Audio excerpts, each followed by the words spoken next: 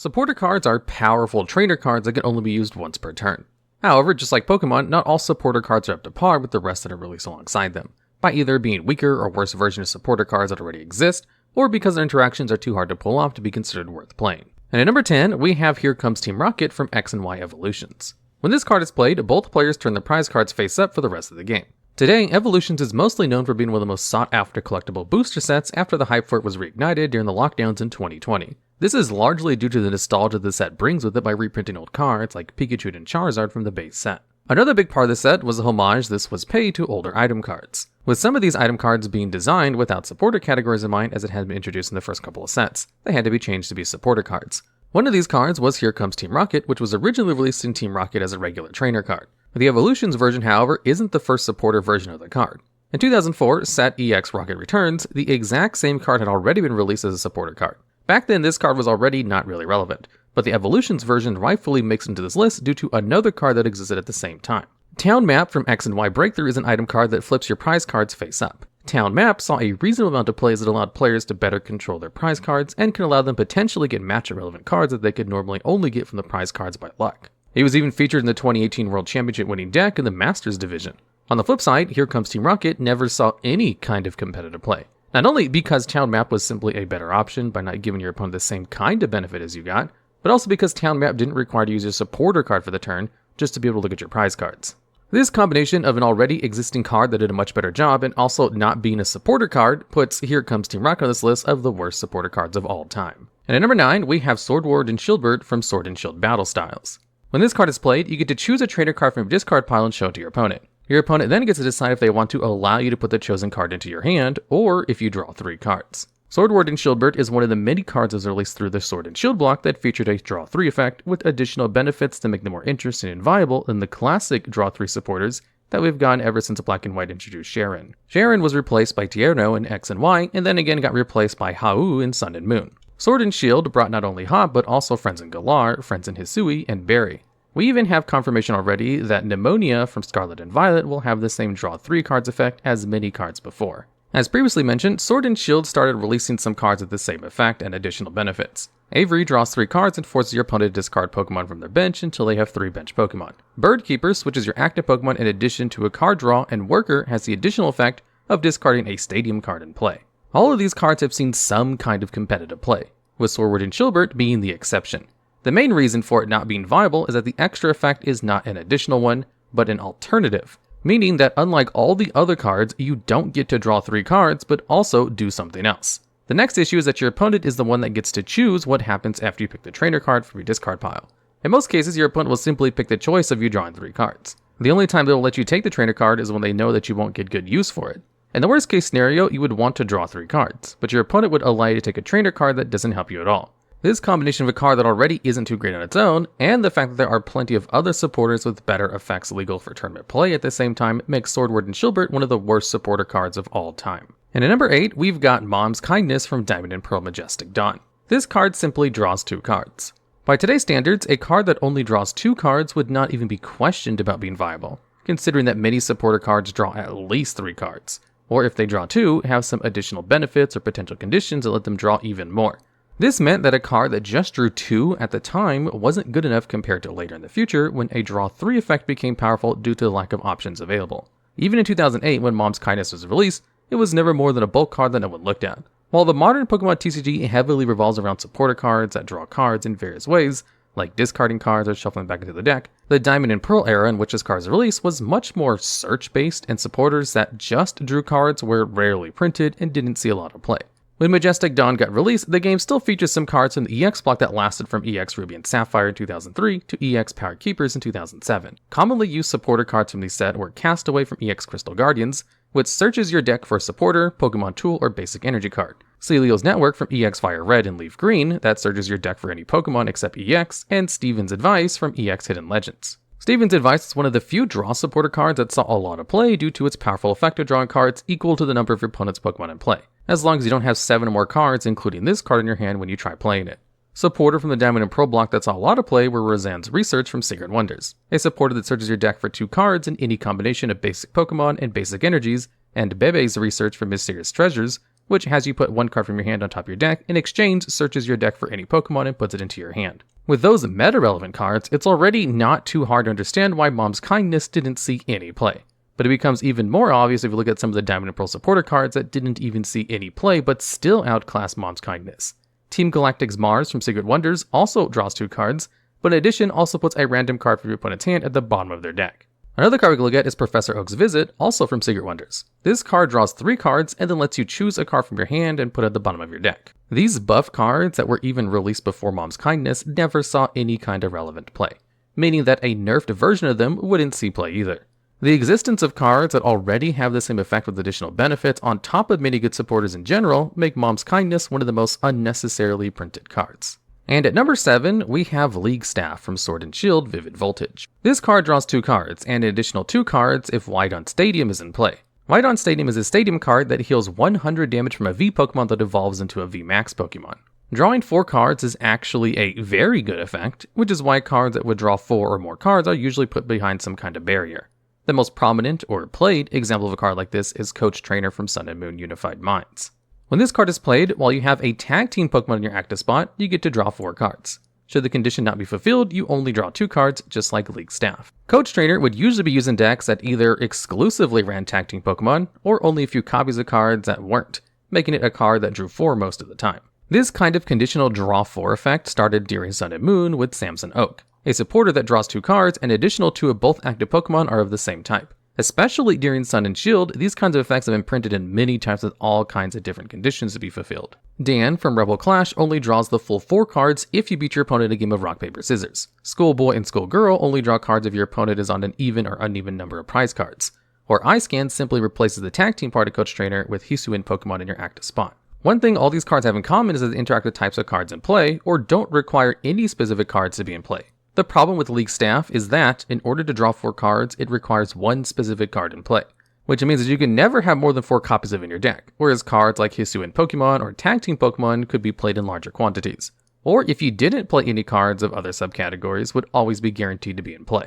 This problem becomes even more apparent when considering that out of the 10 plus cards with conditional draw 4 effects, only Coach Trainer and Schoolgirl ever saw any amount of significant play, as they are the only 2 cards that could be turned into permanent draw 4 cards.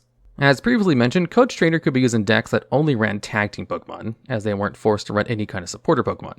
Schoolgirl would simply be used in decks that only ran Pokemon that give up 2 prize cards, guaranteeing that you would almost always be on an even number of prize cards. This alone makes League Staff borderline unplayable. What makes the card even worse is the fact that the card that was needed to fulfill its condition wasn't used in any kind of deck. Wydon Stadium never saw any kind of play, so forcing a deck to run 4 copies of a card that wasn't good, just to potentially enable a draw 4 supporter, just wasn't worth it at all. And at number 6, we have Misty's Water Command from Sun and Moon Hidden Fates.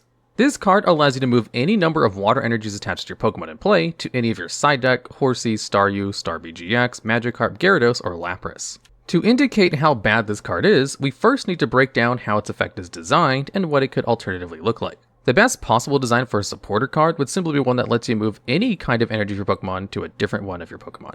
After that, you could restrict which type of energies a card like this could move. This could either specify basic or special energies, but it could also already limit it down to a specific type of basic energy. After that, you would get something like Misty's Water Command, a card that restricts what kind of energy you can move, and also what choice of Pokemon you're even able to move the energies to.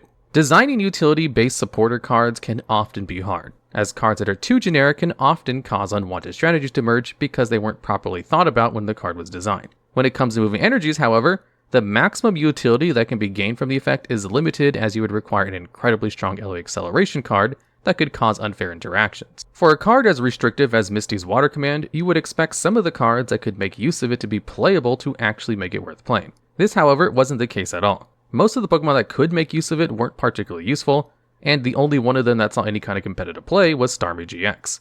This Stage 1 GX Pokemon from the same set as Misty's Water Command comes with 3 attacks. Its first attack, Starstream, it deals 40 damage for 1 water energy, and attaches 2 water energies from your discard pile to one of your Pokemon. Spinning attack requires 3 colorless energy and deals 100 damage. Its GX attack, Hydro Pump GX, deals 40 base damage and an additional 40 damage for each water energy attached to this Pokemon. The deck that made use of Starmie GX featured Mewtwo and Mew GX from Sun and Moon Unified Minds. As said, that was released a couple of months after Hidden Fates. With its Perfection ability, which lets you use any attacks to GX and EX Pokemon on your bench or your discard pile, as long as you have the correct energies attached to it. It was primarily used to copy Starmie's Starstream attack to get extra energies into play as quickly as turn 1. Mewtwo and Mew copying the attack from Starmie GX in the discard pile, however, also meant there wasn't even a Starmie GX in play that could have made use of Misty's Water Command, as Perfection didn't require you to play Staryus that you could evolve. The next time the Water Pokemon became relevant was when Sword and Shield was released and brought Frosmoth with it. Its Ice Dance ability allows you to attach water energies from your hand to any of your bench water Pokemon as often as you like during your turn. Frosmoth already being able to attach energies to your Pokemon that you want them on meant there was absolutely no need to run a supporter card like Misty's Water Command, especially since none of these decks that made use of Frosmoth's ability even featured Pokemon that could receive energies from Misty's Water Command. The only way to make use of it in these decks would be to force you to play Pokemon you didn't want to, just to use a supporter card with a subpar effect. With none of these water decks ever even being close to consider playing it, it should come as no surprise that Misty's Water Command makes it onto this list of the worst supporters of all time. And at number 5, we have Cedric Juniper from Black and White Legendary Treasures. This card has you put a Pokemon from your hand face down and tell your opponent which Pokemon it is. Your opponent then has to guess the height of that Pokemon, and should they guess correctly, they would draw 3 cards. Otherwise, you got to draw 3 instead. Drawing 3 cards wasn't horrible at the time this card was released, but it came with a couple of issues that caused it to be arguably one of the worst supporters at the time. Firstly, drawing 3 cards was not an amazing payoff if you got your opponent to guess the wrong height. Many decks already played powerful draw cards like Professor Juniper that discarded your hand in order to draw 7 cards, or In, which shuffled both players' hands into their deck to draw cards equal to the remaining prize cards, a card that could be used for both early game consistency or late game disruption due to its versatile nature. Decks that didn't particularly like to discard their hand could even opt to play Bianca, a supporter that draws cards until you have 6 cards in your hand, which would often draw even more cards than Cedric Juniper. The biggest issue for this card, however, and the main reason why it was almost always a mistake to consider for your deck, is Sharon. Sharon simply drew 3 cards and was legal for tournament play during the entire time that Cedric Juniper was. This meant that even decks that wanted to build big hands and wanted a supporter card that drew 3 cards had a much better option than Cedric Juniper, as you never had to have the risk of your opponent getting to draw cards instead. And this gets us exactly to the next issue that this card had. Having to tell your opponent which Pokemon they had to guess the height of could sometimes mean they had an easy time of doing it. An argument that was used as early as this card's reveal was that players could simply memorize the heights of meta-relevant cards in order to always correctly guess the height of these Pokemon. While this could be solved by Cedric Juniper decks using more obscure Pokemon in the strategy, expecting people to actually study heights of Pokemon seemed like a stretch regardless. A much more realistic approach of people being able to correctly guess the height is information that was available to players during a game. If you or your opponent already had a copy of the cards in play, the discard pile, or one that was in your hand, you could simply read off the height and always correctly guess the height. All of these issues combined, in addition to a card already existing that provided the same effect, while already not being meta-relevant itself, makes Cedric Juniper one of the most unnecessary and useless supporter cards ever printed. And at number 4, we have Brock's Training from Sun and Moon Hidden Fates. This card allows you to attach an energy card from your hand to one of your Geodude, Graveler, Golem, Onix GX, Cubone, Rhyhorn, Rhydon, or Sudowoodo. Much like Misty's Water Command, a card that we've talked about earlier, Brock's Training is too restrictive for the little payoff that it provides. Only a couple of sets after this card's release, the Sword and Shield expansion brought Bede, a supporter that attaches a basic energy card from your hand to one of your bench Pokemon. The only benefits that Brock's Trainer has over Bede are that Bede can't attach to your active Pokemon, and that it only attaches basic energy cards. When considering how useless all the Pokemon featured on Brock's Training are, this is not too much of a disadvantage. What makes this even worse is the fact that Bede never saw any kind of play because attaching an energy card with your supporter for your turn was simply too bad. Much like Misty's Water Command from the same set, Brock's Training combined an already subpar effect with restrictions that forced you to use Pokemon that were completely unviable. Unlike Misty's Water Command, none of the Pokemon featured on Brock's Training ever saw any kind of play, and therefore it makes this card even worse and gets a rightful place on our list. And at number 3, we have Erica from the 2019 set Sun and Moon Cosmic Eclipse. When this card is played, both players get to draw up to 3 cards, with the player playing the card down having to draw first. Erica is in a really weird spot when it comes to its release, because when taking a look at other cards that were released in Cosmic Eclipse, Erica seems out of place. Most other support cards that were released in the same set featured characters from Sun and Moon games. The ones that didn't feature characters that were particularly relevant in those games, or didn't appear in them at all, were cards with entirely new effects, which is where this second part of Erica's weirdness comes in. All the way back in Gym Heroes in 2000, an item card featuring the same character from Red and Blue video games was released. This item, or back then just trainer card, had the same effect of drawing up to 3 cards, followed by your opponent drawing up to 3 as well. Normally, these kinds of pseudo-reprints to pay homage to nostalgic cards are printed in special sets like X and Y Evolutions or Celebrations, or at the very least come in a set that has a similar concept for multiple cards, most often because they were leftover cards from a Japanese mini or promotional set that didn't get in the West and therefore these cards are put in our regular sets. This doesn't seem to be the case for Erica, as it's the only kind of that card in Cosmic Eclipse, making her feel very out of place already. When it comes to playability, Erica wasn't even too far off the power level of many other cards used during that time. A lot of decks either relied on search-based supporter cards like Guzma and Hala, which lets you search your deck for a Stadium card and put it into your hand. Or alternatively, if you discard 2 cards to play the card, it would also allow you to search a Pokemon tool or a special energy card in addition to the Stadium card. Another popular search supporter was Green Exploration, a card that lets you search your deck for 2 trainer cards as long as you don't have any Pokemon with abilities in play. Decks that weren't using these search cards use supporter cards like Welder and Cynthia and Caitlyn. Welder lets you attach up to 2 fire energies from your hand to one of your Pokemon in play and draws 3 cards afterwards. Cynthia and Caitlyn puts a supporter card, other than a different copy of Cynthia and Caitlyn, from your discard pile back into your hand, but can additionally draw 3 cards if you decide to discard a card from your hand when playing it. The card you discarded can also not be picked up from the first part of Cynthia and Caitlyn's effect. So in terms of raw draw power, Erica wasn't even that bad during that time. What makes her horrible, however, is the fact that your opponent gets to draw cards as well. Any card that gives advantage to your opponent in the Pokemon TCG either has to be so incredibly powerful for the player using it that the downsides of helping your opponent doesn't really matter, or it has to immediately end the game so your opponent never gets a chance to use the card they gained access to. And just drawing 3 cards isn't a powerful enough effect to ever fit into these criteria. And at number 2, we've got Riley from Sword and Shield Lost Origin. When you play this card, you reveal the top 5 cards of your deck to your opponent. Then they get to choose 2 of them that you have to discard, and the remaining cards are then put into your hand. Unlike many of the other cards in this list, this might not immediately strike everyone as a horrible effect. But if we take a deeper look at it, it should become relatively clear why this card made it onto this list. Cards that look at the top X cards and require some kind of choice actually have a fantastic track record in the TCG of being viable. Sage's Training from Heart Gold and Soul Silver Undaunted lets you look at the top 5 cards of your deck. You get to pick 2 of them and the rest are discarded. While this card wasn't universally useful at the time, many decks that just needed the extra consistency and often didn't mind discarding some cards, or in some cases even had cards in their deck that they wanted to have in the discard pile, would make great use of it. A more recent example is Colress's Experiment from the same set as Riley, Lost Origin. Just like Sage's Training, it lets you look at the top 5 cards. This time, you get to choose 3 of them to keep, and the remaining cards are put into the Lost Zone instead of the discard pile. Cards that enter the Lost Zone can't be used for the rest of the game, but just like decks could turn the discard aspect of Sage's Training into a benefit instead of a disadvantage. Many powerful cards are released alongside Colress's Experiment required you to have a certain amount of cards in your Lost Zone to be used, meaning that this card doesn't just provide consistency, but also enables a lot of cards in your deck. Riley, on the other hand, isn't just a worse version of these cards, it's borderline unplayable. If you only had to reveal the cards to your opponent so they would see your picks, the cards would still be decent. Getting a look at the top 5 cards and picking 3 of them to get into your hand at the cost of your opponent getting some extra knowledge would not be ideal, but could potentially enable some decks that don't mind giving extra knowledge to your opponent. What makes the card awful is that your opponent gets to choose which cards you have to discard.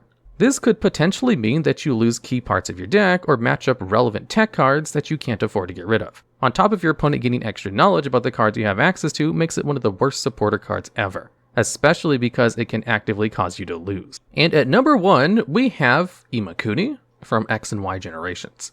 This card has a very simple effect of just confusing your active Pokemon when it's used. Confuse is a condition where Pokemon has to flip heads to attack or else take 30 damage instead. Before we get into Imakuni, we should take a look at the set that it came in, as X and Y Generations was not a regular expansion to the Pokemon TCG. For the 20th anniversary of Pokemon in 2016, a special set was released that primarily featured Pokemon from the Kanto region and reprinted some of the item cards from the X and Y block. It was not sold in booster box like regular sets, instead Generations was the first Western set that was only sold in promo boxes. Like most of the newer non-booster box sets, Generations also featured some items and supporter cards that were completely new. Some of them, like Revitalizer, an item card that puts 2 grass Pokemon from your discard pile into your hand, were playable cards that eventually found their way into decks that could make good use of it. On the other side, we got Imakuni, a card clearly designed to be a joke and not for competitive play. To show how useless this card actually is, we need to take a look at its effect a bit closer. The Pokemon TCG has 5 different status conditions. Poison puts 1 damage counter on the effective Pokemon between turns, Burn puts 2 damage counters on Pokemon between turns, but also has the user of the Pokemon flip a coin to see if the status condition gets removed. Sleep and Paralyze make the Pokemon unable to attack, with Sleep flipping a coin between each turn, just like Burn to see if the status condition is removed, and Paralyze always getting removed after 1 turn. Lastly, Confusion has the user of the Pokemon flip a coin before attacking. If the flip ends up heads, the attack continues normally, and Tails places 3 damage counters on Pokemon, and the attack isn't used. None of these status conditions are anything that you would want on your Pokemon, but under certain circumstances, putting a status condition onto your Pokemon could actually be beneficial. Abilities that require Pokemon to be affected by a status condition in exchange for more powerful attacks could make use of cards that apply special conditions to your own Pokemon. Another useful way could be an ability that basically copies special conditions onto the opponent's Pokemon. For example, if you use Imakuni on a Pokemon like that, your opponent's Pokemon would now also be confused. Even with these potential scenarios in mind, Imakuni is one of the worst supporters of all time, as putting confusion onto your own Pokemon almost always makes your attacks a 50% chance to miss and deal 30 damage to your own Pokemon. And even the copy abilities would simply be too much effort just to put a special condition onto your opponent's active Pokemon that could easily be removed by something as simple as retreating. However, if we take a look at the backstory of Imakuni's design, it becomes very clear that he was made very bad on purpose. While this Imakuni card is the first we've ever seen of him in the West, Japanese players are very familiar with him, as he was created shortly after the TCG's release over there. From 1997 to 2002, he was part of many promotional live events in Japan, and also received more than 10 cards that featured his character to some degree. One of these cards is Imakuni's Doduo, a card we got shortly after Generations was released in X and Y Evolutions. Imakuni was clearly put into Generations as a joke and purposefully made bad, which made it even easier to put him onto this list. Consider that most of the other cards weren't even designed to be bad like this one was. A-spec cards are extremely powerful items with one large drawback. The drawback being that there could only be a single A-spec card in a player's deck. These powerful item cards have warped the game with their effects, and let's find out how. And at number 10 on this list, we have Master Ball. The effect of this A-spec was simple. Search your deck for a Pokemon card and put it into your hand. While the effect was simple, the effect was powerful to have a search card with absolutely zero drawbacks. This bolstered any setup a deck that wanted to have an additional way to search out their main attacker or even their main support Pokemon with ease. This card was similar to another card, a Luxury Ball, which allowed the player to search for any card in the deck except for a Pokemon level X, and put it into their hand, and players could only play Luxury Ball if there were no other copies of Luxury Ball in the discard pile. Luxury Ball found its way into almost every single deck for its time, but why didn't Master Ball see similar success? The answer is that there are 9 more A-spec cards that were strictly better than this one, making it extremely hard to justify being in your deck list, but it still found its way into the 10th place on this list. And at number 9 on this list, we have Victory Piece. This A-spec was a bit more unique because it would only have an effect when attached to Victini EX. Victory Piece was a tool card that said, when attached to Victini EX, it would allow that Pokemon to use any of its attacks regardless of whether or not the energy requirement was fulfilled, allowing the Pokemon to attack for free while it was attached with the card. And Victini had 2 powerful attacks worth noting. Turbo Energize, which allows the player to search the deck for 2 basic energies and attach them to their bench Pokemon any way they like for a fire energy, and Intensifying Burn, which does a base 50 damage, but 50 more if the defending Pokemon was an EX Pokemon for a fire and double colorless energy. While this doesn't seem terribly strong, it was in the context of the format that made it matter. There was one clear deck dominating the format, Virizion EX/Genesect EX. This deck was so powerful because all you needed to set up Virizion EX's Emerald Slash attack was an energy on the first turn, and then that in turn would do 50 damage and attach 2 grass energy from your deck to any of your Pokemon, which powered up Genesect EX in one turn and got it ready to use its Megalo Cannon for 100 damage and 20 to a bench Pokemon. In this time period, most Pokemon had 180 HP or less, which made this deck so powerful because it could knock out any Pokemon in the format with 2 attacks, with the help of modifiers like Muscle Band, while not getting knocked out in one hit themselves. This deck did have one crucial weakness, however, fire types. But there were no good fire types in the format. This is where Victini EX paired with Victory Piece came into play. Because Victory Piece eliminated the energy requirement to attack, and Victini EX could either one-shot Virizion EX or Genesect EX with its Intensifying Burn attack, it became the combo of choice to try and combat this oppressive deck. Skyla would search out Victory Piece, and any search card like Ultra Ball could dig out Victini EX, providing for affordable surprise to an unsuspecting Virizion/Genesect player. And at number 8, we have Gold Potion. Gold Potion said that you healed 90 damage to your active Pokemon. While this effect isn't that powerful by itself, it bolstered a lot of decks that had strategies that involved building up one attacker and keeping it alive during the whole game. This card didn't see too much play because of how powerful the other A-spec cards were, but at the beginning of its life cycle saw some success paired with cards like Landorus EX.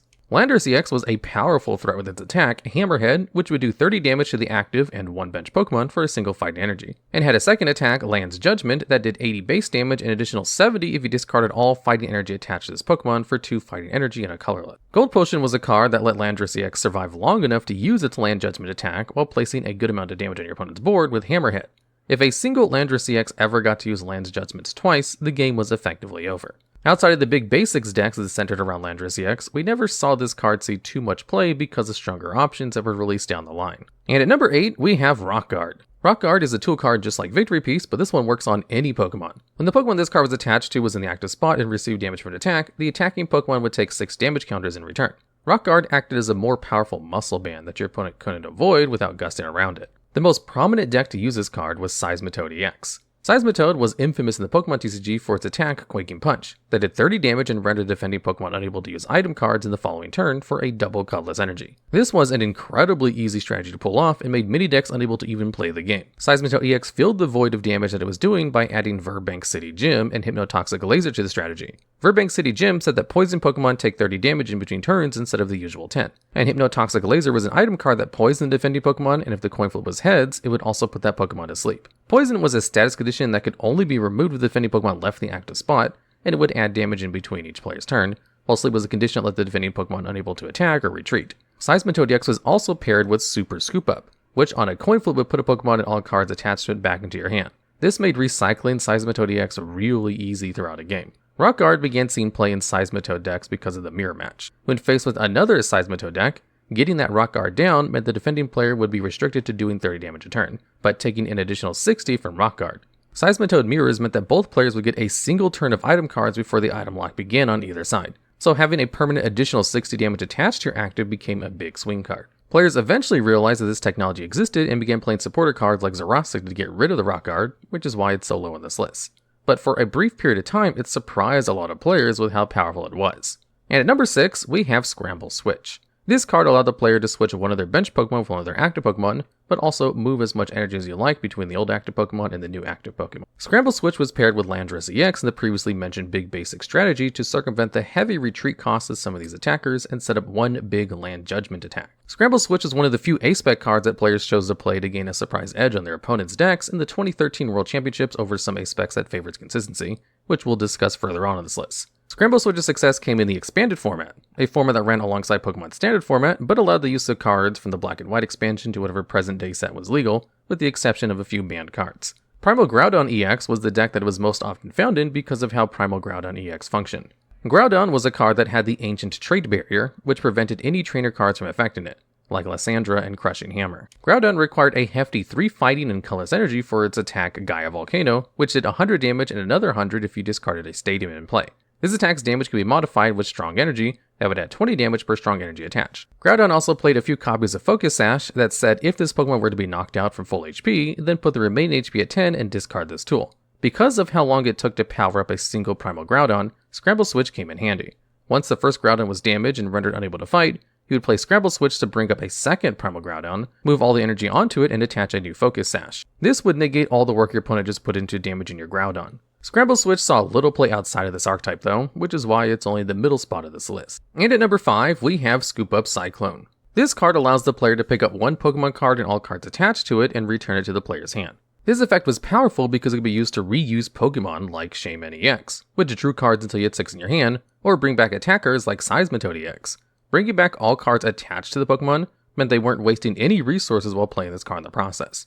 Pokemon had an existing card with this effect, Super Scoop Up, but it was on a coin flip. In this era of Pokemon, Super Scoop Up was a must-play in most decks, so Scoop Up Cyclone found its way into a few decks that could use it, like Seismitoad EX.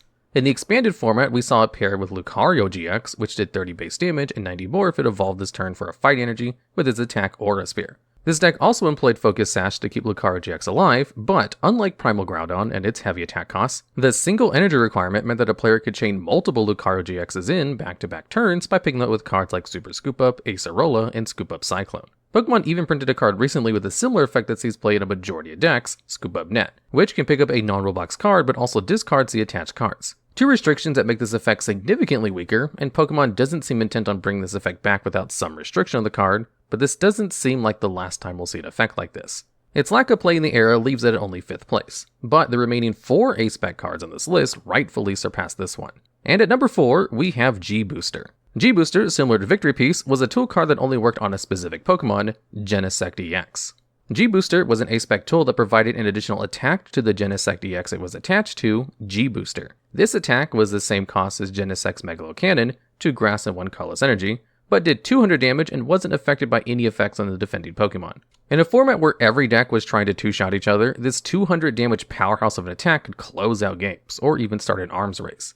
This card was one of the many reasons why Virizion/Genesect was the best deck in the era, even having the 2014 World Championship Finals being a Virizion/Genesect mirror match. With cards like Virizion EX and its Emerald Slash that could power up Genesect EX and Chloris Machine, which grabbed a plasma energy from the deck and attached it to Genesect EX, you could chain multiple G-booster attacks if your opponent couldn't respond to the attacking Genesect, or remove the tool card with cards like Tool Scrapper. Skylar was a supporter that can grab any item card, so finding the G-booster on the turn that it was needed wasn't difficult. Players even began playing a copy or two of Shadow Triad, a supporter that could grab a plasma card from their discard pile and put it into their hand, to reuse their G-booster in a game as well. This card single-handedly shaped an era's format, earning its spot on this list. And at number 3, we have Life Dew. This was another tool card, but this card's effect was that Pokemon that it was attached to would give up one less prize card when knocked out. In the game of Pokemon, where taking prize cards is the fundamental goal, having a card that makes your opponent take one less prize card breaks the fundamental rules of the game. In the 2013 US National Championships, several top players brought a deck that revolved around Plasma Pokemon.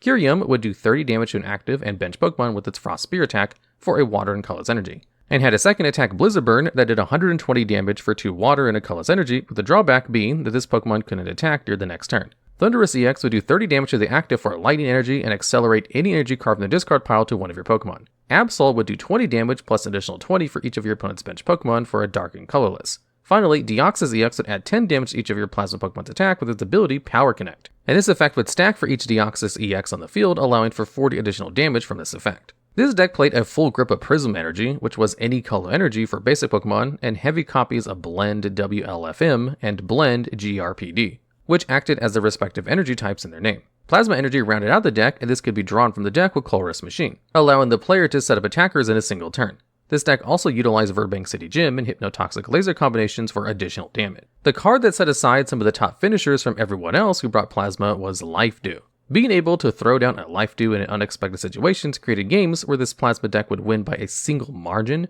because of the offsetting prize trade. In the expanded format, we saw Life Dew paired with control strategies, primarily those that could reuse the Life Dew infinitely. One of the cards that could do this was Sableye, whose attack Junk Hunt could put back 2 item cards to discard pile into the player's hand for a dark energy. This meant that Life Dew could be used infinitely in a game, creating a truly perfect lock. This card was incredibly powerful and game-breaking. And at number 2 on this list, we have Dowsing Machine. Dowsing Machine says that the player discards 2 cards from their hand to bring back any trainer card from the discard pile to their hand. This specified trainer cards, meaning that it included supporters and stadiums.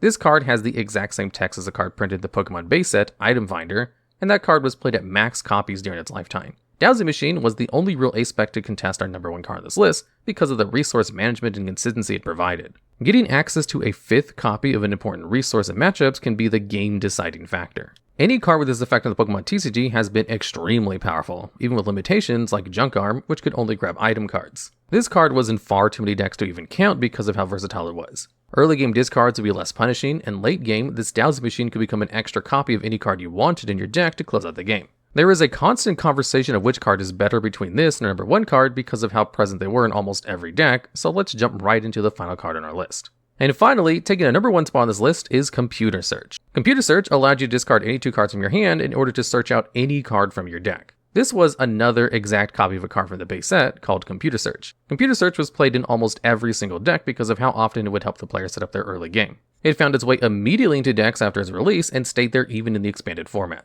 The early game consistency that it offered was better than the late game insurance of Dowsing Machine. There are too many strategies that Computer Search made viable, but it isn't hard to imagine why a card that can search you any card from your deck would do that. Even in some of the strategies we discussed earlier, it could be a powerful asset. Finding the double colorless energy that Seismitoad EX would need to attack, or finding an early game supporter card just to play the game. Effects like Computer Search have been printed later in the Pokemon TCG, but they all had restrictions. Teammates and Twins could only be used if you're behind on prize cards, but grab 2 cards. Red's Challenge was an identical textual reprint of Computer Search, but was on a supporter card, making it strictly worse to use up your supporter card for the turn. Right-hand is a supporter that can only be used if your Pokemon was knocked out last turn, and there was a basic energy to attach from your discard pile to one of your Pokemon. Cram-O-Matic was a coin flip and also required the player discard an item card to even flip the coin. Forest Seal Stone and Arceus V-Star both have the effect, but use up your powerful V-Star ability for the game. This effect was so strong that it could never see play without restriction, and discarding any 2 cards was the least restrictive to use its effects. Pokemon seems to really like this effect, so we'll see it back with more restrictions or activation conditions in the future. At their core, item cards are the easiest to use cards as there's no restriction how many of them can use per turn, unlike stadiums and supporters, of which you can only play 1 per turn. As this video will include some cards from pre-Black and White, we will consider every of those unrestricted trainer cards as items except A-specs, as those will be featured in a different video. In its 10th place is a card that's very unique in its use, but has actually been around ever since the base set, at least concept-wise. Lily's Pokédoll from Cosmic Eclipse can be put into play just like a Pokemon card, but if it should be knocked out, your opponent doesn't take any prize cards. This can be very effective by some turns when your opponent isn't able to target any of your bench Pokemon to attack them, or even as an entire strategy by itself where you try to get back your Lily's Pokédolls infinitely to prevent your opponent from closing out the game by taking 6 prizes.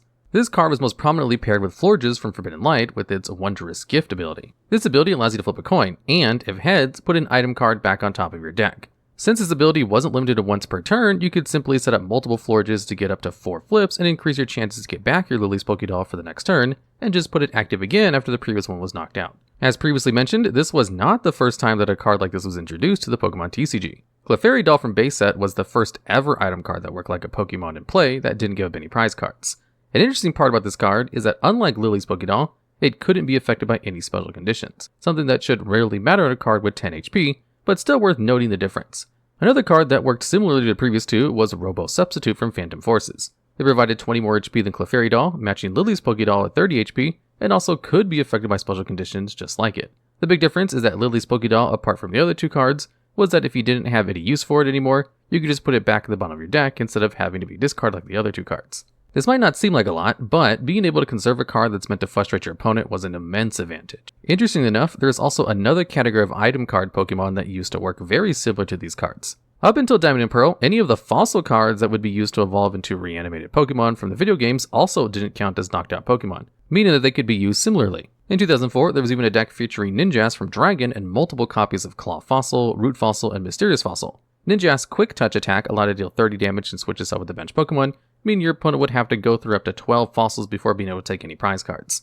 Maybe this was the reason why fossils eventually started to give up prizes, and we only rarely get to see these kinds of effects again. One of the core aspects to properly play the Pokemon TCG is being able to access your cards when you need them. Luxury Ball allowed you to search your deck for any Pokemon, but had one very special restriction that we haven't seen ever since. This card could only be played if you didn't already have a copy of Luxury Ball in your discard pile, meaning that it didn't exactly prevent you from playing more than one in your deck, but made sure you couldn't just use multiple copies in this same game. Energy cards are usually played in a high amount, but when it comes to Pokemon, it can sometimes be hard to find them when you need, as you're only ever allowed to play 4 cards of the same name. This is where search cards come in that allow you to pick up exactly the card from your deck that you need. This goes as far back as Pokeball from Jungle that allowed you to search your deck for any Pokemon, but required a coin flip to land in your favor. Most of the time, these search cards continue to be printed as different kinds of balls from the video game, but they all shared one trait. All of them had some kind of limitation printed on them, whether it was how they could be played, like Ultra Ball, that required you to discard 2 cards in order to be played, a limitation of what you could find, such as Level Ball, which only lets you choose a Pokemon with 90 or less HP, or both, like Quick Ball, which was only able to pick up basic Pokemon, but also required you to discard a card in order to be played. Even the best card among them had its limitation, but was still powerful enough to make it onto this list. When the card was printed, recovering resources was not something that was part of the game. But it didn't stop most decks from running at least a copy of Luxury Ball to pick up some Pokemon. Years later, Luxury Ball was replaced as the most generically usable item searcher when Master Ball got an A-spec printed in Plasma Blast. It could pick up any Pokemon from your deck and had no restrictions, but we'll take a look at A-specs in a future video, which is why they won't be featured on this list. And at number 8, we have Reset Stamp. This card shuffled away your opponent's hand and had them draw cards equal to the remaining prize cards. Something that has always been a powerful tool in the Pokemon TCG is Disruption. Its most basic form is being able to deal with your opponent's hand and making sure they won't be able to use it properly afterwards. Usually this comes in the form of supporter cards, but when Reset Stamp was introduced as an item card, it immediately became an automatic inclusion in a lot of decks. Being an item card meant that this card could be paired with many powerful supporters that could either disrupt your opponent even further, or give you access to new cards or other ways to abuse them. Arguably, the strongest combination of cards with Reset Stamp were Jesse and James from Hidden Fates that would force your opponent to discard 2 cards, meaning you can get them to 0 cards in hand if you use Reset Stamp on them when they only had 2 prize cards remaining. This could be taken even further paired with Wheezing from the same set, that upon being discarded by the effective Jesse and James would discard an additional card from your opponent's hand with its Surrender Now ability, making the disruption combination possible 1 prize card earlier. Mars worked similarly, but only discarded 1 card from your opponent, but in return drew 2 cards for its user. Either or both of these supporter cards could even be paired with Lieutenant Search's strategy, which allowed you to use 2 additional supporters if behind on prize cards. This would technically allow you to get your opponent down to 0 cards in hand while in 5 prizes if you could manage to get the correct combination of cards. Another interesting way to use Resent Stamp was its interaction with Naganadel GX with its Stinger GX attack that would put both players on 3 prize cards, meaning you could use Reset Stamp when your opponent only had 1 prize card remaining and afterwards force them into having to take 2 additional ones. This combination was even used in the final game of the 2020 Oceania International Championships to clutch out a game that seemed lost. Even without any of these combinations, this card was incredibly powerful, but its ability to be paired with heavy disruption cards eventually led to its ban in the expanded format. And in 7th place, we have Computer Search, an item card that allows you to discard 2 cards from your hand to search your deck for any card and put it into your hand. It was actually among the first couple of released item cards all the way back in the base set. This is a card that would have seen play in whichever kind of era of the Pokemon TCG, because Universal Search is one of the best effects any card can have. I mean, who doesn't like grabbing exactly the card you need in the situation you need it in? We even saw a glimpse of this card's power when it was released as an A-Spec with the exact same effect, but now only being able to use once in a deck due to how A-Spec's rules that allowed you to only play one of them in your deck total. It still became an immense inclusion in almost every deck, and even nowadays, Computer Search is usually the A-Spec of choice in most expanded decks. It's hard to pinpoint a key strategy this card has been part of, as it was so universally usable, but the fact that it isn't in the upper half of this list should give you a good idea of how powerful the cards still to come are. And at number 6, we have Versus Seeker. This card allows you to pick up a supporter card from your discard pile and put it into your hand, making it possible to easily use more than 4 copies of a card. While most modern era players will agree that this card is incredibly powerful, it took some time and also some good supporters for people to appreciate it. Its first ever printing was in Fire Red and Leaf Green all the way back in 2004. Back then, most players were actually content with the amount of copies their supporters gave them, and often even chose not to run the full amount of 4 copies for those that they didn't seem very necessary. Only occasionally did some copies of Versus Seeker make it into decks, and especially when Holen Transceiver was released, people completely opted out of it. Holen Transceiver was the core aspect of the Holen engine, a large variety of Pokemon, trainer, energy cards that could interact with each other to gain access to powerful combos. Holen Transceiver started the combo by being able to fetch a Holen supporter card from your deck, but that wasn't everything. In addition to being able to grab supporters in the deck, it could also grab it from the discard instead, giving you a second use for a previously played supporter.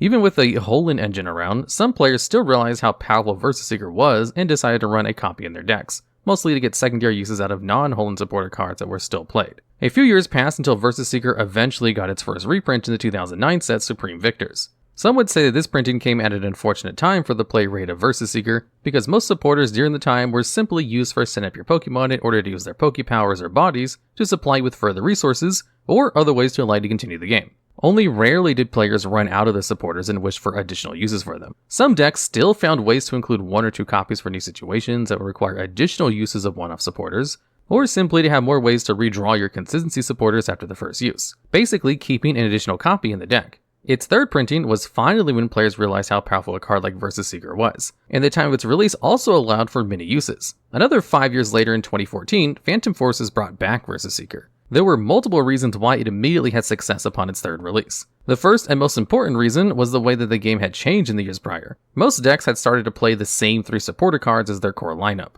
Professor's research allowed a player to discard their hand and draw 7 new cards, making it a powerful consistency card. In worked both as a draw and disruption supporter by shuffling both players' hands into the deck and drawing cards equal to their remaining prize cards. Lastly, Lysandra allowed both players to switch one of their opponent's bench Pokemon with their active one. Usually, all of them were played at 4 copies each, meaning that Versus Seeker could give you additional access to any of them, which became especially useful when considering opposing ends that could leave you with low hand sizes. Versus Seeker simply made it more likely to draw any of the good supporters. The second reason why Versus Seeker became so good was a card that was also printed in Phantom Forces. Battle Compressor is widely considered one of the best item cards ever printed, and only barely missed a spot on this list. It simply allowed you to discard up to 3 cards from your deck. This might not immediately seem useful, but decks that heavily worked with discard piles could make great use of it. It also allowed players to play a lot of one-off supporters to use with Versus Seeker. Battle Compressor could either directly be used to put them into your discard pile, as it was much easier to gain access to one of your 4 Versus Seekers in order to use any of those cards, or to get rid of the ones that you wouldn't need against a specific deck. This card's third use was deck building improvements. Even without Battle Compressor, Versus Seeker made it much easier to fit tech cards into your deck that would mainly be used in specific matchups, and therefore didn't warrant more than 1 or 2 copies. This gave players a lot more deck building creativity and made it possible for some decks to completely flip multiple matchups around. While still being legal for play, Versus Seeker got a secret rare printed in Roaring Skies, meaning it would take even longer for it to rotate. During the entirety of its third life cycle, it was a staple inclusion in every deck. And I have no doubt that if we were to see a comeback anytime soon, we would see more decks run 4 copies of it again. And at number 5, we have Item Finder. This card allows you to discard 2 cards and pick up any trainer card from your discard pile. With half of our list being done, it's time to get into the area of cards that under no circumstance will ever come back in the form that they're listed here, because they're simply too broken. Just like computer search before, this card's release goes all the way back to the base set. Even back then, Item Finder was a core card in any deck and played the maximum capacity of 4 copies, showing that recovering trainer cards has always been an insanely strong concept in the Pokemon TCG. More than 10 years later in Heart Gold and Soul Silver Triumphant, this card got a worthy successor in Junk Arm. Junk Arm also had a cost to discard 2 cards and allowed you to take back 2 trainer cards. Now, you might think that this is the exact same text as Item Finder and should work the same. Under normal circumstances, this would be correct, but because of the rules and terms and wordings and attribution for trainer cards have changed, so did Junk Arm's use. With the introduction of supporter cards, any card that would strictly be applied to trainer cards would only work in what we know as items, which is one of the main reasons why it was completely overhauled in Black and White. Up until that change, the 3 classes were called supporters, stadiums, and trainers, until they were all grouped up as trainers with the subcategories supporters, stadiums, and items. With Junk Arm's use, this meant it could only grab item cards and not stadiums or supporters. This didn't stop it from being included in some decks in the beginning to recycle some of the better item cards. Just like Versus Seeker before, it took players some time to realize truly how powerful this kind of effect was, but nowhere near as long as it did for Versus Seeker. Shortly after the release of Black and White, most of the decks we see running 3 or 4 copies of Junk Arm as the meta became much more item heavy, proving just how strong Item Finder still was, even in a nerfed version. Towards the end of Black and White Block and Plasma Storm, this card also received an A-Spec reprint in Dowsing Machine, bringing back the original effect of recovering any kind of trainer card. Dowsing Machine has seen a lot of play since it was brought back, but it's very unlikely we'll ever see an item card like Item Finder as a regular printing ever again. And at number 4, we have Scoop Up, a card from the base set that's actually very similar to a card that's legal for play nowadays. Just like the name suggests, Scoop Up allows you to scoop up one of your Pokemon in play and put it into your hand. One thing that's very interesting about its wording is that it specifies you get to pick up its basic stage, meaning you wouldn't only have to discard any cards attached to it like tools and energies, but should it be evolved, you would also have to get rid of the higher stages. This might not seem like a lot, especially when putting it up to Scoop Up Net, which was printed in 2019, and just picks up all previous stages as well, without being able to pick up a GX or V Pokemon. To put into perspective how good Scoop Up actually is, we need to put in historic and current context separately. When it was first released, most of the decks were heavily reliant on basic Pokemon as their main attackers, allowing for Scoop Up to be an option to fully heal Pokemon that was close to being knocked out. The best use for Scoop Up was being paired with Alakazam from the base set. Its damage swap Pokepower allows you to move damage counters on your side of the field to a Pokemon of your choice. This was used to move all the damage from your attacker to high HP Pokemon like Chansey until you could eventually pick it up with Scoop Up to mitigate multiple attacks from your opponent. While this historic use of Scoop Up already shows its potential, we need to move a little bit further ahead in time to fully showcase how powerful these kinds of effects are. Not too long after Scoop Up's release, the Pokemon TCG introduced its successor in Neo Genesis. Super Scoop Up made it possible to pick up a Pokemon, all of its evolution stages, and cards attached to it by flipping a coin correctly. This card became a mainstay in the Pokemon TCG, and up until Sword and Shield, where Scoop Up Net became its replacement, has seen frequent reprints. While Super Scoop Up has always seen some niche play, it was often considered too inconsistent due to its coin flip factor, which is why it has never fully become a staple. That, however, doesn't mean that picking up cards hasn't been. Supporters like AZ, that would allow you to pick up one of your Pokemon and discard all cards attached to it, have always seen some use to either heal your Pokemon just like Scoop Up did, or to reuse abilities, which gets me to the next part. Something that has slowly creeped its way into the Pokemon TCG is support Pokemon with powerful abilities that can be used once while they're being put into your bench. Cards like Lapras from Legend Maker with its support navigation Pokepower that allows you to search your deck for a supporter card and put it into your hand. Uxie from Legends Awaken with its setup Pokepower that drew cards until the player had 7 cards in hand, and many others in the last close 20 years have been stable additions to most decks. A lot of these supporter cards were played alongside Super Scoop Up to simply reuse their effect to dig through their deck further. Scoop Up Net gave us a glimpse into what would happen if an item card like Scoop Up was legal today, being an important part of many ability-based decks ever since its release. Without its limitation of not being able to be used on GX and V Pokemon, every single deck would play 4 copies of it, to reuse cards like Genesect V and its Fusion Strike system ability to draw more cards. Pick up cards like Lumineon V and its Luminous Sign ability to search a supporter card and immediately put Lumineon itself back into your hand to prevent your opponent from knocking it out, or so many others that were purposely printed on V cards so that you wouldn't be able to abuse cards like Scoop Up Net. And this doesn't even touch on the fact that you'd be able to pick up some of the 230 HP or more V Pokemon to heal them up. A card that can pick up any Pokemon would simply be way too strong, but we could see them back occasionally with restrictions or coin flips. And at number 3, we have Gust of Wind. This card allows you to simply switch one of your opponent's bench Pokemon with their active one. Gust of Wind has been such an iconic part of the history of the Pokemon TCG that any card that allows one player to select an opponent's Pokemon to become active is referred to as a gusting effect. There have been many trainer cards with gusting effects, such as POW, a hand extension, that have had similar effects but only worked if you were behind on prize cards, but had a second optional effect in switching an energy card instead. Throughout the entirety of Diamond and Pearl, Gust and effects were completely absent from the game, making it much harder to bypass active Pokemon that you didn't want to deal with. The Heart Gold and Soul Silver era brought two effects similar to Gust of Wind. Pokemon Reversal worked just like Gust of Wind, as long as you were able to call the coin flip correctly. Pokemon Circulator was a guaranteed effect, but your opponent got to choose which Pokemon would be switched in. While these two cards might not seem significantly worse than Gust of Wind, which they were, Pokemon Reversal was a key card in the 2011 World Championship. Almost every deck played 4 copies of it, as correctly called flips could make or break the game depending on which side of the table you were sitting at. In addition to Pokemon Reversal, a card that was previously talked about, Junk Arm, was also played in each deck, allowing for up to 8 coin flips during a game. This deck building philosophy caused many games to be purely decided by which player would be luckier with their coin flips. This, among other reasons, is why many players consider the 2011 World Championship to be one of the worst Pokemon TCG formats in history. While players were already not enjoying having to play Pokemon Reversal in the format, things would get much worse shortly after. In August of 2011, shortly after the notorious 2011 World, a new set was released, Emerging Powers. While bringing a lot of unplayable cards and being considered one of the weakest sets in the entire black and white block, Emerging Powers has brought one very significant card back to the TCG. Pokemon Catcher was an almost identical reprint to Gust of Wind, with everything besides the name being the same. As you might have expected based on how influential Pokemon Reversal was at the time, this card became an immediate 4-of of any deck that didn't use an item lock strategy. Item lock strategies, of course, were basically as the name says, strategies that prevented your opponent from using their items, which the format and decks were chock full of. The whole format was warped around Pokemon Catcher, and frustration amongst players was at an all-time high. Many decks became unplayable, and lots of games were decided by whoever found their Pokemon Catchers faster. Eventually, Pokemon realized their mistake and errated Pokemon Catcher to just be like Pokemon Reversal and required a coin flip to be used.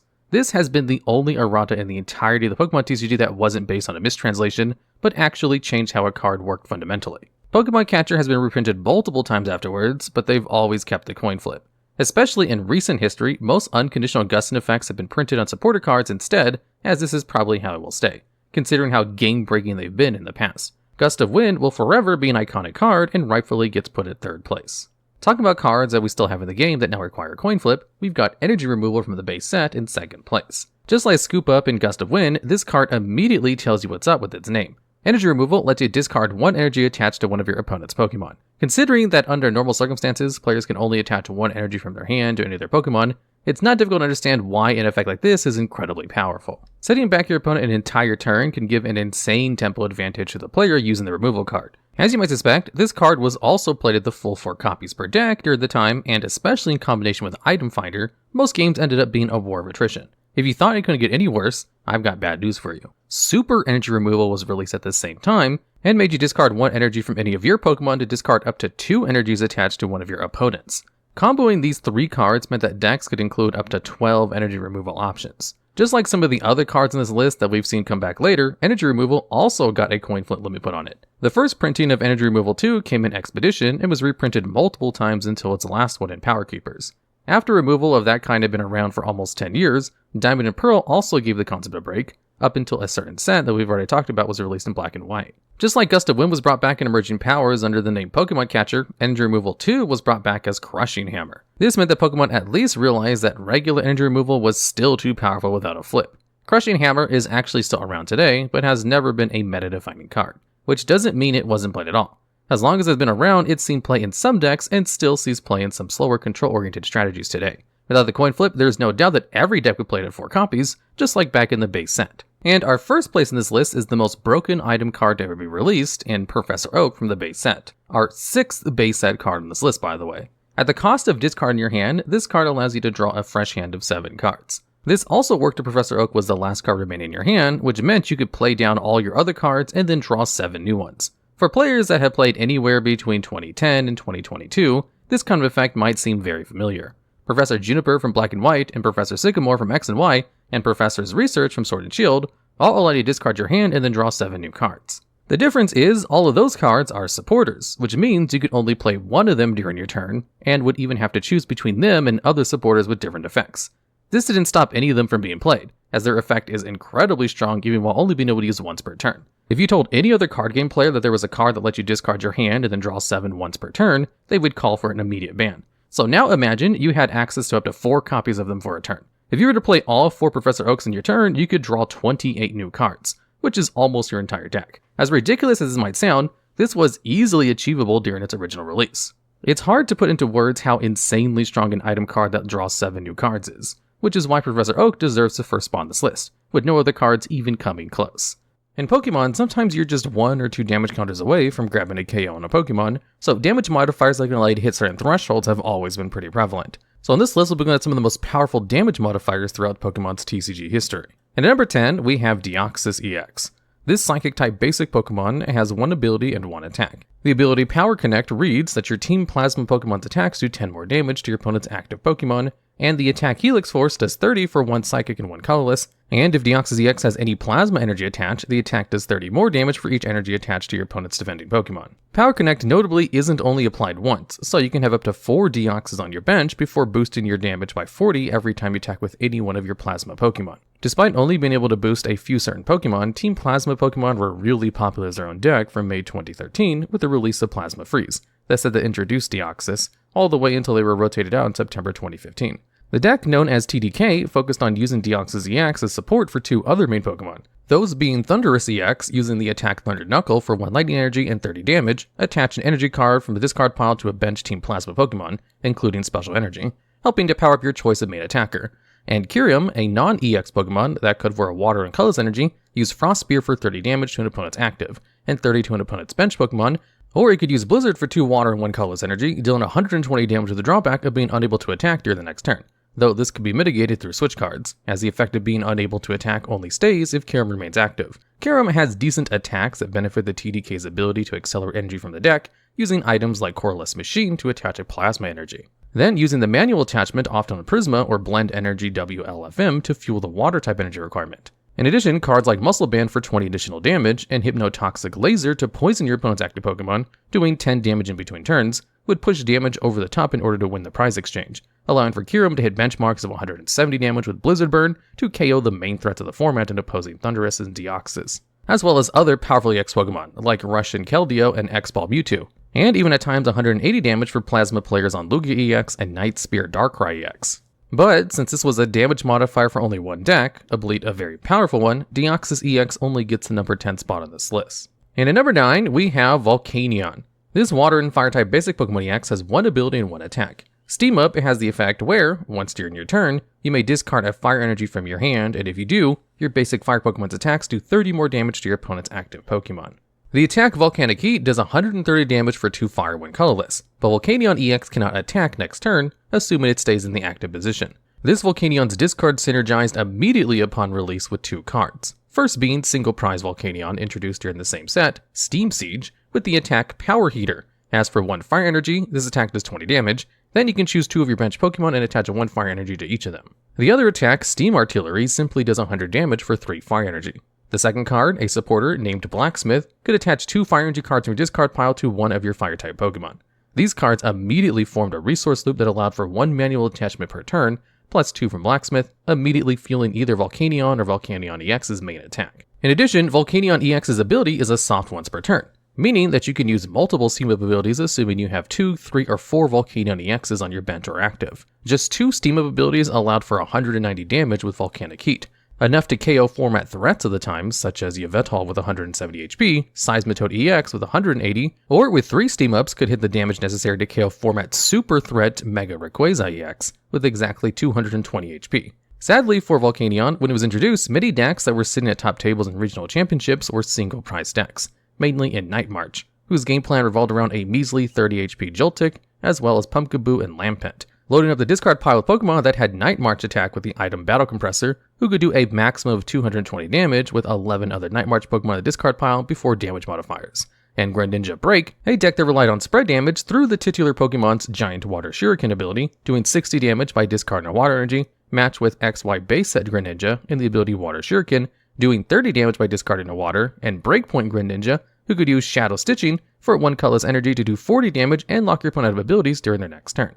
As well as Moonlit Slash for 1 water energy, which does 60 damage and can return a water energy back to your hand to do 20 additional damage. Despite losing Blacksmith, Volcanion EX became much better later once both of these strategies rotated in September 2016, allowing for an equal exchange of prizes with multiple prize EX and GX Pokemon once again, and boosting the damage of other powerful fire types like Turtonator GX, Ho-Oh GX, and Salazzle GX to keep up with the power creep in metagame and many other budding strategies. And at number 8, we have Power Tablet. This item can be used to increase your Fusion Strike Pokemon's attack damage by 30 to your opponent's active Pokemon. This simple card, despite being usable in only one deck, is the biggest reason as to why the deck is good. The Fusion Strike deck consists of 4 main Pokemon, those being Genesect V, Mew V and VMAX, and Meloetta. Genesect V has an ability called Fusion Strike System, where once during your turn, you can draw cards until you have as many cards in your hand as you have Fusion Strike Pokemon in play. Notably, this ability, like many in the Pokemon TCG, is a soft once per turn, meaning you can string together multiple Genesects to dig through your deck for combo pieces, whether they be Alyssa Sparkle to attach Fusion Strike energy from the deck, damage modifiers like Power Tablet and Choice Belt, or utility one-ofs in certain matchups. The attack Technoblast is irrelevant in this strategy, as Genesect V should not be attacking. Instead, the attack should be copied using Mew VMAX and the Cross Fusion Strike attack, which, for 2 colorless energy, allows you to choose a bench Fusion Strike Pokemon and use their attack, copying Technoblast and using it for 1 less energy and 210 damage. Mew VMAX also has another attack, Max Miracle, that, for 2 psychic energy, can do 130 damage and isn't affected by any effects of your opponent's active Pokemon. This can take out Pokemon that are normally immune to V and VMAX Pokemon, such as Brilliant Star's Miltank or Zamazenta V. Lastly, Meloetta has 1 attack in Melodious Echo. For 1 psychic and 1 colorless energy, does 70 damage for each Fusion Strike energy attached to all Pokemon on your side of the field for a maximum of 280 damage before damage modifiers. Though this is a very rare occurrence, as opponents usually won't allow it to occur 4 Fusion Strike energy on any given board state. Mew VMAX hitting for 210 damage would not be enough for a Pokemon that yields 3 prize cards. But with a single Power Tablet, Mew VMAX can one-hit KO key 220 HP Pokemon V, like Arceus V, Galarian Moltres V, and Origin Form Palkia V, as well as niche threats like Hoopa V, Charizard V, and Gyarados V. 2 tablets can reach up to 270 HP, taking out some of the weaker V-Star Pokemon such as Whimsicott, and the largest V Pokemon like Blissey. Though, a large investment of 3 or all 4 Power Tablets can lead to KOing any V-Star for 2 prizes, or VMAX for 3 prizes, and a huge swing of tempo in your favor. Though only facilitating 1 deck does make Power Tablet extremely situational in comparison to generic items and energy cards. And at number 7, we have Plus Power. This item card simply lets your Pokemon's attack do 10 more damage to the active Pokemon. This card was actually printed in the first of the Pokemon TCG, but worked a little differently. Instead, you'd attach Plus Power to your active Pokemon, so you can only boost a single Pokemon, though usually it didn't matter as you were attaching it to the Pokemon you were going to attack with later on in the turn. Plus Power has seen play in every era it was printed, from the original Gen 1 block to Gen 4's Diamond and Pearl, Heart Gold and Soul Silver, and Gen 5's Black and White blocks, with meaning behind every use. Players flex the original printing of Plus Power mainly to help Haymaker staples Hitmonchan and Electabuzz to KO weak basic Pokemon before they could evolve into their Stage 1 or 2 forms. Speaking of Haymaker, attack staples like Hitmonchan, Scyther, and Electabuzz all only had 70 HP as well. Other attackers were able to take advantage of this, like Wigglytuff and its Do the Wave attack, doing 10 damage for each Pokemon in the active and or bench for a regular total of 60, then using Plus Power meant you were one-hitting KOing the strongest Pokemon in the format without worry. Moving into Plus Power's Diamond and Pearl printing, the card wasn't used in many decks as it was often overlooked for Expert Belt, a tool card that gives a Pokemon an extra 20 HP and 20 extra damage on attacks in exchange for yielding an extra prize card when KO'd, but it was seen in many Stormfront Gyarados decks using the attack Tail Revenge for no energy cost, which does 30 damage times the number of Magikarp in your discard pile, which was typically 3, as you'd only add back 1 Pokemon with the trainer card Pokemon Rescue, evolving straight back into Gyarados thanks to the effect of the Stadium card Broken Time Space. While 90 damage was typically enough to KO most of the basic Pokemon SP, like Luxray GL, Garchomp C, Toxicroak G, and Bronzong G, found during the Platinum block, a group of 4 sets in between Diamond and Pearl and Heart Gold Soul Silver, as well as small level X Pokemon like Uxie level X. It wasn't quite enough to KO Stage 2 threats at top tables at the time. However, with Plus Power, this could push Gyarados to hit for 100 for 1, KOing Palkia G, Dialga G, and both relevant Regigigas. 110 damage with 2 of them could knock out things like both Gengar and the Meta Warping Strong combination of Luxray GL level X and Garchomp C level X. But you'd need additional damage modifiers for bulkier Pokemon. Typically, cards like Buck's Training, a supporter that would both let you draw 2 cards and do 10 additional damage to your opponent's active Pokemon, as well as Expert Belt could help Gyarados hit numbers like 120 for Dialga G level X and Palkia G level X, 130 to KO opposing Gyarados, 140 for Gengar level X, and with maximum investment of resources, 150 to KO Regigigas level X. Being able to potentially one-hit KO every relevant Pokemon in the standard format tends to elevate a deck to contention with them, and that's exactly what Plus Power did here. Moving into the Heart Gold and Soul Silver era, Plus Power no longer was attached to the active Pokemon, though it also wasn't seen in a ton of decks. However, it did help facilitate enough damage for Black and White's base set Reshiram and Typhlosion Prime to rise to the top of the 2011 metagame, managing to take 50% of representation from the top 16 at the World Championship during that year. Reshiram, as the main attacker, could, for 2 Fire 1 colorless energy, do 120 damage with a blue flare at the cost of discarding 2 fire energy. Typhlosion would help recuperate this loss with the Poke Power Afterburner, search the discard pile for a fire energy and attach it to one of your Pokemon. However, 120 damage didn't hit concurrent metagame threats like the 140 HP Magnezone or the 150 HP Emboar for one-hit knockouts. So with plus power, these little gaps could be filled in, giving this and many other decks a damage win condition that their consistency couldn't make up for. And at number 6, we have Choice Belt. This tool card has the simple effect of allowing the Pokemon it's attached to do 30 more damage to your opponent's active Pokemon V. This also includes VMAX, V-Star, and V-Union Pokemon, making it an omnipresent card in the Sword and Shield block, where Pokemon V are the main multi-prize mechanic. Since this card was only released 8 months ago as of writing this list in October 2022, there isn't enough data to put this card higher on this list, but the results that it yielded in the standard format so far are staggering. In recent events, Choice Belt is found on an average in 6 of the top 8 decks from each regional championship. And taking into consideration margin of error, the top 100 list from the 2022 Peoria Regionals had 72 decks containing Choice Belt. That's how strong of a card this is for the Sword and Shield era. If you recall what was said earlier about Power Tablet, you remember that 30 damage was enough to pick up KOs on bigger Pokemon V, like the overwhelmingly present Arceus V. But a Fusion Strike player using Choice Belt would be able to save their Power Tablets for a later turn with a larger threat, either a VMAX or a V-Star, then use those on top of the attached Choice Belt if a Mew VMAX survived the turn, both saving your resources for the future and not being a one-turn boost. Speaking of Arceus though, Arceus VMAX has the attack Trinity Nova. For 3 colorless energy, it does 200 damage and attaches 3 basic energy from your deck to your Pokemon V in any way you'd like. But with Choice Belt, Arceus V-Star could now power up additional attackers on your bench, while being able to one-hit opposing KO Arceus V without a problem. Another huge meta contender that Choice Belt helped to thrust into prominence was Origin Form Palkia V-Star, a Water-type Pokemon with an ability and attack. The attack Subspace Swell for 2 water energy could do 60 damage, plus 20 more damage to each bench Pokemon on both sides of the field, for a maximum normal total of 200 damage. 260 is nothing to scoff at, but whiffs KOs by 10 damage on Hisuian Zoroark and by 20 on fellow Palkia, Arceus, and Giratina V-Star. So with Choice Belt, Palkia could finally take these KOs and take advantage of the consistency engine that the V-Star ability, Star Portal, could provide. This ability allows you to attach up to 3 water energy cards from your discard pile to your water Pokemon in any way you'd like, but only once per game as it's a V-Star power. Another great example of Pokemon boosted by Choice Belt is Giratina V-Star, and the attack Lost Impact. For 1 grass, 1 psychic, and 1 colorless energy, does 280 damage and puts 2 energy attached to any of your Pokemon in the Lost Zone, the Pokemon TCG's term for being removed from play. This also means only 2 energy, not 2 energy cards. So double Turbo Energy can be paired with this attack, attached to any of your Pokemon to pay for this card's effect. 280 is enough to KO V-Star Pokemon, but isn't quite enough for VMAX Pokemon. Namely, Flying Pikachu VMAX, a big threat during the time Giratina V-Star was released.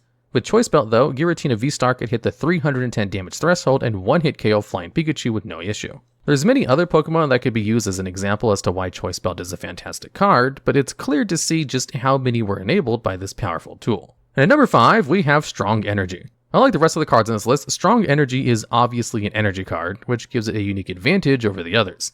Normally, you'd have to make extra space in your deck for Pokemon and tool cards that boost your damage, but Strong Energy could take up the deck space that would normally be filled by basic energy cards. This energy has the effect that it provides 1 unit of fighting energy and makes the Pokemon Strong Energy it's attached to do 20 more damage, but it can only be attached to a fighting type Pokemon. While being restricted to fighting type Pokemon only, Strong Energy helped enable many mid-level attackers to yield the damage necessary to put previous metagame threats on notice. It saw play alongside numerous attackers like Hawlucha, Lycanroc GX, Donphan, and Primal Groudon EX. 2 decks in particular saw heavy meta representation in eventual World Championship tops due to the extreme power from Strong Energy. Landros EX revolved around using this card paired with Fighting Stadium, which provided an extra 20 damage when attacking into a Pokemon EX on top of Strong Energy, and a Pokemon Tool card we'll take a look at later, all of which could stack to make sure that Landros could attack for consistent 2-hit KOs across the board, with the help of Phantom Force's Golbat and Crobat to do 20 or 30 damage respectively to one of your opponent's Pokemon with their Sneaky Bite abilities when you evolved into them. Donphan's hit and run style attack Spinning Turn does 40 base damage but could be increased by the same cards that help Landros EX. After attacking, the Donphan player would promote annoying walls for your opponent to deal with, like Wobbuffet to shut down your opponent's abilities, and Robo Substitute, an item card which could be played as a Pokemon with 30 HP that gives up 0 prize cards when knocked out. Buzzwole GX didn't have Fighting Stadium to help with additional damage, though Regirock's EX with the ability Regipower acted as half of the stadium, provided an extra 10 damage to your fighting Pokemon's attacks. And Diance's Prism Stars similarly added an extra 20 damage when it was released, ensuring that Buzzwole GX could profitably prize trade with opponents that were attempting to evolve into their higher HP Stage 1 and Stage 2 Pokemon GX, especially with the prominence of the Fighting Weak Zoroark GX due to its trade ability, allowing players to discard 1 card from their hand to draw 2. And at number 4, we have Fighting Fury Belt. This is a Pokemon tool card that has the effect of giving a basic Pokemon an additional 40 HP and making its attack do 10 more damage to your opponent's active Pokemon. Despite being restricted to only basic Pokemon, Fighting Fury Belt was released during Generation 6's X and Y block, where multi-price basic Pokemon were the norm. Pokemon EX, stylized with capital letters, were all basics, even if they featured Pokemon that were normally Stage 1s or Stage 2s, such as Gyarados or Blaziken respectively. This basically meant any Pokemon that wasn't a Mega EX, Break Evolution, or Single Prize Evolution could take advantage of Fighting Fury Belt. One of the important Pokemon this boosted was Giratina EX, who had the ability Renegade Plus, which can prevent all effects of attacks, including damage, to Giratina by Mega Evolutions. This meant you could have 210 HP while also being immune to the strongest attackers of the game, but more importantly, the attack Chaos Wheel's base 100 damage would increase to 110, the perfect amount needed to KO 4-mad Warping staple Shaymin EX, whose ability setup was a non-once per turn effect, where if you put Shaymin EX onto the bench, you can draw cards until you have 6 in your hand. This incredibly broken effect allowed decks to churn through and find anything they could ever need, and being able to KO 1 by using Lysandra to get into the active position was super important. Another great example of Fighting Fury Belt usage was in the Night March strategy, composed of Joltik, Pumpkaboo, and Lampet from the Phantom Forces set. These 3 all have the attack Night March, which does 20 damage times the number of Pokemon in the discard pile with a Night March attack, all facilitated by an item called Battle Compressor, which would allow you to send 3 cards from your deck to the discard pile. Fighting Fury Belt helped a ton in ensuring players could hit odd number damage thresholds without having to toss an additional Night March Pokemon to the discard, as you normally only want to attack with Joltik due to only requiring double colorless energy to attack, whereas Pumpkaboo requires triple colorless and Lampent is a Stage 1 Pokemon for which decks didn't play Litwick to evolve from. This meant that usually you didn't have more than 8 Night March Pokemon in the discard pile at a time, unless you've already gone through a number of Joltik, totaling for 160 damage. That was just shy of 170 HP major attackers at the time, such as Yveltal EX, Umbreon EX, Rayquaza EX, and utility powerhouses with the same amount of HP like Hoopa EX, whose ability Scoundrel Ring would allow you to add 3 Pokemon EX from your deck to your hand.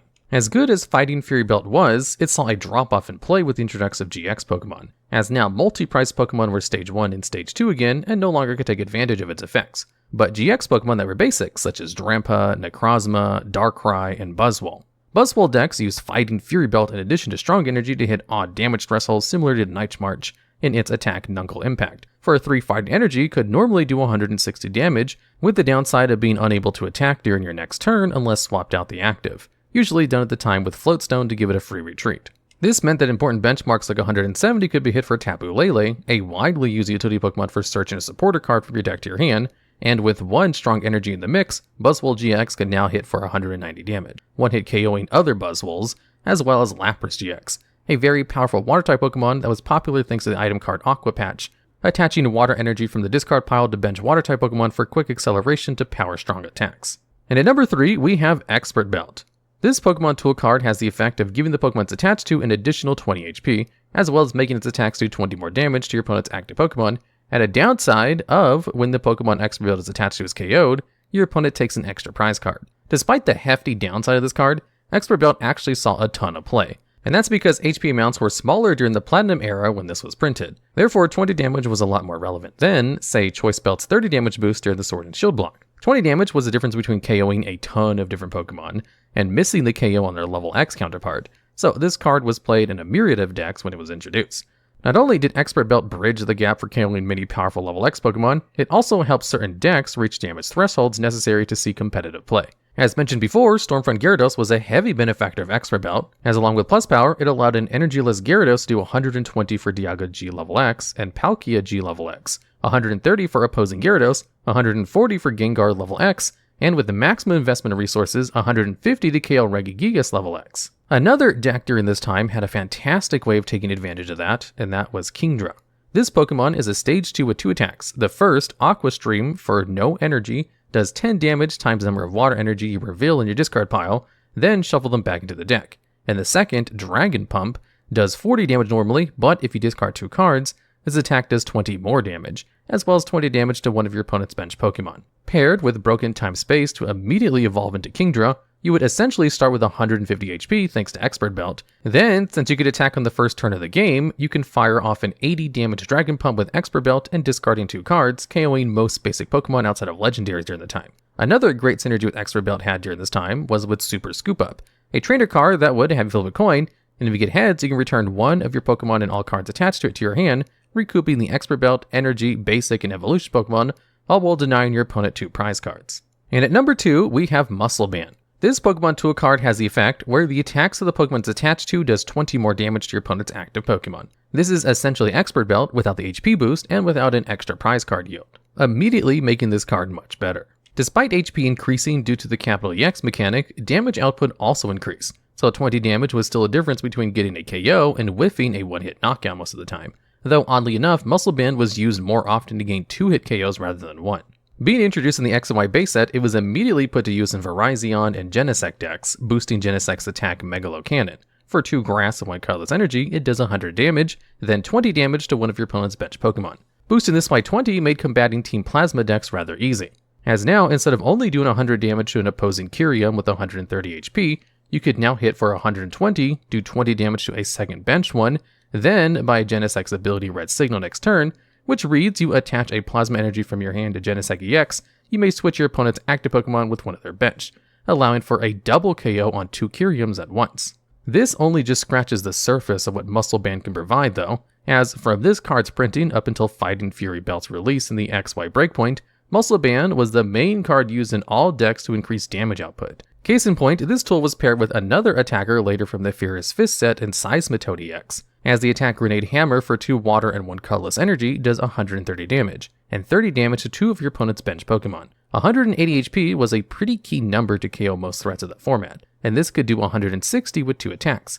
But with Muscle Band, you could do 150 to the active and 30 to the bench, then use Lysandra supported next turn to bring 1 with 30 damage to the active position, use Grenade Hammer again to KO, then do 30 damage to another nearly KO'd bench Pokemon to take a whole bunch of prize cards at once.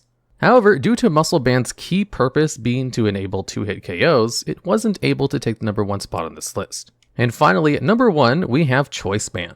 This Pokemon Tool card has the effect where the attacks of the Pokemon it's attached to does 30 more damage to your opponent's active EX or GX Pokemon. This card was printed right at the beginning of the Sun and Moon block in Guardians Rising, hence why it hits for both unlike Choice Belt, being introduced late into Sword and Shield block where there wasn't any other multi-prize mechanics outside of Pokemon V available. However, it does boost for the same amount of damage, during an earlier time in the game where HP was much lower than the near and over 300 HP benchmark of today's cards. It was nearly impossible for Choice Band to be omitted from deck lists since it helped boost so many Pokemon's attacks to hit for one-hit KOs. To the point where it was surprising if the card didn't end up in all 8 decks of the top 8 finishes at any given event, even during the 2017 World Championships.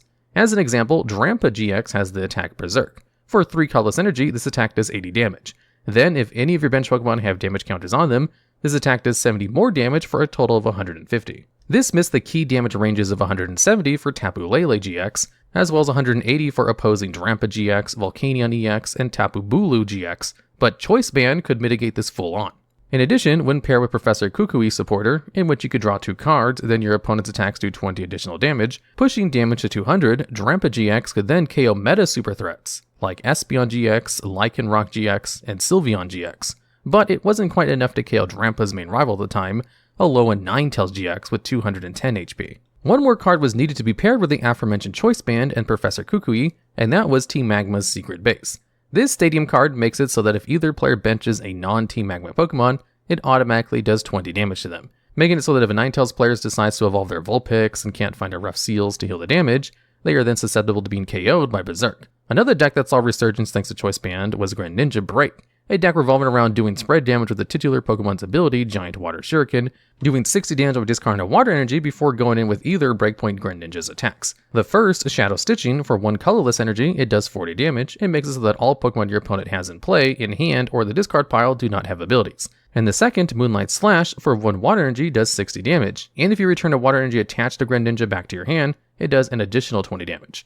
The goal of this deck was to string together multiple Giant Water Shurikens by getting the Greninjas into the active, then ending on Shadow Stitching to lock decks out of ability usage if they relied heavily on them, or Moonlight Slash to get a KO. While 2 Giant Water Shurikens and Moonlight Slash returning a water energy could do 200 damage, it wasn't quite enough to KO the biggest threats available in the format. Stage 2 Powerhouse's Gardevoir GX was a 230 HP Pokemon that could attack with infinite force, using 1 Fairy Energy to do 30 times the amount of energy attached to both active Pokemon.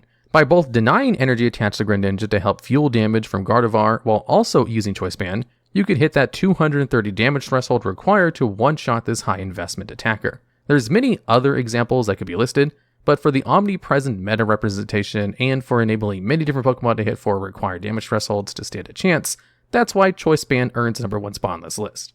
In the Pokemon TCG, energy denial cards are one of the most valuable types of disruption in the game's history.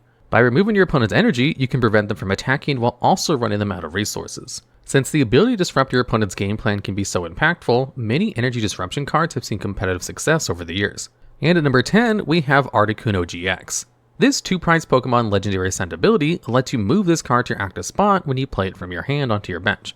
Once you move it, you can also move as many water energy cards attached to your other Pokemon to itself as you like. For 2 water and 1 colorless energy, Ice Wing deals 130 damage. This card's GX attack, Cold Crush GX, lets you discard all energy cards attached to both active Pokemon. Since Cold Crush GX is a GX attack, it can only be used once per game. Articuno GX was mainly used in standard format for control decks for its Cold Crush GX attack. When playing against a control deck loaded with energy disruption cards, many players often attached excess energy to a single Pokemon that sets up attacks through energy disruption. Cold Crush GX is a fantastic tool for control decks to punish this counterplay. Since Cold Crush can only be used once per game, it does need to be timed correctly, but doing so can often result in your opponent losing too many resources or being unable to set up another attacker to close out the game. With your opponent being unable to attack due to a lack of energy cards, control decks can stall out the game until your opponent has no cards remaining in their deck, an alternative win condition in the Pokemon TCG. Legendary Ascent made sure that Articuno GX would always be able to attack the same turn it was put into play.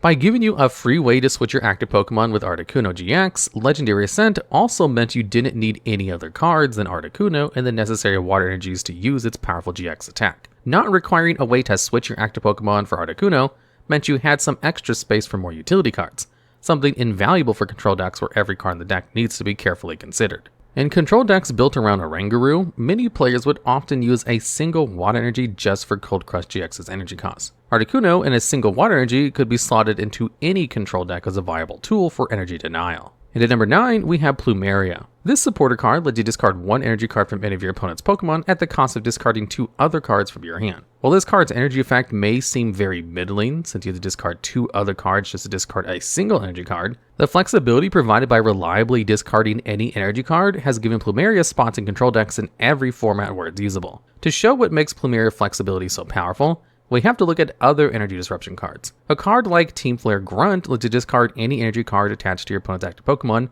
but can be played around by attaching only to your bench Pokemon until the attack is ready to be used. Team Yell Grunt could disrupt any energy card, but return it to the hand instead of discarding it. This meant your opponent wasn't actually losing a resource, but rather their game plan just got slowed down. Plumeria is able to disrupt any type of energy card regardless of where it's attached, all while putting the energy card into the discard pile. Control decks also don't mind the card disadvantage from having to discard 2 cards particularly much. Cards like Luzamine allow you to put back any discarded supporter cards of Plumeria into your hand from the discard pile. The previously mentioned Oranguru could also put any discarded cards back into your deck to be utilized later in the game. Some control decks also played strong card draw engines like Zoroark GX that helped offset the downside of discarding 2 cards for Plumeria. While it's not the best supporter card at discarded energy cards, Plumeria has a very important niche in many control decks. And at number 8, we have Yveltal. For 2 colorless energy, this card's Cry of Destruction attack lets you discard up to 3 special energy cards attached to your opponent's Pokemon. Also for 1 darkness and 2 colorless energy, Dark Feather deals 100 damage. Dark Feather was almost never used, and this card saw competitive success in many standard format control decks due to how powerful Cry of Destruction could be against strategies reliant on special energies. Since cards that recycle special energy cards to the discard pile are fairly uncommon in the Pokemon TCG, and there were none in the format Yveltal was seen play in, any special energy sent to the discard pile is a resource basically permanently lost. If your opponent attaches too many special energies to their Pokemon, a single Cry of Destruction could set you up to win the game. One popular strategy in the format, Fusion Strike, often played only special energy cards, and sometimes as low as 4 total energy cards in their deck. With cards like Elisa's Sparkle, Fusion Strike decks could quickly flood the board with special energy cards, allowing for a game-determinative Cry of Destruction. Thanks to double Turbo Energy, the attack could be set up in a single turn, possibly letting Yveltal catch your opponent off guard if they didn't suspect the card and played into Cry of Destruction. The attack was so powerful alongside double Turbo Energy that even some non-control strategies like Lugia V-Star occasionally teched Yveltal if the player expected a special energy heavy metagame.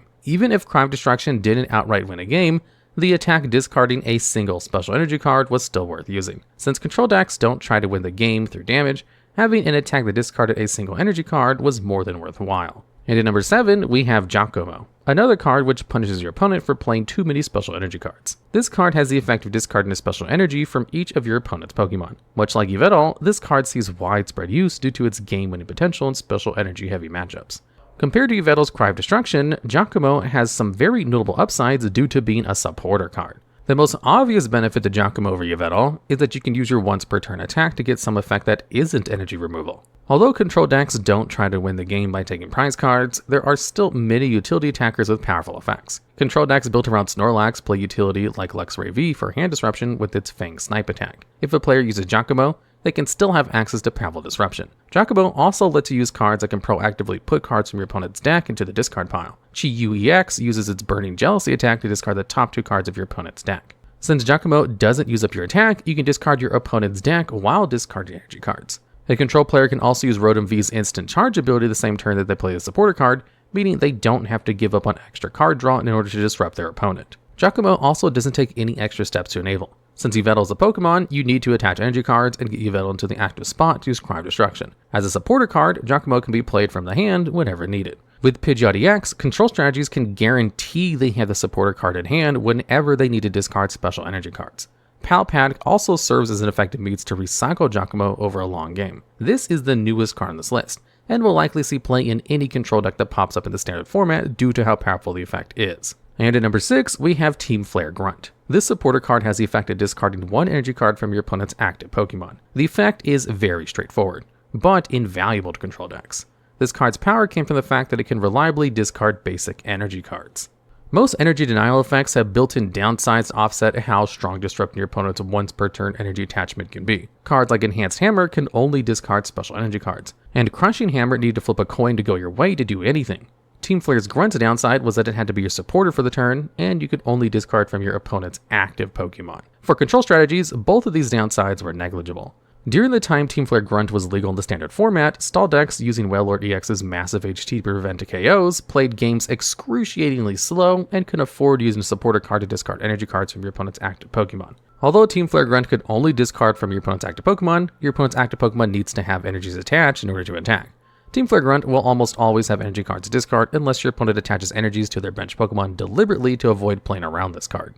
The reliability also gave Team Flare Grunt a niche and more disruptive strategies. Seismitoad EX or Trevenant decks would often play a few copies of supporter cards to disrupt energy cards, while also locking their opponent out of items. In Yveltal EX decks, the supporter could discard an energy card on an early turn to prevent your opponent from attacking for a turn and put you ahead. With Versus Seeker in the standard format alongside Team Flare Grunt, it was easy to recycle the card if you wanted additional disruption at any other point in the game. This card's power came from its reliability and allowed to see play outside of dedicated control decks. And at number 5, we have Faba. This card has the effect of putting 1 Pokemon Tool, Stadium, or Special Energy attached to your opponent's Pokemon into the Lost Zone. This card's strength comes from not only its flexibility, but also the fact that cards removed by it are put into the Lost Zone. In the Pokemon TCG, the Lost Zone is a special zone that cards can only go to if an effect says it puts it there. Once in the Lost Zone, cards can't be interacted with or brought out of it. Think of it like banishment or exile from other card games. Faba's strength comes from its many use cases. One issue that makes cards which remove only special energies fairly niche is the fact your opponent may not be playing any special energy cards. If your opponent has no cards to discard, your supporter card is useless. Since Faba can also put Stadium cards or Pokemon Tool cards into the Lost Zone, it will always have some kind of utility regardless of your opponent's strategy. When this card was first introduced in the standard format, it saw play due to the prevalence of double colorless energy and other special energy cards. Putting these cards into the lost zone instead of discarding them also had significant upsides during this format. Many decks could play a Rangaroo to put any discarded cards back into the deck with its resource management attack. When the card removed by Faba is put into the lost zone, there's no way to recover it.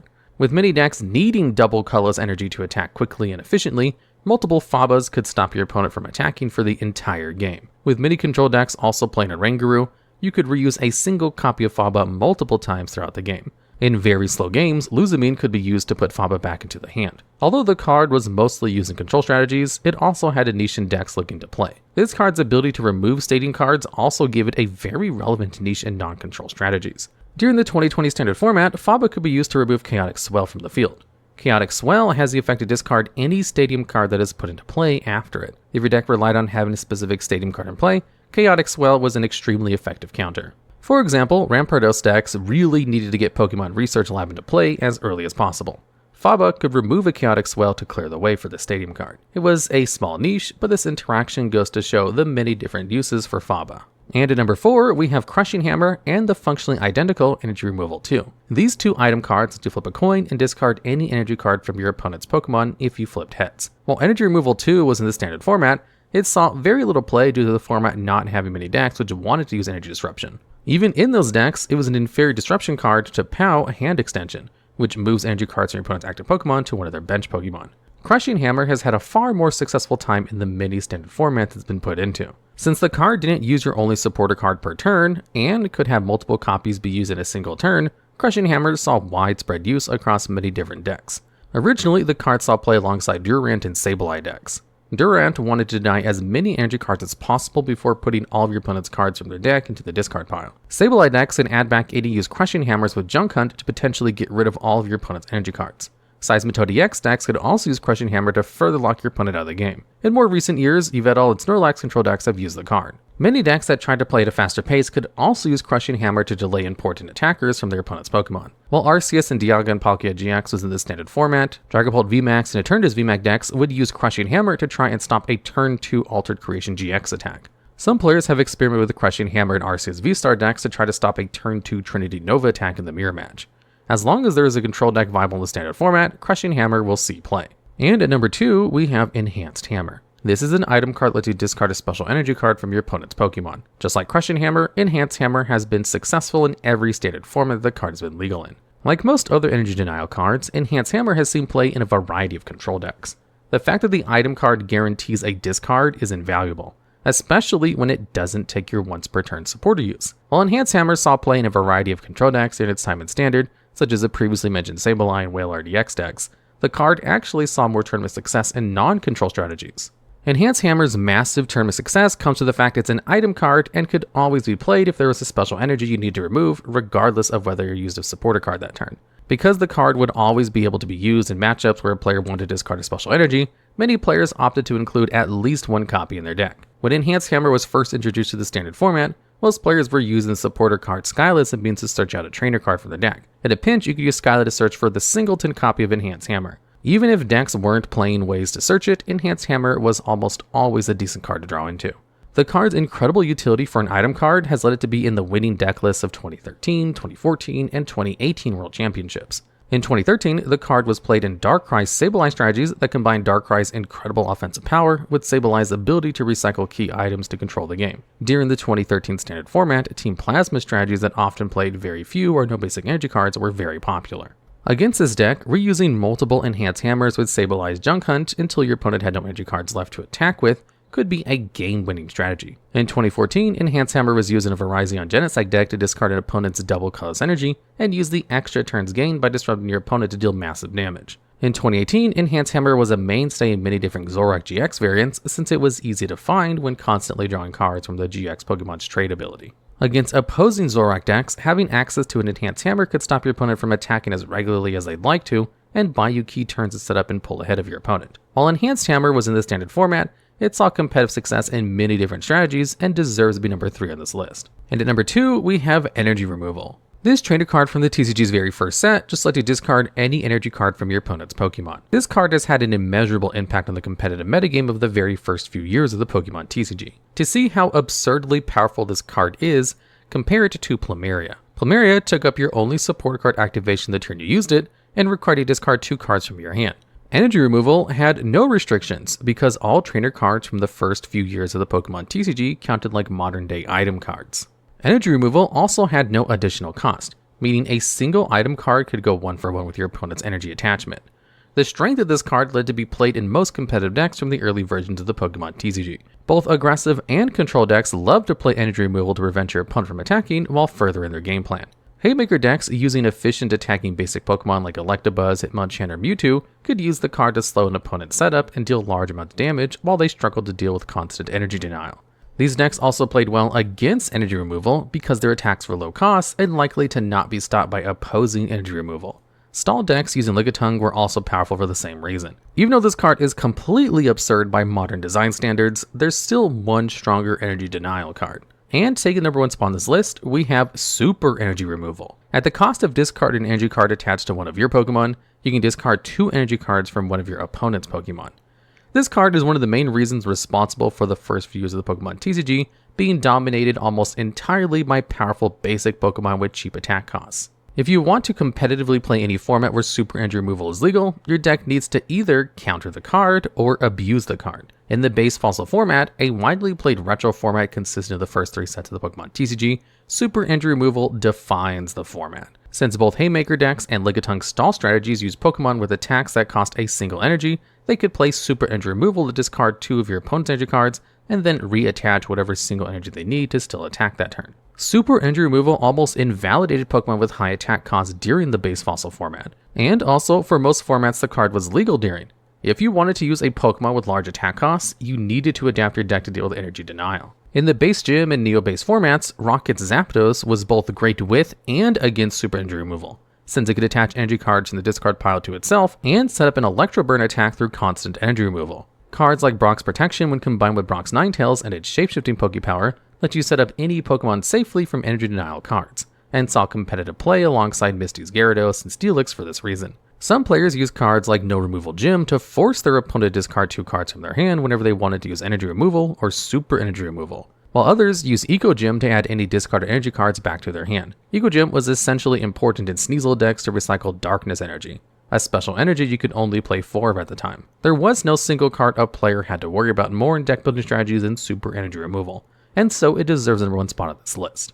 In the Pokemon TCG, supporter cards often have great effects since you can only play 1 per turn. Oftentimes, supporter cards that draw or search specific cards are key to fully set up your strategy in the early game. Today, we're going to be looking at some of the best supporter cards that help with consistent setup. And at number 10, we have Green's Exploration. This card lets you search your deck for any 2 trainer cards and put them into your hand, but it can only be played when you have no Pokemon with abilities in play. Throughout the history of the game, many of the strongest decks available in their respective standard formats have relied on strong, impactful Pokemon abilities to further their strategy. Green's Exploration forced players that want to use it to build their entire deck around it by cutting off access to any ability effects. In turn, these ability-lacking strategies gained a level of search power few other cards could match. The category trainer card means that Green's Exploration could search any 2 combination of item, stadium, Pokemon tool, or supporter cards. With these combinations, Green's Exploration could add almost any card a player needed, even those it didn't search directly. If you needed multiple Pokemon, you could search Quick Ball, Cherish Ball, or Evolution Incense. If you needed extra energy in hand, you could search for Energy Spinner or Giant Hearth. If you were already set up and didn't need more Pokemon or energy, the utility of adding any 2 trainer cards from deck to your hand offered a plethora of options. Consistent access to Power Plant and Reset Stamp gave Green players easy access to Disruption, and searching 2 copies of Custom Catcher meant they could pick off any of your opponent's bench Pokemon. If you were ever in a position of needing only a single trainer card for a turn instead of 2, Green's Exploration could search another copy of itself or other utility supporters as a second trainer card to guarantee follow-up on your next turn. The only real issue with this card was its built-in downside that restricted what strategies could use it. Competitively, this meant being paired alongside powerful Tag Team GX or VMAX Pokemon, which often lacked abilities. The high HP of cards like Gardevoir and Sylveon GX and Centiskorch VMAX meant they were difficult to KO, and could take full advantage of the excellent utility provided by Green's Exploration throughout a game. This supporter card was exceptionally strong, but limited in what decks could really abuse its power. And at number 9, we have a trio of cards, Celio's Network, Professor Elm's Method, and Bebe's Research. These three are nearly identical in the purpose they serve, so it only makes sense to talk about them at the same time. Celio's Network lets you add any Pokemon except Pokemon EX from your deck to your hand. Professor Elm's Method lets you add any evolution Pokemon, and Bebe Search lets you add any kind of Pokemon, but makes you shuffle one card from your hand into your deck to do so. To players only familiar with the more modern formats of the Pokemon TCG, these cards may seem completely unplayable. In fact, many of them have gotten near or strict upgrades in the form of item cards with their effects over the years. However, the Pokemon TCG's older formats played at a much slower pace in the modern game, and had overall weaker supporter cards. While using your once per turn supporter card to search only a single Pokemon would be terrible in today's game, where Pokemon item search is highly prevalent, these cards were frequently a deck's best way to search evolution Pokemon that couldn't be gone off of an effect such as Dunsparce's Strike and Run. In the 2005 standard format, strategies running multiple distinct evolution lines, like Ludicolo Magcargo or the Pidgeot engine, would use Celio's Network to search Pokemon needed in a specific turn before pivoting to more generic card draw once they had their evolution line set up. When Professor Elm's Method was released, its ability to search Pokemon EX facilitated Toolbox EX strategies like evolutions. During the Diamond and Pearl era of the Pokemon TCG, Bebe Search saw consistent usage as the best way to get any type of Pokemon card out of your deck, something very important in a very evolution-reliant era of the game. In terms of modern-day power level, these three cards are the worst on the list, but very few cards have been as important in the context of their standard formats as these cards were. And at number 8, we have Lily, a card whose effect gets better if you use it during your first turn. This supporter card lets you draw cards until you have 6 in your hand. However, if you play it on your first turn, you get to draw up to 8 cards instead. Before talking about the card more, it's important to note that the first turn supporter rules were different when Lily first released. During the Sun and Moon block, the player going first could use a supporter card, unlike today, where they can't. Under the current TCG rules, the player going first wouldn't be able to draw up to 8 cards since they couldn't play Lily on their first turn. This rule difference massively impacted Lily's playability, and assured that both players could get the improved effect in a single game. When Lily first released, it didn't see much play due to competing with more powerful draw supporters of the X and Y block. Some decks did still play it at a single copy, searchable by Tapu Lulu GX for the first turn due to how strong drawing up to 8 cards was. When this supporter became a format staple was when the X and Y block rotated out of standard. With Professor Sycamore around, Lily became an important part of every deck's setup turn. The card provided a kind of value more similar to Green's Exploration than Pokemon Collector. In a format with Nest Ball and Ultra Ball, you didn't always need to use your supporter to get basic Pokemon. Instead, Lily drew you extra cards on your opponent's turn after you've already used your items and bench any Pokemon from hand. The value this card provided was from the follow-up it drew you into on your setup turns. If your hand size was low from playing cards on your first turn before drawing updated cards, you were likely to find necessary evolution Pokemon or ways to access them on your second turn. Lily also wasn't a terrible card if you didn't play it on your first turn. Many competitively successful decks opted to use their full 4 copies because players could often find themselves at low hand sizes where the supporter would draw 4 or 5 cards. This card was also excellent in the event that it got you a reset stamp, a powerful hand disruption card that could put you down to 1 or 2 cards in hand during the late game. Although its power somewhat fluctuated during its time in Standard, Lily was always a card to consider in your deck for as long as it remained legal to play. And at number 7, we have Roseanne's Research, another Diamond and Pearl era setup staple. This card lets you search your deck for any combination of 2 basic Pokemon or basic energy cards and put them into your hand. This supporter was a near 4 of staple in every deck during its time in the Standard format. First and foremost, getting basic Pokemon required for evolution lines is good. Secondly, Roseanne's Research was never truly a dead card in your hand. If you drew it in the late game after having already set up your Pokemon, you can add 2 basic energy cards to your hand and guarantee your energy attachments for the next few turns. And of course, you can get a combination of the 2 if you didn't need 2 cards of one type. Many strong supplementary draw engines or utility Pokemon existed during this format, and this supporter made sure you'd get them set up. Searching out ball toys on the first turn to evolve into Claydol later gave players a consistent card draw throughout the rest of the game. In SP Toolbox decks, you could search utility Pokemon like Crobat G, Bronzong G, or basic energy to facilitate your attackers. Plenty of basic Pokemon which provided utility on their own also existed during this format. If you needed card draw, you could search for Uxie. Was it important Pokemon in your prize card? Go add Azelef. Roseanne's Research was as ubiquitous during its standard format as item card Pokemon searches today. Generally speaking, this supporter made sure players that drew it early would have a reasonable setup while providing solid mid to late game utility and never truly be a dead card in hand. And at number 6, we have Pokemon Collector. This card has the effect of adding any 3 basic Pokemon from your deck to your hand. This card is very similar to Roseanne's Research in the sense that drawing it in the early game allows you to easily establish basic Pokemon for your various evolution lines, or for their own generic utility. The main difference between these two is Pokemon Collector can't search energy, and instead it gets an extra basic Pokemon. The extra Pokemon makes an enormous difference in card power. It's hard to describe how impactful that extra basic Pokemon could be without giving some examples. So take a few from the 2011 World Championship format, and the later HGSS through Noble Victory standard format. Reshaflosion was a popular and powerful deck during the 2011 World Championship due to the high damage output of Reshiram's Blue Flare attack combined with the energy acceleration of Typhlosion's Afterburner Pokepower. With 2 Typhlosion and 1 Reshiram, and an energy attachment from hand, you could use Blue Flare every single turn. Pokemon Collector can search 2 Cyndaquil to evolve into Typhlosion, and 1 Reshiram for this setup on its own. There also existed many decks which played upwards of 3 or more evolution lines during this format. Stage 1 was a deck built around 3 different Stage 1 Pokemon. Thanks to adding any 3 basics, Pokemon Collector could theoretically set up 1 of each of the required basics. In the Noble Victory set, 2 strategies were released that arguably made the best use of Pokemon Collector at the time: Durant and Eels. Durant's Devour attack forced your opponent to discard cards from the top of their deck equal to the number of Durant you had in play. Since the deck played no other basic Pokemon, you'd always start your active with a Durant. Then a Pokemon Collector in your first turn would get the remaining Durants out of your deck and maximize Devour's meals. Eels was the toolbox strategy using Electric's Dynamotor ability to set up a steady flow of strong Electric-type attackers. Since the basic Pokemon needed to evolve into Electric, Dynamo had such low HP, it was very prone to being knocked out early. This card was a staple for most of its standard format lifespan, and so deserves a spot on this list. And at number 5, we have Karina and Arita. 2 cards with the same effect, but supporting different types. These supporters let you search your deck for an item card and any fighting or water-type Pokemon respectively. Karina and Arita continue the trend of being strong setup tools while providing good utility in the mid to late game. Even with the type difference, these 2 cards play extremely similarly. On the first few turns, if you need more bench Pokemon, Karina or Arita could search basic Pokemon of the respective types alongside an item card to get another Pokemon into play.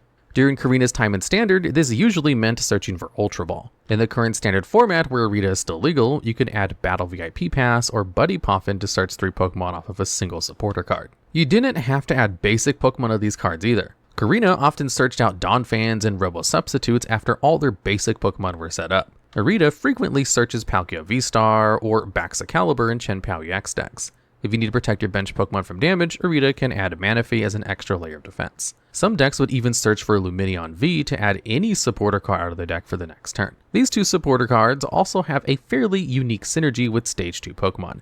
If you already have a basic Pokemon needed for your evolution line, take Frigibax or Baxicalibur, you could search out both the Stage 2 and a copy rare candy to immediately evolve with. If all these 2 cards were just set up, they wouldn't be nearly as high on this list. They also offer powerful utility through searching any item out of your deck. If you were short on damage for a KO, Karina could add damage modification in the form of Muscle Band back when Pokemon tools were still treated as items. If for whatever reason you needed a Stadium card, perhaps a Silent Lab to disable the abilities of basic Pokemon, you can add Computer Search. Utility items like Prime Catcher and Canceling Cologne exist in the current Standard format for Arita to search. Both of these supporter cards are great boons to any deck that uses Pokemon of their type. And at number 4, we have Holon Mentor. At the cost of discarding 1 card from your hand, this supporter lets you add any 3 basic Pokemon with 100 HP or less from your deck to your hand. That limit on the Pokemon's HP was very rarely relevant, as few basic Pokemon, even Pokemon EX, had over 100 HP during the Standard format Holon Mentor was legal. We've already talked a lot about how good getting 3 basic Pokemon is in this video, and this same logic applies to this supporter. This card was arguably one of the strongest components of the Holon engine, a series of supporter cards and item cards called Holon Transceivers, which were widely popular and competitively successful. Holon Transceivers lets you search your deck or discard pile for any Holon supporter card and put it into your hand. This item card is what gave Holon Mentor the edge over the consistency supporters like Lynette's Net Search. Holon's Transceiver functionally meant you could play upwards of 8 copies of Holon Mentor in your deck between having a full playset of both cards. Maximizing your odds of drawing a setup supporter was extremely important during this era of the game, as they weren't easily searchable.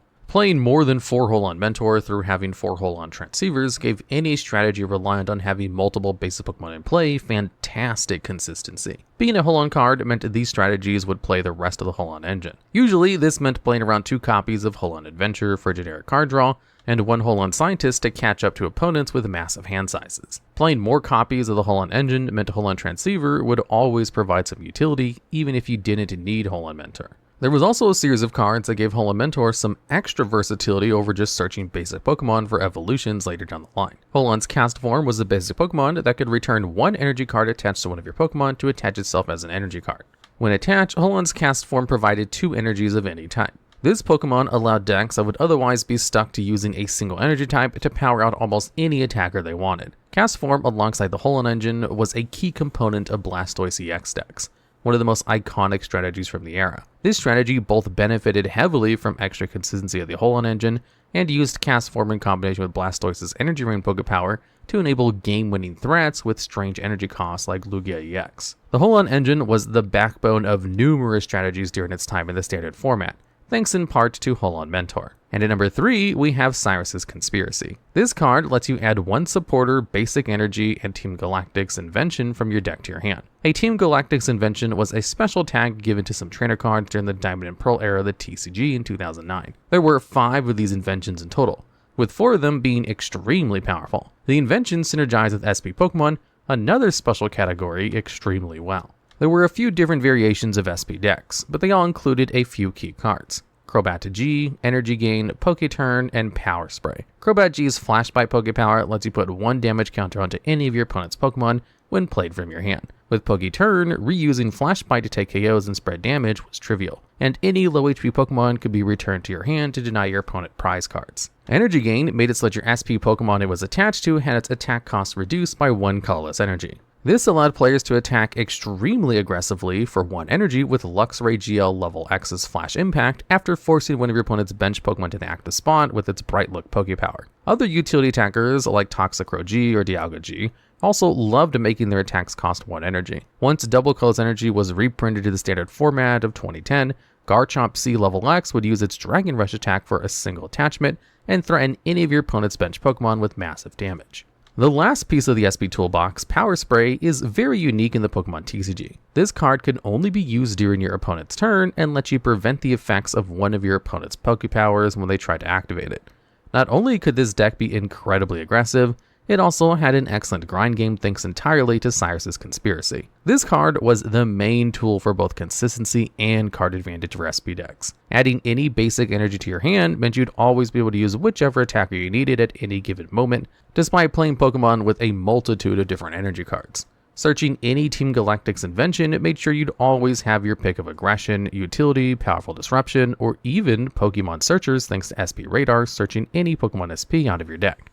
Lastly, searching any supporter card meant you could add Cyrus's Conspiracy and do it all again next turn. It wasn't too uncommon for SP decks to go Cyrus into Cyrus into Cyrus into Cyrus into Aaron's collection after all their energies have been searched out of their deck. You didn't even need to play a full-on SP deck to take advantage of Cyrus's Conspiracy, as some non-SP decks wanted to play both Luxray Level X and Crobat G with Poketurn for the repeatable gusting and damage modification. This supporter is one of the best archetypal cards ever printed, seeing a World Championship win in both a dedicated SP strategy and a B-Drill, which incidentally made good use of it. And at number 2, we have Arven, the newest card on this list. This supporter had a simple effect, letting you add any item and Pokemon tool card from your deck to your hand. It's worth noting that since the start of the Scarlet and Violet block, Pokemon tools no longer counted as items. Although what it searches for is worse than a card like Green's Exploration and arguably Irida, Arven wins out over those 2 cards due to being entirely generic. The only real restriction to use an Arven is that you need to include a few Pokemon tool cards in your deck, something most players already do regardless of whether they play the supporter or not. In an age of item cards that search multiple basic Pokemon like Battle VIP Pass or Buddy Poffin, Arven not directly adding Pokemon to your hand is perfectly fine. In fact, if you already have a Buddy Poffin in your hand before playing your supporter, you have improved flexibility in your searches to get cards like Earthen Vessel for energy. The other aspect of Arven's strength is that searching any Pokemon tool card is deceptively flexible, with many different options existing for many situations. On the opening turn going second, Technical Machine Evolution lets you set up multiple Stage 1 Pokemon like Dracloak and Kirlia. If you need to retreat your active Pokemon, go add Rescue Board. Damage modification, search Defiance Band. There even exists a means to search any card in your deck off of Arven thanks to Forest Seal Stone. And of course, searching for any item card is as flexible as ever. Arven isn't the flashiest or the most unique card in this list, but its incredibly versatile utility and ease of utilization for a wide variety of strategies earns it the number 2 spot. Finally, rounding off this list at number 1, we have Professor's Research and its older counterparts. This supporter lets you discard your hand and draw 7 cards. The reason this card is at the top of this list is due to how it shaped the many different standard formats of different metagames.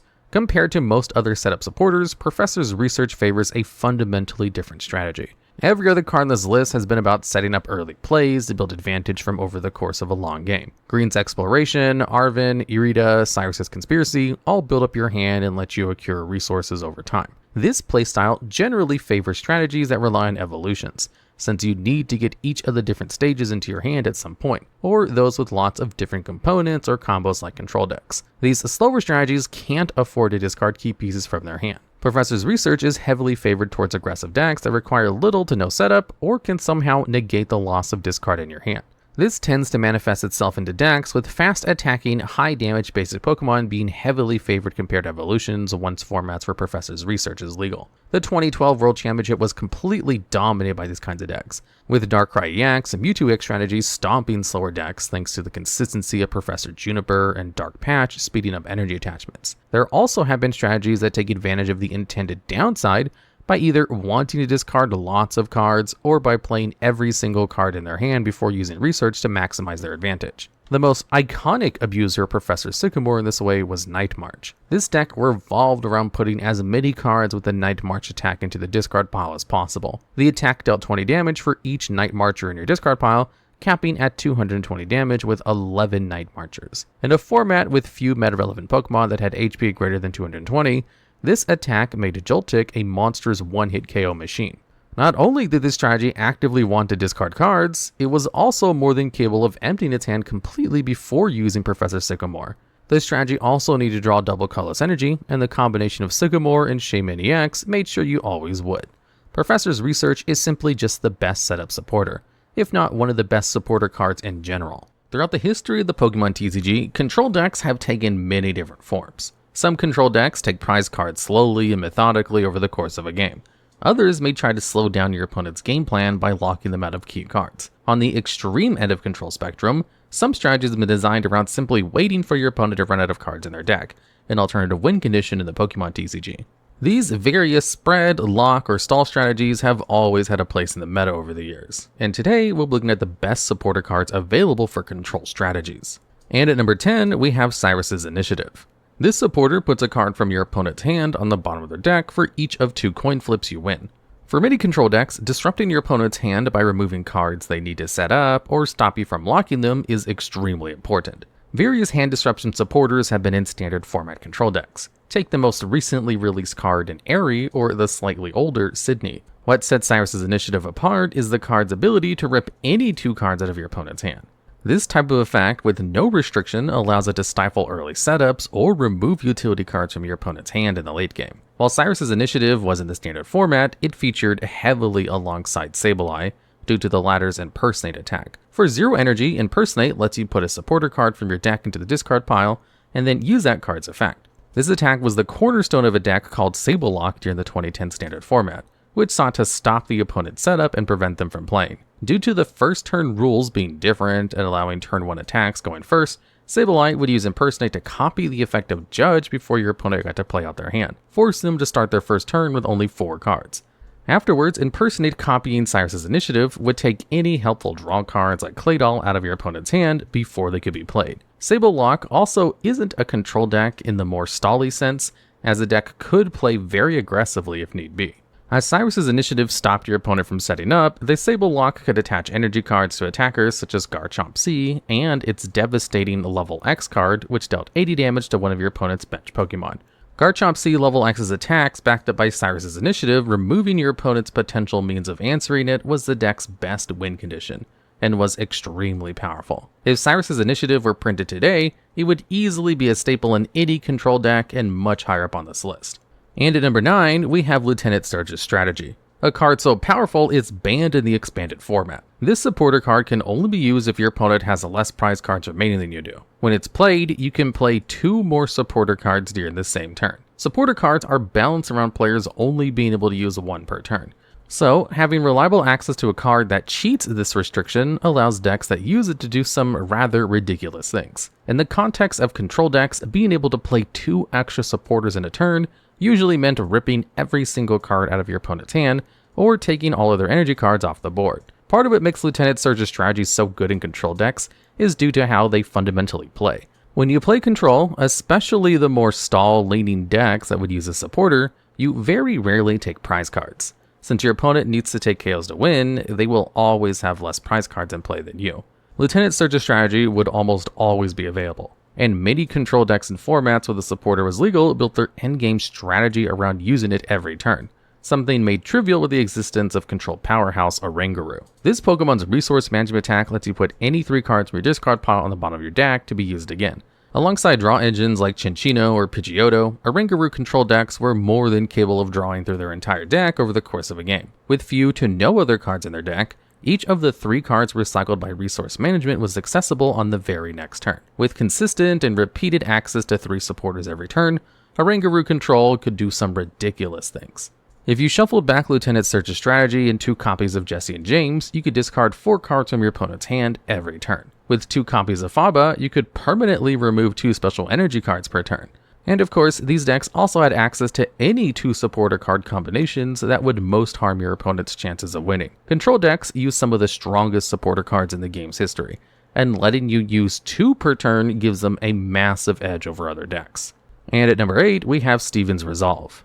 This supporter adds any 3 cards from your deck to your hand, but immediately ends your turn after it's played. Steven's Resolve is another powerful supporter card that control decks take special advantage of. This card works best in control builds that never try to attack, as there's no real downside to using Resolve if you weren't trying to damage anyway. During the 2018 standard format, Steven's Resolve was a key component of different variants of Wall Stall. This deck put hard to KO Pokemon like Regigigas, Hoopa, and Shuckle GX into the active spot, and chained together healing and energy denial cards to make sure your opponent was never able to win the game. Chaining together multiple uses of Steven's Resolve gave the Wall Stall player a continuous flow of resources that many decks just can't break through. If you search out 2 Crushing Hammers and another Steven's Resolve, your opponent needed to disrupt your hand with a card like Judge, or else they'd get buried in card advantage and have no relevant attacker setup. This card wasn't without downsides, however. Skipping your attack, even in control decks, is often still relevant. For example, the current best expanded format control strategy is built around the interaction between Banelli's Omega Barrage and Technical Machine Evolution as a means to set up turn 1 item locks with Vileplume. Steven's Resolve is a great card, but that doesn't make it a free inclusion. Decks that use it are built specifically around it and gain lots of power from doing so. And at number 7, we have Gladion, a card which helps alleviate a rather unique problem control decks have. When you play this card, you get to look at your prize cards and switch any one of them with Gladion. This type of effect is one that only control decks tend to value highly due to how they're often built. When a player puts together a deck list, they need to account for nearly every possible situation and matchup, since the game's play with the strategy takes significantly longer than other decks. This leads to control decks having an enormous amount of singleton cards when compared with other decks. Playing only 1 copy of any card means that having it start out in your prize card prevents you from accessing it until you take a few knockouts and draw it from there. Control decks don't have the liberty of knocking out your opponent's Pokemon until they find the specific card they need from there. If you were playing a stall deck that never took prize cards and a vital card was stuck in there, like not having Faba to disrupt your opponent's energy, you may just lose the matchup. Gladion is one of the few cards that allows control decks to circumvent this problem. By including 1 to 2 copies of Gladion in a control deck, players could mitigate the risk of important cards being inaccessible throughout a game.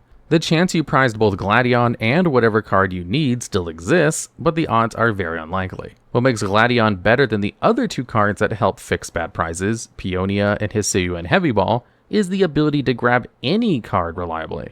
Whereas you could draw the wrong cards with Peonia, and Hisuian Heavy Ball only adds basic Pokemon.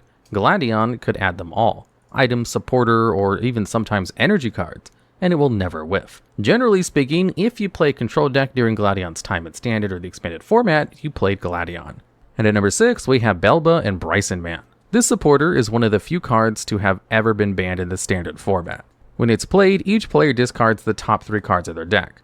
Also, if you discarded 3 other cards from your hand when you played Belba and Bryson Man, it forces each player to discard bench Pokemon until they have only 3 remaining, with your opponent doing so first. While the second effect is certainly valuable in the right circumstances, it was actually just discarding the top 3 cards of the deck that made this supporter so powerful. In the Pokemon TCG, control decks are often viewed as the most difficult to play at a competitive level due to having to manage the different components the deck has, how many decisions a control player has to make over the course of a single game, and doing this over a long period of time. Control decks, especially those trying to win through your opponent run out of cards in their deck, took a long time to win, and subsequently gave their opponent a lot of time to be able to break apart the control deck. Belba and Bryson Man sped up the time it took the control deck to win, and put a lot of pressure on your opponent to find their answers as fast as possible. There were a few different ways to play Belba and Bryson Man while the card was standard legal. The first and most obvious way was to play the maximum 4 copies of the card allowed by the game's rules, and to try to play the supporter every turn possible. These builds were focused around denying KOs by putting Lily's Pokédoll into the active spot, or stopping attacks by putting your opponent's active spot to sleep with a Mareep. Once your opponent got low on cards in their deck, you could use a combination of Lieutenant Search's strategies to Belba and Bryson Man and Magcargo GX's Burning Magma GX attack to discard a total of 11 cards at once as a weird combo kill. The other way to use Belba and Bryson Man was to accelerate a win after already establishing a lock or stripping your opponent of their win conditions. Usually this meant looping the supporter with a Rangaroo. In a tournament setting with a limited amount of time to win a best of 3, winning as fast as possible when your opponent doesn't concede is extremely important. And at number 5, we have 2 supporters that fill very similar roles, Cynthia and Caitlyn and Lusamine. When you play Cynthia and Caitlyn, you get to put a supporter card that isn't named Cynthia and Caitlyn from your discard pile into your hand. Also, if you discarded an additional card when you play the supporter, you draw 3 cards. Lusamine lets you put any combination of up to 2 supporter or stadium cards from your discard pile into your hand. Generally speaking, most supporter cards that let you recycle supporter cards are too slow to see play outside of control decks. Faster decks would rather use items like Palpad to recycle supporter cards so they can reserve their once per turn supporter card use. Cynthia and Caitlyn and Lusamine have significant upsides if a deck plays a slow enough pace where different card types don't matter. We've mentioned a few times how Rangaroo gave control decks a powerful late game resource loop that could recur any cards needed. We've also talked about how many control decks will often use only 1 copy of important supporters since they can be reused. Cynthia and Caitlyn and Lusamine give control decks that weren't using Pokemon like a Rangaroo or Bunnelby ways to continuously recycle their important cards. In Standard, this meant Wallstall and Florges decks maintained a resource loop. In the expanded format, strategies like Ironthorn EX or Orbeetle would otherwise have few ways to continuously recur supporter cards while affected by Vileplume's irritating pollen ability. The biggest upside to using Cynthia and Caitlyn and Lusamine is that these 2 cards could add each other back to the hand. If you use Lusamine and you already had another copy in your discard pile, as long as you added back the second copy alongside whatever other card you needed from your discard, you would never run out of Lusamines.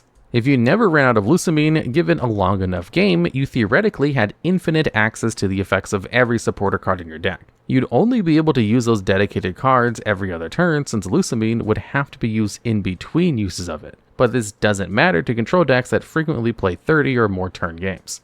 This effect was so powerful that Lusamine used to be banned in the expanded format. Cynthia and Caitlyn has a similar loop since it can add back Lusamine and Lusamine can add back Cynthia and Caitlyn. Modern decks in the Pokemon TCG are often built around some kind of resource loop, and these 2 supporters can give that loop to any kind of deck. And at number 4, we have Erica's Invitation, and other gusting effects. A gust effect is a card that switches your opponent's active Pokemon for one of their bench Pokemon, chosen by whoever played the effect. The reason we're going to be talking about Erica's Invitation when cards like Boss's Orders are equally played in control decks is because of the unique upside Erica's has that are best utilized by control decks. When you play this card, you look at your opponent's hand and put a basic Pokemon they have onto their bench. Then you get to switch that newly benched Pokemon with your opponent's active Pokemon. Most decks use gust effects like Boss's Orders to KO vulnerable or important bench Pokemon and pull ahead in prize cards. For control decks that don't play towards a prize card win condition, gust effects play the role of denying your opponent's attacks and putting useless Pokemon in the active spot. In this sense, a Boss's Orders plays more like a piece of energy denial compared to the aggressive enabler it is in most other strategies. If your opponent has a useless Pokemon active and can't attack, the control player is free to further their own win condition without worry of KOs. Erica's Invitation is a twist on the usual gust effect by giving it uniquely control-oriented effects that are worth examining. To prevent any Pokemon that aren't meaningfully being stuck in the active spot by gust effects or being trapped by Snorlax's block ability, which prevents retreating, players will avoid putting any unnecessary basic Pokemon into their bench. Control strategies have used many ways to circumvent this over the years, with Erica's Invitation being a unique variant on these cards as it both forces the Pokemon to be benched and brings it to the active spot all in one effect. This card also has the added upside of denying your opponent use out of cards like Lumineon V if you put onto the bench with a supporter card, and providing perfect information on what cards your opponent has access to. As long as there is a control deck in a format, it will play gusting effects as a form of disruption. And at number 3, we have Penny. This card lets you put one of your basic Pokemon and all cards attached to it into your hand. In the current standard format, Penny is an important part of control strategies as the card has a wide variety of use cases. The first and most obvious is that this supporter can pick up a damaged Pokemon which can be replayed immediately at full health. If you have a high HP basic Pokemon, like Blood Moon or Saluna EX, take damage and survive, you can penny the Pokemon back into your hand and replay it immediately. If your opponent only has a single prize card remaining, Blood Moon or Saluna EX can use its Blood Moon attack for 0 energy to deal 240 damage and act as a win condition if milling your opponent out of cards doesn't seem possible, or you need to remove an important Pokemon from your opponent's field. Penny also has added synergy with Blood Moon or Saluna EX, since it lets you reuse the Blood Moon attack on the next turn if you return the Pokemon to your hand. This same loop also applies to any other basic Pokemon you have that happens to survive an attack. Control decks also have a unique way to utilize Penny, that being the ability to remove unwanted bench Pokemon from play. If a player needed to put down a Lumineon V to find an important turn 1 card, but their opponent plays easy ways to KO that Pokemon, Penny can return to the hand and out of harm's way.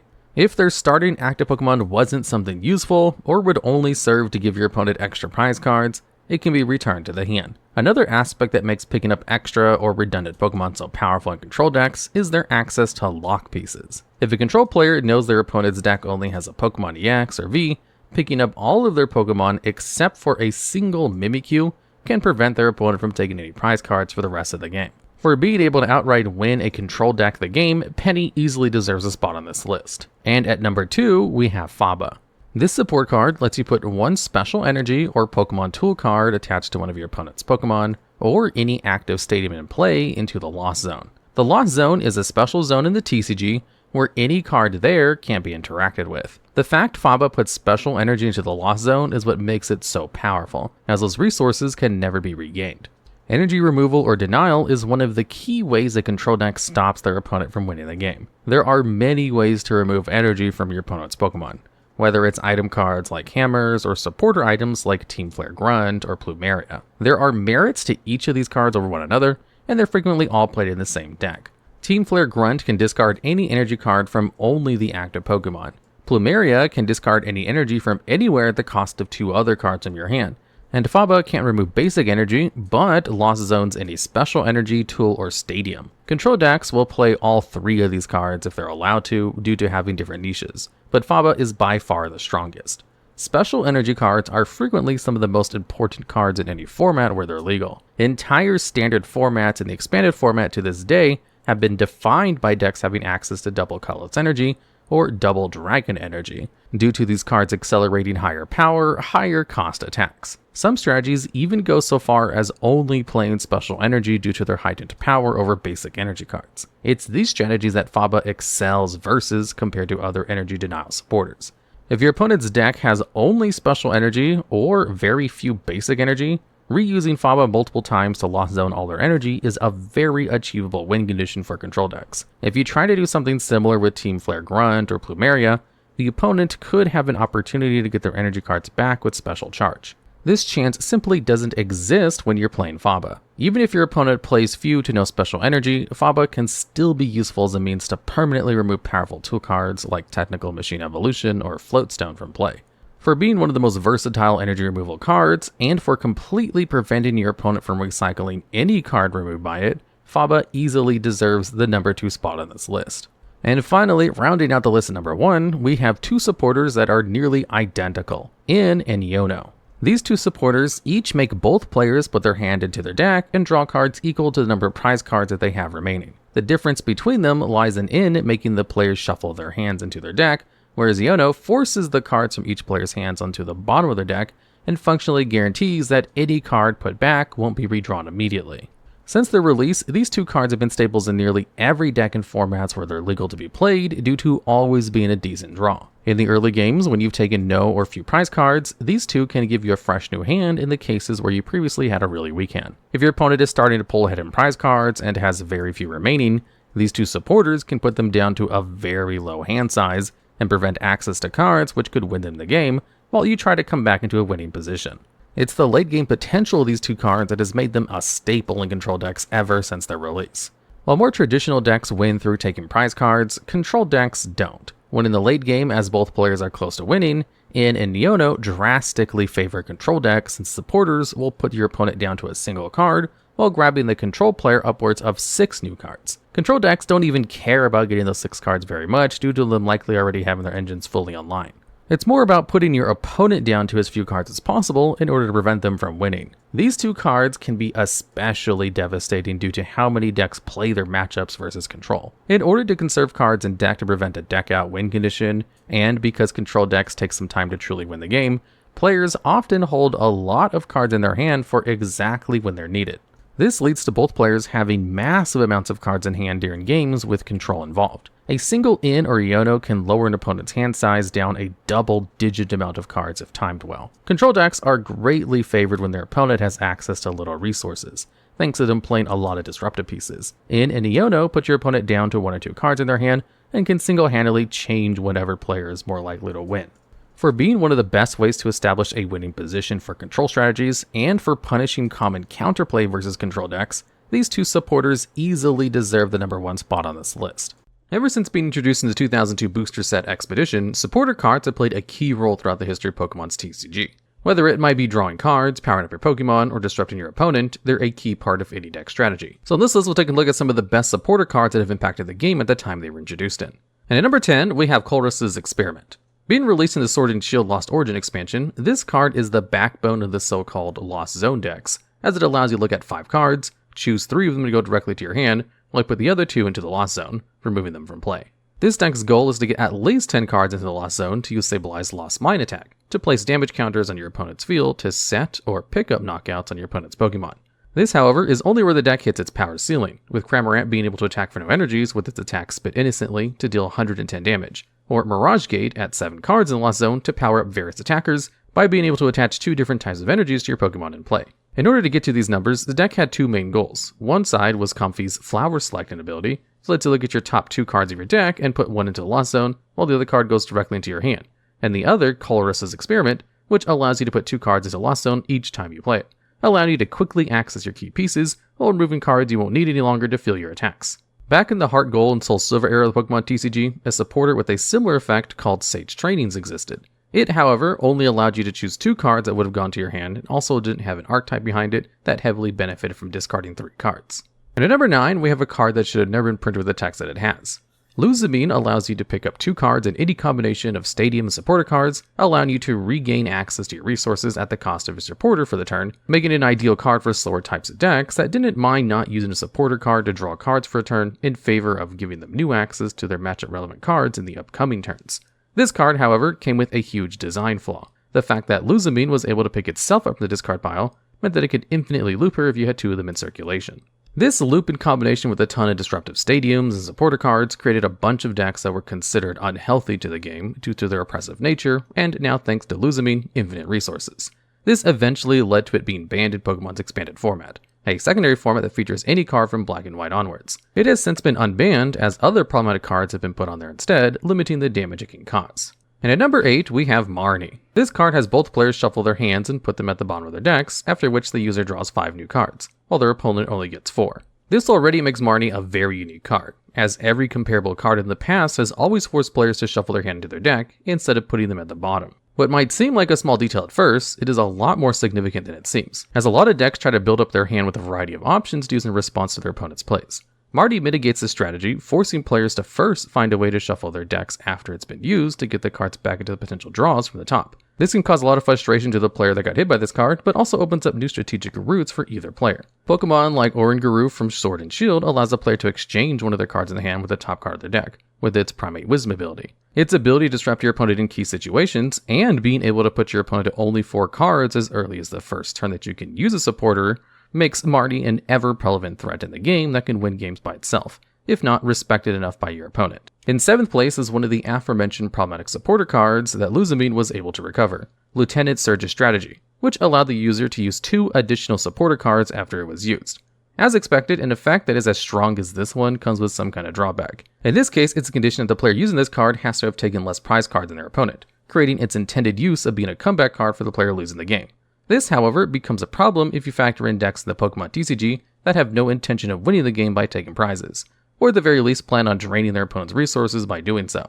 At first, this wasn't too much of a problem, and Lieutenant Surge's strategy mostly fulfilled niche or gimmick uses. While some people already kept a close eye on it, just waiting for a way to heavily abuse being able to use more supporter cards during a turn.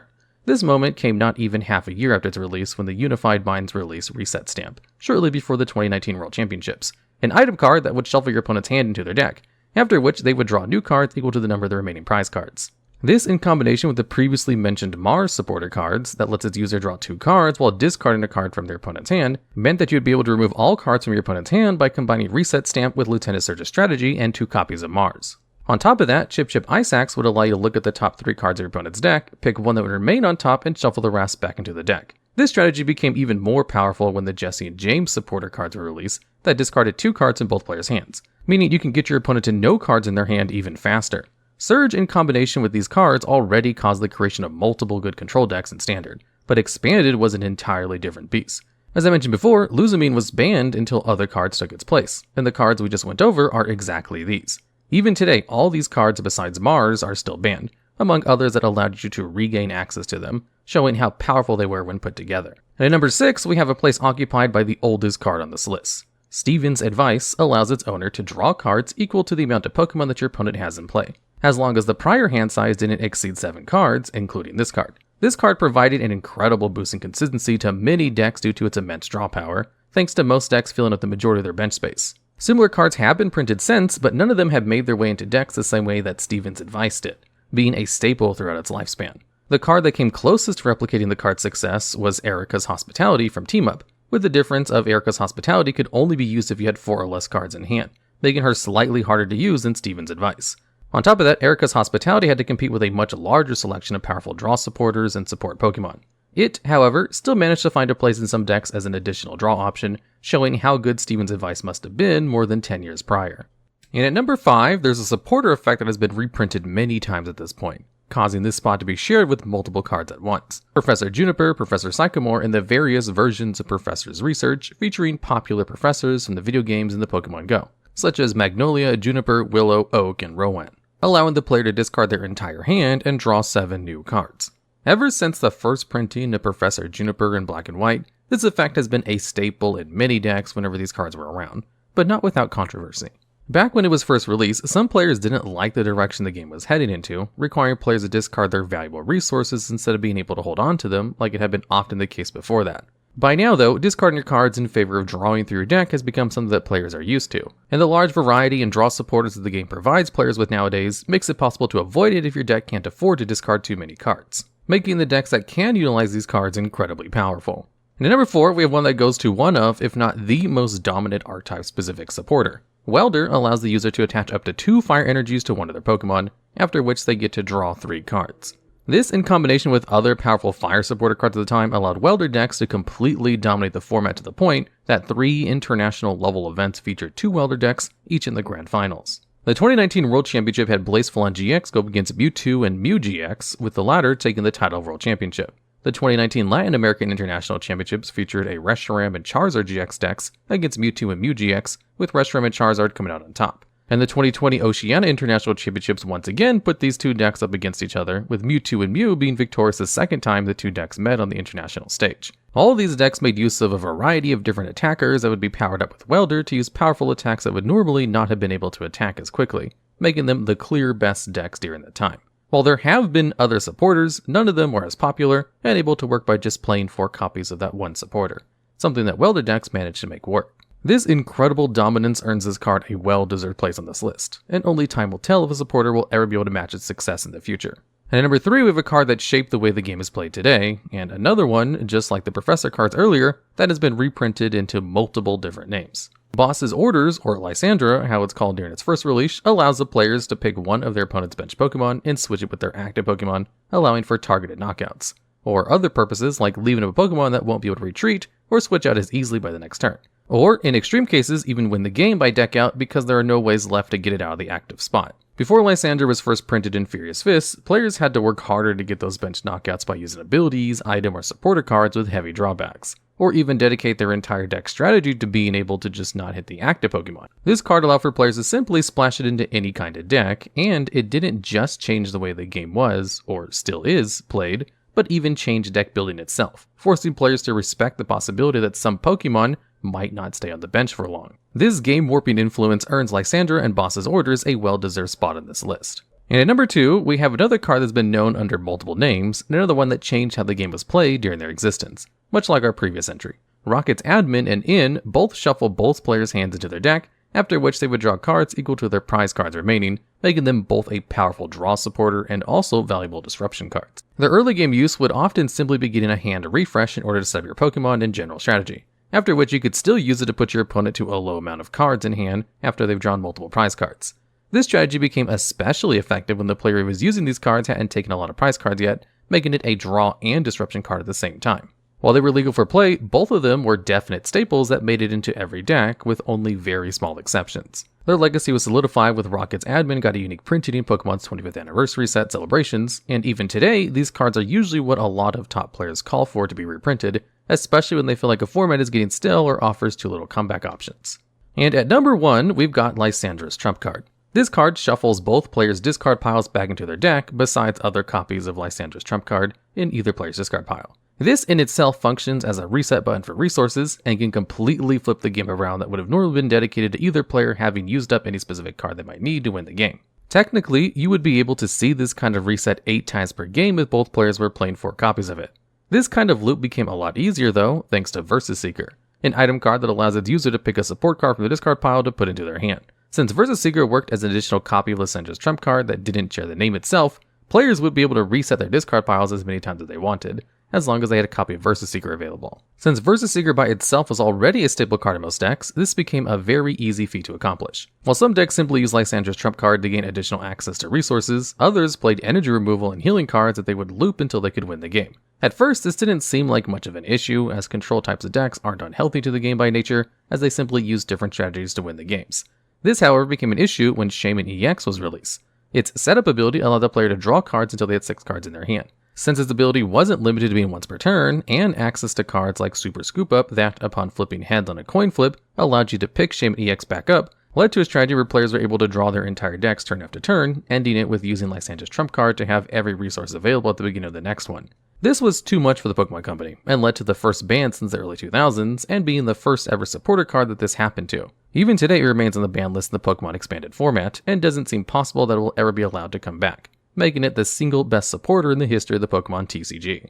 In the Pokemon TCG, cards which accelerate your own energy count on field to set up strong attacks are often some of the strongest cards available in any given format. Whenever a new supporter card is released which attaches energy cards to your Pokemon, players always try to find the best possible ways to break them. Today, we're going to look at some of the best supporter cards that attach energies to your own Pokemon. And at number 10, we have In's Resolve. This supporter card lets you discard the top 6 cards of your deck and then attach any basic energies discarded to your bench Dragon-type Pokemon. Out of any card on this list, In's Resolve has the potential to attach the most energy at once, totaling at 6 additional basic energy if every card discarded was an energy. Sadly, many factors stopped this card from seeing much competitive success. In's Resolve was clearly designed to synergize with a very specific card released in the same set, Reshiram and Zekrom GX. This Dragon-type Pokemon has the fabled Flare Bolt's attack for 1 fire and 1 electric energy. This attack deals 90 damage for each basic fire or basic electric energy you discard from your bench Pokemon when you use it, up to a maximum of 270 damage. At the time of this card's release, 270 damage for 2 energy was extremely good, as it one-hit KO'd many strong tag team GX Pokemon, and many players thought this deck would be a strong meta strategy on release. However, there was one major flaw with the strategy. Fabled Flare Bolts simply required too much energy to use effectively. Since you needed both 2 energies attached to your active Pokemon and 3 energies somewhere on your bench to deal the full 270 damage, the deck relied too heavily on In's Resolve, putting all the energies you needed into play. Because In's Resolve attached a varying amount of energy cards depending on what was in the top 6 cards of your deck, and In's Resolve that missed on crucial attachments could be game determinative for Reshiram and Zekrom GX players. This deck saw absolutely zero success at major competitive events, and at best was a fringe expanded format deck. Luckily for In's Resolve's playability, another powerful Dragon Pokemon in Arceus and Dialga and Palkia GX, or ADP for short, released at the exact same time. This card defined most of the standard format while it was legal there due to how strong its Altered Creation GX attack was. For 1 metal energy, your Pokemon's attacks dealt an additional 30 damage for the rest of the game. Also, if you had an extra water energy attached to use this attack, you took additional prize cards for every knockout on your opponent's Pokemon. Some players experimented with In's Resolve in various ADP strategies, but ultimately found the deck's lower attack costs, meaning you didn't need a supporter to set them up. In's Resolve wasn't the most successful card during its time in the standard format, yet its sparse play gave it enough success to make it onto this list. And at number 9, we have Gardenia's Vigor. This card lets you draw 2 cards and then attach up to 2 basic grass energies from your hand to one of your bench Pokemon. Drawing cards, even a small amount while attaching extra energies, is a very powerful effect.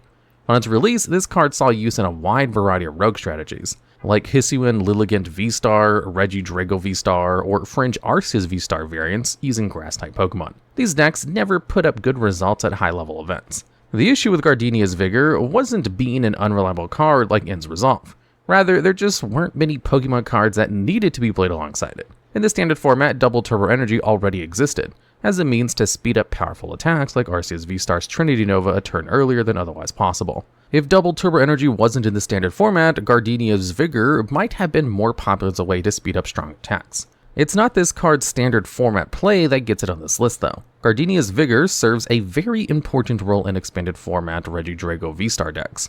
For 2 grass and 1 fire energy, this card's Apex Dragon attacks lets you use attacks from any Dragon-type Pokemon in your discard pile. Due to the expanded format including all cards released since Black and White base set in 2011, Regidrago V-Star has access to both the strongest Dragon Pokemon released in the game's history, and many other synergistic cards like Double Dragon Energy and Battle Compressor.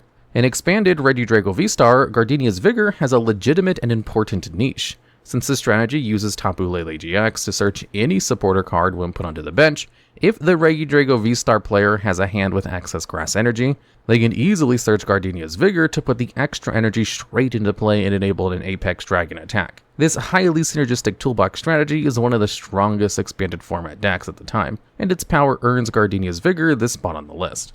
And at number 7, we have Rose. This supporter lets you attach up to 2 basic energy cards from your discard pile to one of your Pokemon VMAX at the cost of discarding your hand. The downside of discarding your entire hand meant that Rose saw very little to no play for a large part of its time in the standard format. Some players tried to use the card alongside Rayquaza VMAX, but this deck never caught on. It wasn't until the release of B-Barrel nearly 2 years after Rose was first printed that the card started seeing competitive success. B-Barrel has the Industrious and Scissors ability, which lets you draw until you have 5 cards in your hand. If you had a B-Barrel in play, Rose's downside of discarding your hand either didn't matter, or could even be considered a positive. Once players began to be able to keep a full hand after using Rose, the card started seeing a lot more experimentation, especially in Arceus V-Star strategies. Despite the namesake card not being a VMAX, Arceus' Trinity Nova attack was frequently used to power up many otherwise unplayable Pokemon VMAX attackers like Malamar and Lycanroc VMAX. In the late game, a Rose could be played to easily set up a VMAX Pokemon's energy, and also get rid of unnecessary cards from your hand so that the Industrious and Scissors had a better likelihood of drawing into a card you may need to close out the game. Arceus V-Star had many different variants, and these VMAX ones were not the most common or the strongest, but they were a legitimate part of the metagame that Rose helped enable. And at number 7, we have Blacksmith. This card lets you attach 2 fire energy cards from your discard pile to one of your fire-type Pokemon. While Blacksmith was in the standard format, it had 2 distinct stints of playability. Immediately on its release, this card was played with Pyroar, a decent attacker with a very strong ability. This card's intimidating main ability prevented all damage that would be dealt to it by your opponent's basic Pokemon. Its Scorching Fang attack was decent, costing 1 fire and 2 colorless energy to deal 60 damage plus 30 more if you discard a fire energy from Pyroar. Intimidating main meant Pyroar was a huge pain to deal with for many of the strong EX-based strategies of the time. Blacksmith and your once per turn energy attachment could set up Scorching Fangs' energy cost in a single turn. Thanks to Professor Juniper and Ultra Ball, it wasn't difficult to get fire energy into the discard pile over the course of a game either. When Pyroar and Blacksmith first released, they saw a large amount to play together. As the format developed, however, the deck couldn't stay relevant at the top of the meta due to players simply adapting their deck to deal with it. Pyroar decks also had a very polarizing matchup spread, often having terrible matchups into any deck that isn't exclusively basic Pokemon, which meant it couldn't post consistent tournament results. The second time Blacksmith became playable in the standard format was with the release of Volcanion EX. Volcanion's Steam Up ability lets you discard a fire energy card from your hand to increase all damage dealt by your basic fire Pokemon to your opponent's active Pokemon by 30 until the end of the turn. This ability worked excellently alongside Blacksmith as a way to put fire energies into your discard pile.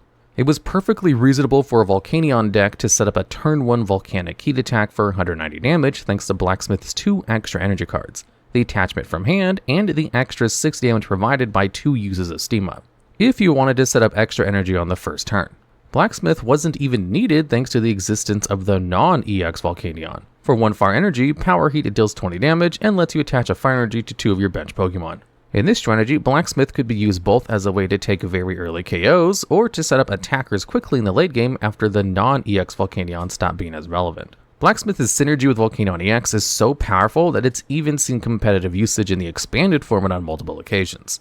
Its most prolific partner was Turtonator GX, whose Bright Flame attack dealt 160 damage for 3 energy at the cost of discarding 2 fire energies attached to it. Thanks to Blacksmith and Volcanion EX, it was easy to set up a Bright Flame attack on the first turn, and any subsequent Blacksmiths made the downside negligible. Even till this day, Blacksmith still sees niche use in the competitive format, although it competes for the role of energy acceleration with another card we'll discuss later. And at number 6, we have Kiawe. This supporter card lets you attach up to 4 fire energy cards to one of your Pokemon directly from your deck, but immediately ends your turn after it's played. Before getting to the specific decks and Pokemon cards Kiawe saw play in, there's one important rule that was different during this card's time in Standard than it is now. During the Sun and Moon era of the TCG, the player going first could play a supporter card on their first turn, something they can't do under the current rules. Decks that use Kiawe in Standard were rarely going to attack on their first turn, going second, regardless of this restriction. It's just important to note this card had no downside if used on the first turn of the game when no attacks can be made. Something the Pokemon TCG designers like to do is release a powerful Pokemon and good trainer card to supplement whatever game plan the Pokemon encourages. Kiawe was released at the same time as Ho-Oh GX, a fire-type Pokemon with enormous attack costs. For 3 fire and 1 colorless energy, Phoenix Burn dealt 180 damage, but couldn't be used during your next turn unless Ho-Oh switched out of the active spot. Phoenix Bird was obviously intended to be set up by the 4 energy Kiawe provided. This attack, even at just 180 damage, was capable of one-hitting KO many common Pokemon EX or GX like Tapu Lele GX, or the Fire-Weak Golespot GX. With either a Choice Band attached or Steam Up from Volcanion EX, Phoenix Burn dealing 210 damage was enough to one-hit almost everything in the metagame. This strategy had one major flaw though, and that was Kiawe's restriction. Since the supporter card would end your turn when played, your opponent could capitalize on the missed attack to get back into the game. If your first Ho-Oh GX got knocked out, it was important to have an easily accessible backup attacker without losing out on a turn. Usually this meant playing a few copies of Salazzle GX, whose cheap-to-use Diabolical Claws attack scaled up in damage as you took more prize cards. As you'd never need to attach energy to Ho-Oh GX, all of your attachments for turn could go to a bench Salazzle in preparation for the late game where Diabolical Claws could outdamage Phoenix Burn. There was also a very brief time in the standard format where Kiawe was playable with Reshiram and Charizard GX. This card played very similarly to Ho-Oh GX, except with higher damage output and HP. When played with this card, Kiawe was best as a card searched by Tapu Lele GX going first, since Welder could allow you to attack when going second. For its entire time in the standard format, Kiawe was always somewhere to be found at competitive events. And at number 5, we have Professor Sada's Vitality, the newest card on this list. When you play this supporter, you can choose up to 2 of your ancient Pokemon and attach a basic energy card from your discard pile to each of them. Then, if you attach any energy, you draw 3 cards. For those of you who don't know, an ancient Pokemon is a type of Pokemon that has the special ancient tag in the top right of the corner's artwork. Although the ancient deck is relatively new to the TCG, it quickly established itself as a relevant strategy in the metagame. At the time of this video, the best ancient decks are ones using very efficient and powerful attackers like Roaring Moon, Koraidon, and Roaring Moon EX. sometimes all in the same deck list. Roaring Moon and Koraidon each have strong attacks for only 2 energy. The former's Vengeance Fletching deals 70 damage plus 10 more for each ancient card in your discard pile, and the latter's Primordial Beatdown deals 30 damage for each ancient Pokemon you have in play. In the early game, Koraidon can effectively KO lower HP evolving Pokemon or set up chip damage onto higher HP Pokemon when your discard pile isn't fully set up for Vengeance Fletching. Since each of these Pokemon attacks only cost 2 energy, they can be set up in a single turn with Professor Sada's Vitality and the energy attachment from hand. Cards like Earthen Vessel can add multiple energy cards to your hand while discarding energy for Sada's Vitality and boosting Vengeance's Fletching's damage. The extra card draw from Sada's Vitality gives you steady flow of card draw throughout the game.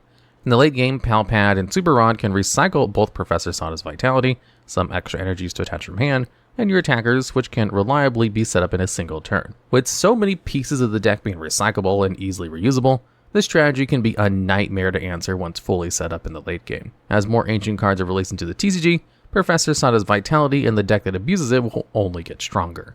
And at number 4, we have Melanie. This card lets you attach 1 water energy from your discard pile to one of your Pokemon V. If you do, you draw 3 cards. Much like the previous card, Melanie's strength came from its ability to set up threats in various different situations. Due to how generic the card is, it saw usage in a wide variety of Pokemon V strategies. Not only did Melanie facilitate multiple different strategies, these decks often use the card in very different ways. A deck built around Vikavolt V would try to put a water energy into the discard pile as soon as possible with cards like Quick Ball or Radiant Greninja, so the extra energy provided by Melody could set up a turn 1 Paralyzing Bolt, an attack which dealt 50 damage and prevented your Pokemon from using item cards. The earlier you were able to item lock your opponent, the stronger the effect is because many of the game's best consistency or setup cards are items. This strategy was also built around using Melanie every single turn, often playing the full 4 copies drawn to the card as often as possible. Ice Rider Clarax VMAX decks were also equally as resilient on the supporter card.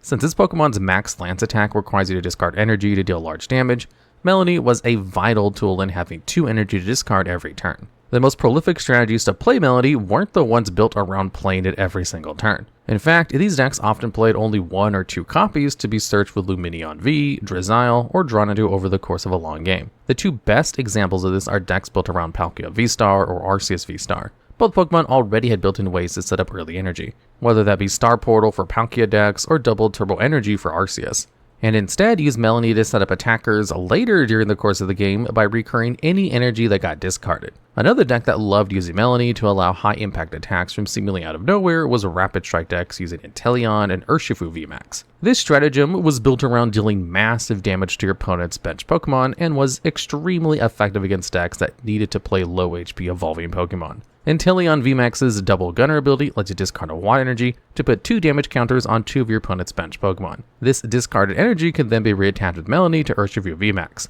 who, combined with Rapid Strike energy, you could fulfill the cost of a G-Max Rapid Flow in a single turn. This attack made you discard all energies attached to Urshifu in order to deal 120 damage to 2 of your opponent's Pokemon.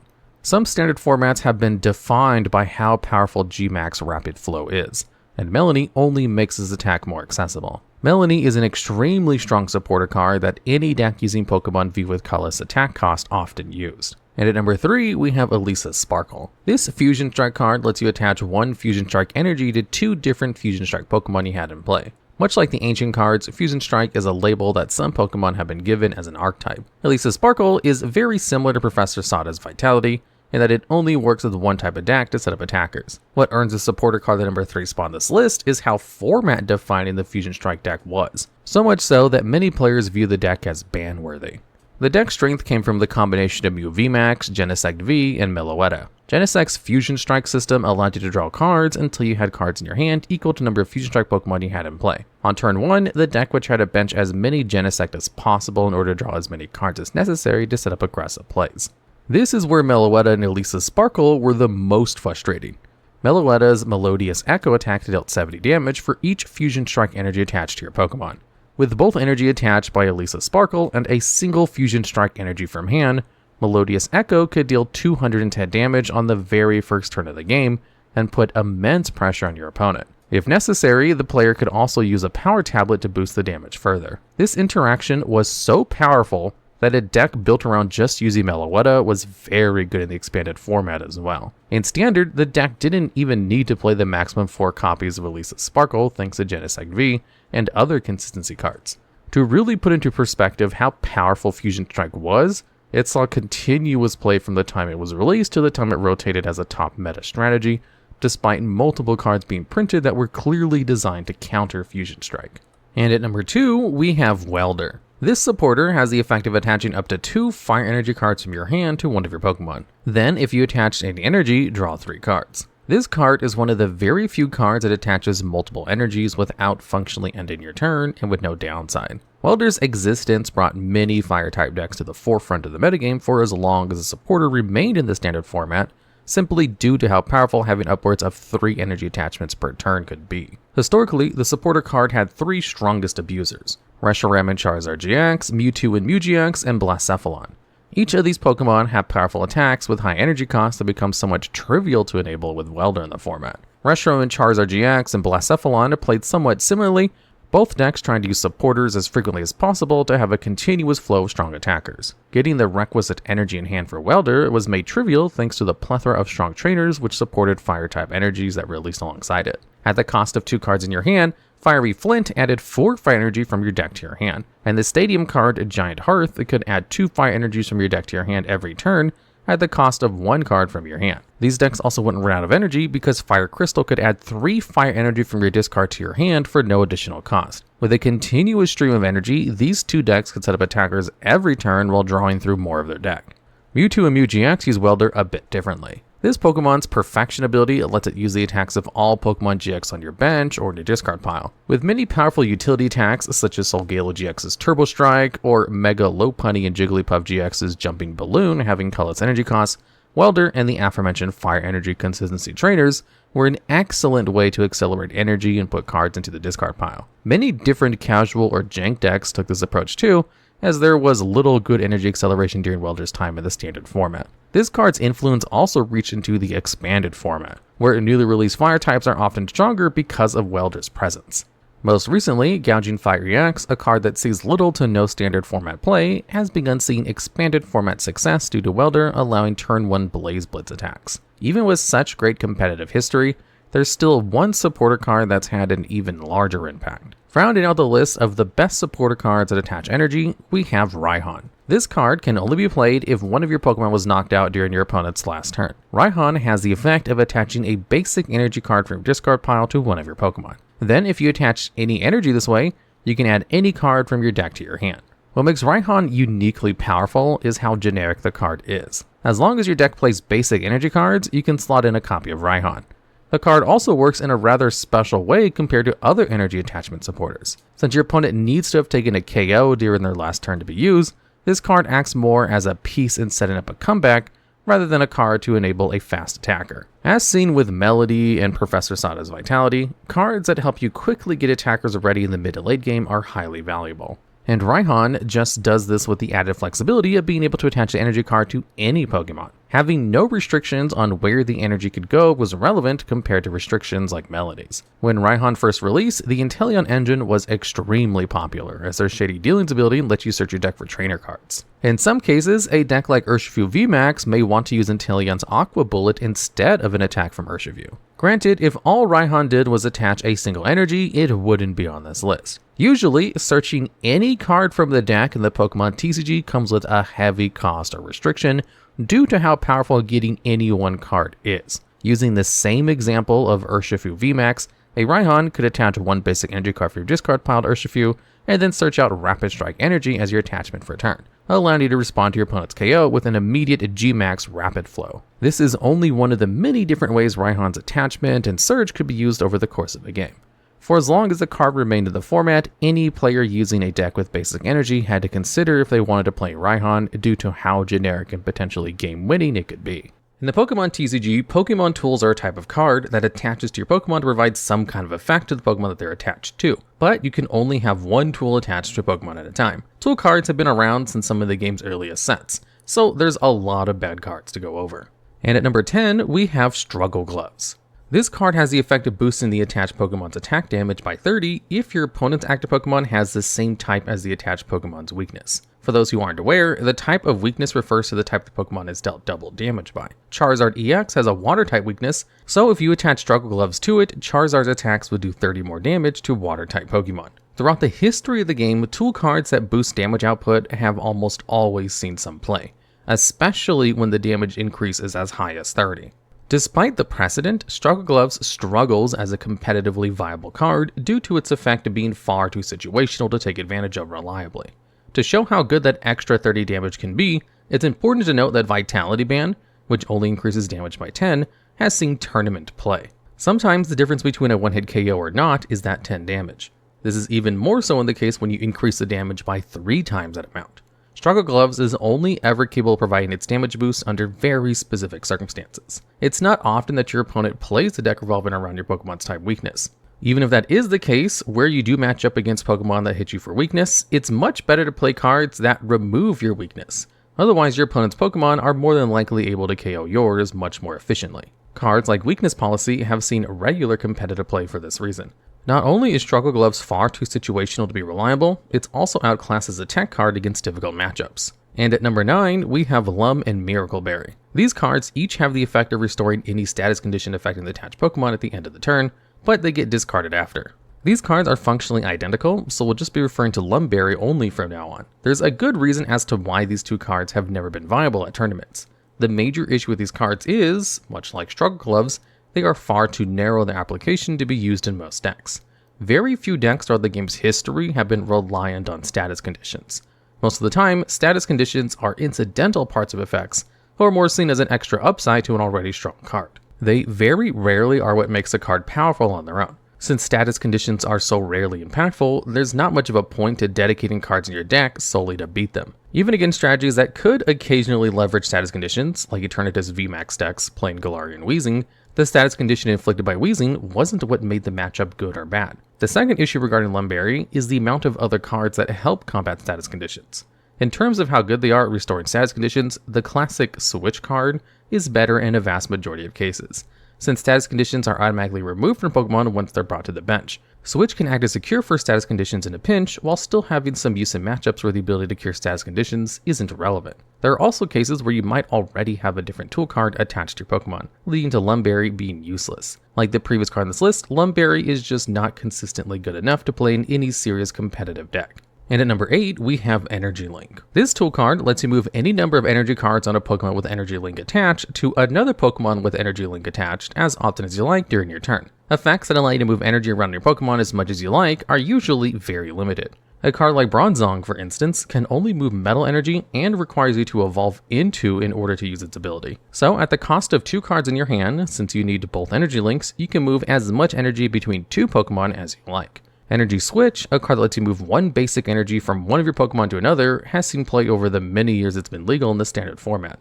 With this in mind, Energy Link seems like it would at least have a niche in some decks during its time at standard. Regrettably, this just wasn't a home for this card. The format was dominated by attackers which required little energy, such as Luxray G level X, and these strategies had no need to move around large amounts of energy. Even though Energy Link wasn't a great fit in the best decks of the format, that alone doesn't give it a spot on this list. The real issue with Energy Link is that it's outclassed as a card that lets you move around energy. The biggest problem with using Energy Link is that you need 2 cards in order to move energy around in the first place. If you were ever planning to move more than 1 energy card at a time, you were always better off just using Energy Switch as it only took a single card out of your hand. There's no reason to play 2 cards from your hand when a single card can have the same effect. Energy Link also has competition in the role of moving energy around outside of Energy Switch. Decks looking to use Regirock's Regicycle Pokepower to put an extra energy onto the board had access to Stark Mountain, a stadium card that lets you move a fire or fighting energy to one of your fire or fighting type Pokemon. Strategies built around the various Arceus cards got to play Ultimate Zone. A stadium lets you move energy from your Arceus cards to your other Arceus cards as much as you wanted. Almost every deck that would want a means to move energy around has better ways to do it than using Energy Link. And at number 7, we have a trio of cards, Berry, Oranberry, and Citrus Berry. Both Berry and Oranberry have the effect to discard themselves and heal 20 damage from the Pokemon they're attached to if the Pokemon has 2 or more damage counters on it between turns, whereas Citrus Berry heals for 30 damage if the attached Pokemon has 3 or more damage counters on it. Tool cards generally fall into 2 different categories, aggressive or defensive tool cards. A more aggressive card would help modify your damage output proactively to help you take KOs when your Pokemon otherwise wouldn't have. A defensive tool card, like these berries, should help your Pokemon stay in the field long enough or provide another beneficial effect that dissuades your opponent from doing something. These three cards are all very bad defensive tool cards. Cards that heal your Pokemon have always been hit or miss in the Pokemon TCG since they either heal enough to prevent key knockouts, or they don't heal enough damage to be worthwhile running. This difference between preventing or not preventing KOs can be as close as 10 damage. Practically, this means you usually want to play the card that heals the most. This is why none of these three berries saw play initially, as they were outclassed by Goldberry. Goldberry has the same style of effect as the other three berries, except it heals 40 damage if the attached Pokemon has 4 or more damage counters on it. When Goldberry released alongside Berry, it wholly eclipsed it in terms of playability, since healing an additional 30 damage made a huge difference in preventing KOs. Even though it was the highest healing berry card during its time in the standard format, Citrus Berry still saw no play, partially due to restrictions placed on the card. The original Citrus Berry could not attach to any Pokemon EX, which was unfortunate since they all had higher than usual HP stats and benefited greatly from extra survivability. Decks like Kingdra EX historically used Potion to keep the high HP EX Pokemon alive as long as possible, but sadly couldn't use Citrus Berry. Oran Berry, which was illegal alongside Citrus Berry, could be used with Pokemon EX, but never was since it healed the same amount of damage as Potion. Citrus Berry also received a reprint later in the game's history, although it hasn't seen any play in the current standard format. These three berries have simply never done enough to warrant their competitive usage. And at number 6, we have Scroll of the Fanged Dragon. This tool card gives the single strike Pokemon it's attached to the Super Strong Slash attack. For 1 fighting, 2 metal, and 2 colorless energy, Super Strong Slash deals 300 damage. It makes you discard all energies attached to the Pokemon that used it. Super Strong Slash is a really strange attack since it does a ton of damage, but also not enough. Most popular Pokemon VMAX actually survive the attack, with Mew VMAX barely holding out at 10 HP. Even Stage 2 Pokemon EX, like the meta-relevant Charizard EX, are also not KO'd by Super Strong Slash without additional modifiers. This isn't as big of a deal though, since single strike Pokemon usually have multiple single strike energy attached, which boosts the Pokemon's damage by 20 per copy of the card. An attack capable of one-shotting every Pokemon in the game is tempting, but it has a massive fatal flaw. Super Strong Slash requiring 5 energy cards is an enormous task to power up. Even though the single strike deck has Houndoom attach energy straight from the deck, you still have to attach the 2 required metal energies in another way. Houndoom's single strike roar ability only lets you attach a single strike energy, a card that can't fulfill the metal energy requirement. In variants of single strike decks using Lugia V-Star, the energy cost is a little easier to achieve. Thanks to Summoning Star letting you put 2 Archeops in your discard pile into play, you can use Archeops' Primal Turbo ability to attach up to 4 energy cards from your deck to Pokemon per turn. Despite the scroll being easier for those decks to use, it's never seen competitive success due to how overkill Super Strong Slash is. Since single strike energy already boosts the damage of the attached Pokemon, Lugia V-Star decks have no issue taking one-hit KOs with the usual attacks of single strike Pokemon. With 3 single strike energies attached, Tyranitar V's single strike Crush attack deals 300 damage without needing to accommodate an absurd energy cost and a tool card attachment. There's just no point in building your deck to use Scroll of the Fanged Dragon when you can deal 300 or more damage in a far easier and less convoluted way. And at number 5, we have Counterattack Claws. When a Pokemon this card is attached to takes damage, you flip a coin. If heads, you put 2 damage counters on the attacking Pokemon and then discard Counterattack Claws. During the time this card was released, Pokemon had far lower HP. So the 2 damage counters could actually be a serious difference maker when it comes to taking KOs. Unfortunately, this card has 3 major issues that stopped it from seeing any competitive usage. Firstly, and the most glaring issue of all, the damage dealt by Counterattack Claws requires you to win a coin flip. This coin flip meant that the tool card would do nothing half the time. While you would still have a tool card attached after you didn't win the coin flip, this 50-50 meant that your card could be completely useless in key moments where you need those 2 damage counters. Also, if your opponent was afraid of attacking into a tool card with a low HP Pokemon, they could simply use a different attacker. The second downside was having to discard Counterattack Claws once you actually got to damage your opponent's Pokemon. Notably, every tool card at the time would discard itself after they used it, so this wasn't that big of an issue then. When compared to modern tool cards though, Counterattack Claws is completely outclassed by Rocky Helmet, which puts 2 damage counters on the Pokemon that damages the attached Pokemon guaranteed, and doesn't discard itself. Rocky Helmet also has seen very little competitive play, which doesn't paint a good image for Counterattack Claws' strength. Counterattack Claws also had heavy competition for the 2 best tool cards at the time, Focus Band, and the previously mentioned Goldberry. Focus Band also had a coin flip effect, but had a significantly higher payoff compared to counterattack claws. When the Pokemon with Focus Band would be KO'd, you got to flip a coin. If heads, the Pokemon remained at 10 HP and the tool card was discarded. For the most part, if you have to choose between a tool card that deals more damage or keeping your Pokemon alive on a coin flip, the latter is much more appealing. For being far too easy to play around for an unreliable payoff, Counterattack Claws gets this spot on the list. And at number 4, we have Star Piece.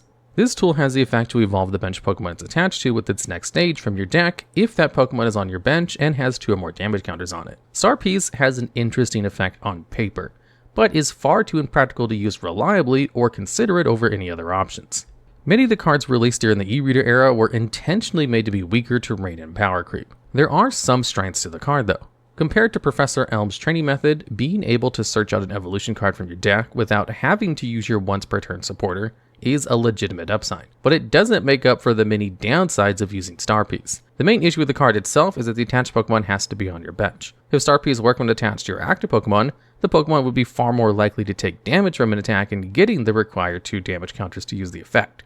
If you're trying to evolve to a stage 2 Pokemon, this will let you get them out a turn earlier since you can immediately evolve the Pokemon again during your turn after the Star Piece effect wore off. Unfortunately, since the card effect only works when it's on a bench Pokemon, you have to switch the damaged Pokemon out of the active spot on your turn.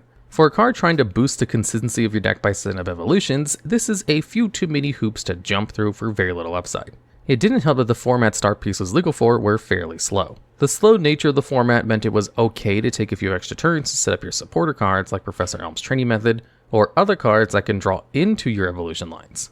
All in all, Star Piece is a unique card design, but unique doesn't make a card good. And at number 3, we have Billowing Smoke. If the Pokemon this card is attached to is knocked out, all prize cards your opponent would take from the KO are discarded instead. Much like the previous card, Billowing Smoke's effect is more unique than it is competitively viable. You would much rather play cards that prevent your Pokemon from being knocked out, rather than play a card which prevents your opponent from putting prize cards into their hand. Even though your opponent doesn't get any extra cards to the KO, they still get closer to winning the game, and you've still lost a Pokemon that was likely important. It doesn't help that the cards your opponent takes for the prize cards aren't usually the difference maker in whether or not you lose the game. If you want to prevent your opponent from getting cards from knockouts, just stop them from taking knockouts using better cards. In second place for worst tool card of all time, we have Magma Pointer and Aqua Diffuser. These 2 cards grant attacks to the Team Magma and Team Aqua cards that they're attached to respectively. Magma Pointer lets the Team Magma Pokemon use the Magma Pointer attack, which costs 1 Fight Energy to deal 20 damage to one of your opponent's Pokemon. Aqua Diffuser lets you use the Aqua Diffuser attack. For 1 Water Energy, Aqua Diffuser confuses and poisons your opponent's active Pokemon. The thing that put Scroll of the Fanged Dragon on this list is that it was too difficult to enable despite its decent payoff. These 2 tool cards are the exact opposite. They are very easy to set up, but are genuinely awful attacks to use. When you compare Magma Pointer attacks to strong attacks that can be used for 1 Fine Energy, the difference in power level is painfully obvious. Landross's EX's Hammer attack deals 30 damage to the active and one of your opponent's bench Pokemon for a single energy. Magma Pointer does less damage to a single target and requires you to attach a tool card to a specific subtype of Pokemon to be used. For a card printed in 2015, Magma Pointer is a laughably bad attack. Aqua Diffuser is no different. Attacks like Aqua Diffuser that inflict status conditions are very rarely ever used in competitive settings.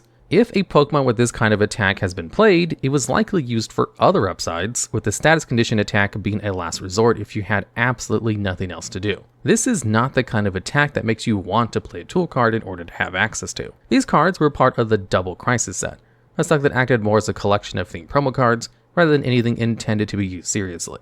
Both of these tool cards were meant as callbacks to the first attacks of the original Team Magma's Groudon and Team Aqua's Kyogre.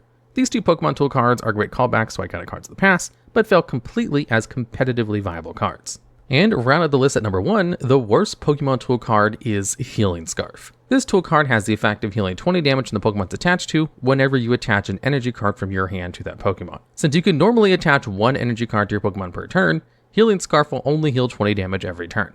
For reference, that means you'll need to use 2 cards from your hand to heal less damage than what a single potion can.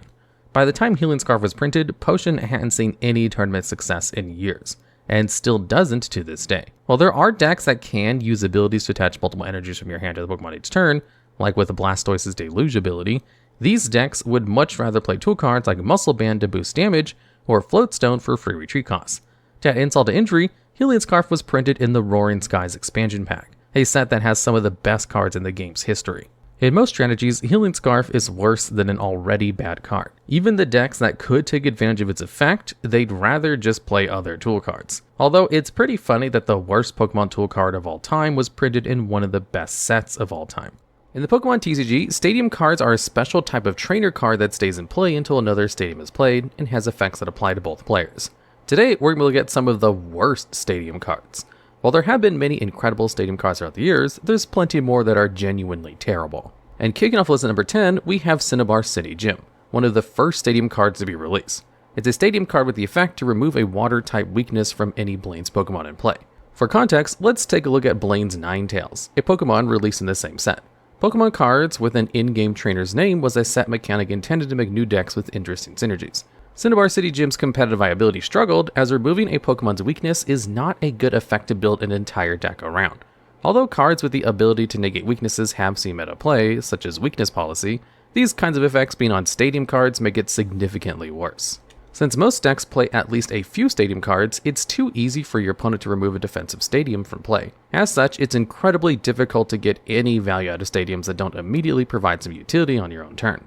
Another issue about this card's design is that not all of Blaine's Pokemon can actually benefit from its defensive effect. For example, Blaine's Kangaskhan doesn't even have a water-type weakness. It's also not the only Blaine's Pokemon without a water weakness. The poor design of only preventing weakness of one type meant that if you wanted to build around some of Blaine's Pokemon, the card that was meant to synergize well with them didn't actually do anything. Even if your Pokemon did have a water weakness, there was almost no guarantee you'd be able to play against a water-type deck.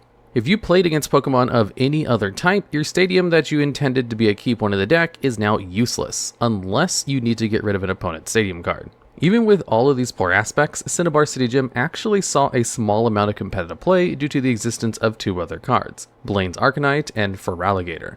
During the Team Rocket to Neo Revelation format, Blaine's Arcanine was one of the best attackers you could play because of its Firestorm attack. This attack costs 4 energy and deals 120 damage at the cost of discarding 3 energies attached to itself. At the time, Firestorm dealt enough damage to one-hit KO all relevant Pokemon in the format. Cinnabar City Gym found a niche in Arcanine decks since one of the format's other most threatened attackers was Feraligatr, a water type whose deck played little to no Stadium cards. In the Feraligatr matchup specifically, the ability to remove Arcanine's weakness to water would be crucial to avoid one-hit KOs from Feraligatr's Riptide attack. Cinnabar City Gym may be bad and a poorly designed card, but it did have a legitimate niche, leaving it at only number 10 on this list. And at number 9, we have Lake Boundary, one of the strangest Stadium cards. When in play, this Stadium has the effect to apply weakness for each Pokemon in play as ×2. What makes Lake Boundary so weird is that for a vast majority of the Pokemon TCG's history, weakness is applied as a 2x by default. The only time this wasn't true was during the Diamond and Pearl era of the TCG. At the time, weakness for all Pokemon was additive instead. As an example, if you attacked Claydol with a Grass-type attack, it would only deal 20 extra damage. Ironically, this Stadium did see a respectable amount to play during the 2008 Worlds format.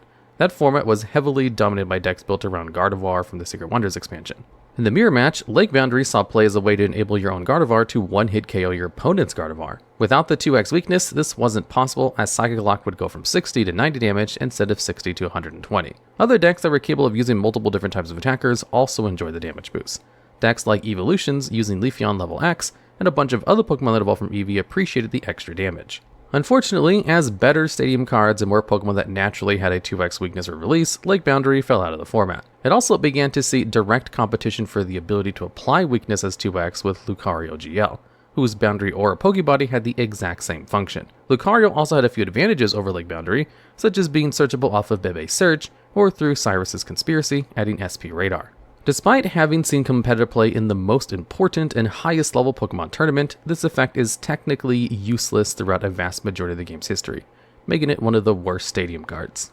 And at number 8, we have Pokemon Park, a card with the simple effect of restoring 1 damage counter from your bench Pokemon whenever an energy is attached to it from the hand. There are multiple reasons as to why it never saw serious competitive play. The first reason this card never saw serious competitive play is that damage restoration only came into effect if you attach an energy to a Pokemon. In practice, this meant the player using Pokemon Park would have to use 2 cards from their hand as well as their once per turn energy attachment to heal. The heal also only came into effect if you attach energy to a bench Pokemon and not the active one, so you couldn't even attempt to heal an active Pokemon at risk of being KO'd the following turn unless you managed to retreat it. Another downside was that restoring 1 damage every turn for only 1 Pokemon simply isn't very good. While it's possible that 1 damage counter could be the difference between an important Pokemon being KO'd in 3 attacks instead of 2, this practically never came up. For instance, let's look at a common matchup during the Neogenesis throughout Skyforge format. The 1 Pokemon Park existed during it. If you were playing Dark Houndoom, whose Darkness Fire attack dealt 30 damage, plus 20 if you discarded Darkness Energy from it, and plus 10 more damage from the Darkness Energy's damage boosting effect, you could threaten a 2-hit KO against Feraligatr, since the Pokemon had 120 HP. While the difference between 120 damage and 110 damage would prevent a 2-hit KO, Feraligatr decks often had better ways of healing. The tool card Goldberry was a common tech option, where the card discards itself from the attached Pokemon if it has 40 more damage on it between turns to restore 40 damage from the attached Pokemon. Not only does Goldberry help Feraligatr avoid being KO'd in 2 attacks, as well as being usable by any active Pokemon, it also plays around other common tool cards and Strength Charm. Strength Charm added 10 damage to the attacks of Pokemon it's attached to at the cost of discard at the end of the turn. Had the Feraligatr player retreated their damaged Pokemon to the bench and used Pokemon Park to restore damage instead of Goldberry, this common damage boosting tool card would still let the Dark Houndoom player 2-hit KO Feraligatr when combined with cards to bring bench Pokemon back into the active spot. Pretty much every deck that wanted their Pokemon to survive 2-hit KOs would use Goldberry over Pokemon Park for superior healing and flexibility. For having too many downsides and simply being outclassed by far better healing options, Pokemon Park deserves a spot on this list. And at number 7, we have Wella Volcano Park, a stadium card with the effect of removing a burned Pokemon's ability to cure itself of the status condition between turns. Usually, when a Pokemon is burned, the owner of the burned Pokemon would put 20 damage counters on between turns and then flip a coin. If the coin came up heads, the burn was cured. Otherwise, the active Pokemon would remain burned. Volcano Park guarantees that the burn would remain until your opponent either retreated their active Pokemon, evolved their active Pokemon, or found another stadium card to play and hoped they could cure the burn between the turns. This card faced 2 massive pitfalls for viability during its standard formats. Firstly, the effect of preventing your opponent from curing burns through a coin flip rarely ever mattered. On your opponent's turn, there were just too many ways for them to cure burn. Perhaps the biggest issue facing the longevity of burn was Guzma seen play in almost all serious competitive decks.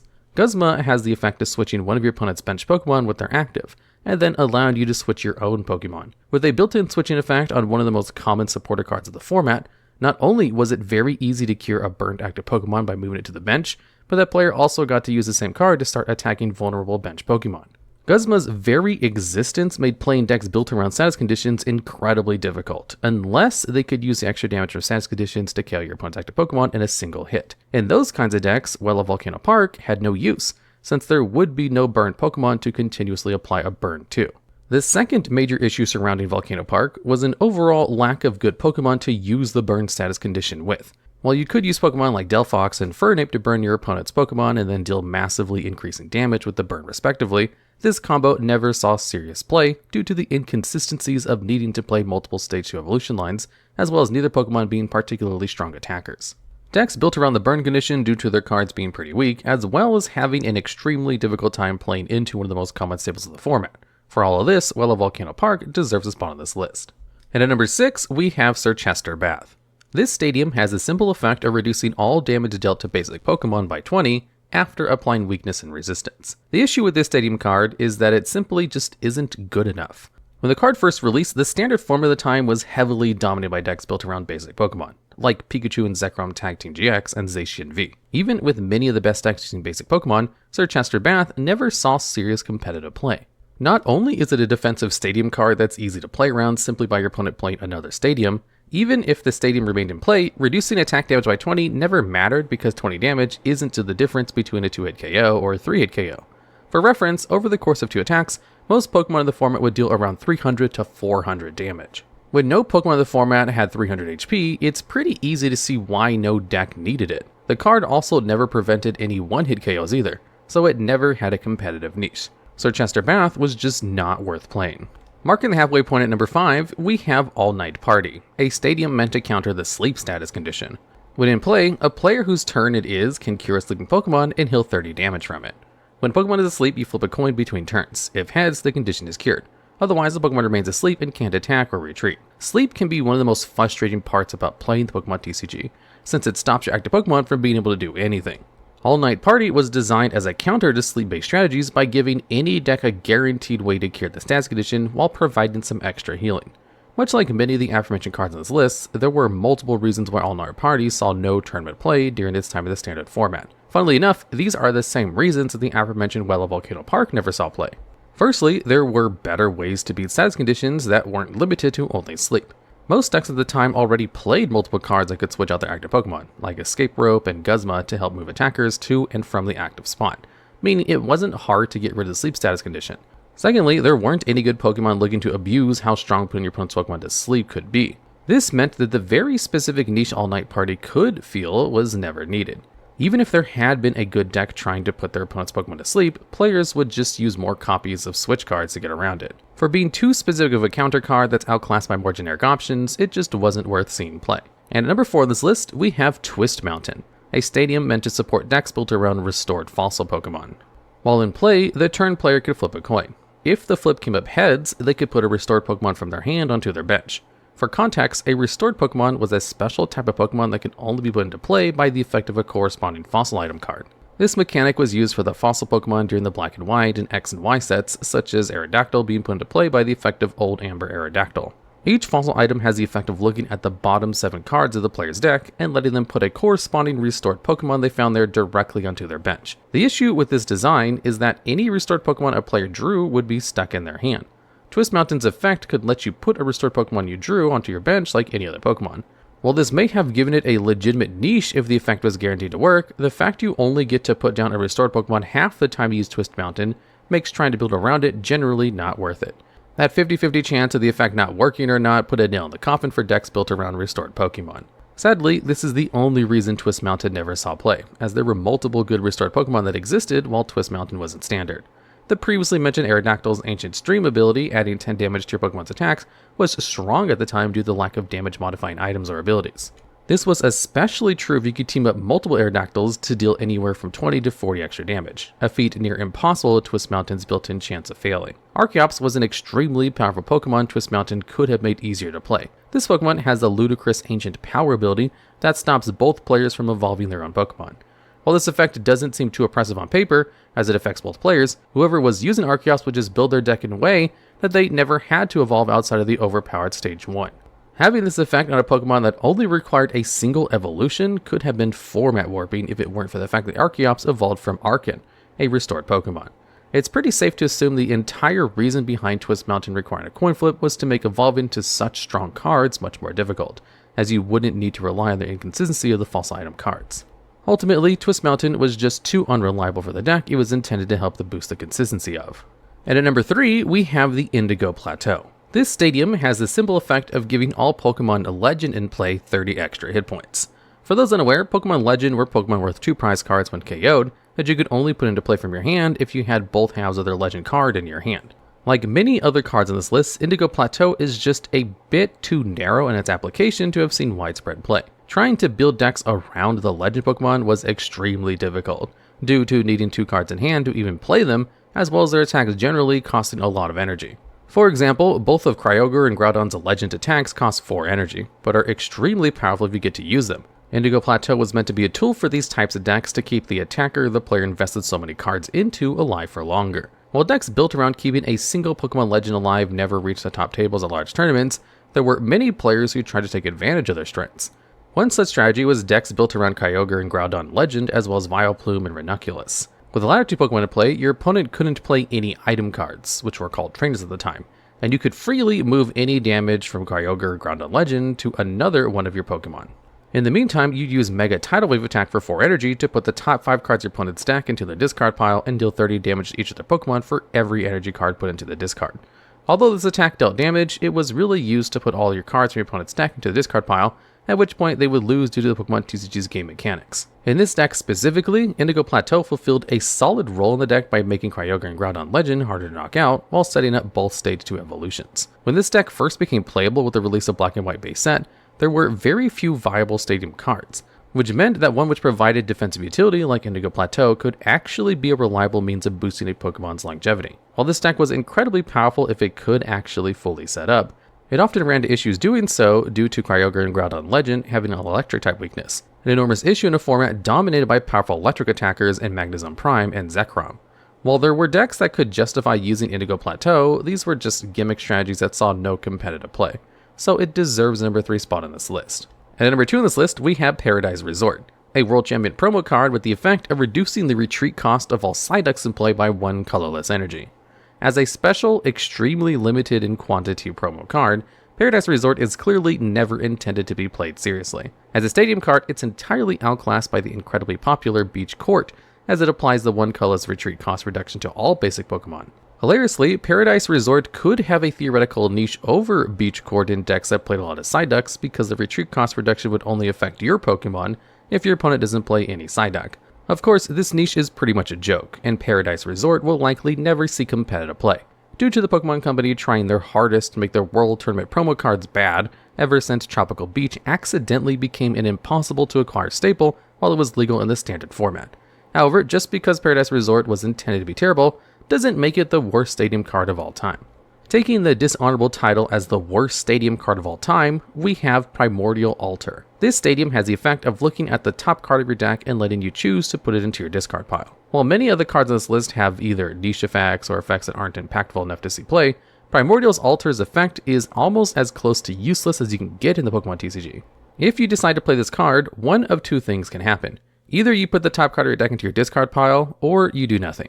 In the Pokemon TCG, playing a card just to put the top card of your deck in the discard pile is just not good. If you're playing a deck that wants to put cards in their own discard pile, there are much better options to play than running a stadium as bad as Primordial Altar. To really hammer home how bad this card is, let's take a look at cards like Pokestop. This stadium has the effect of discarding the top 3 cards of your deck and putting any item cards discard that way into your hand.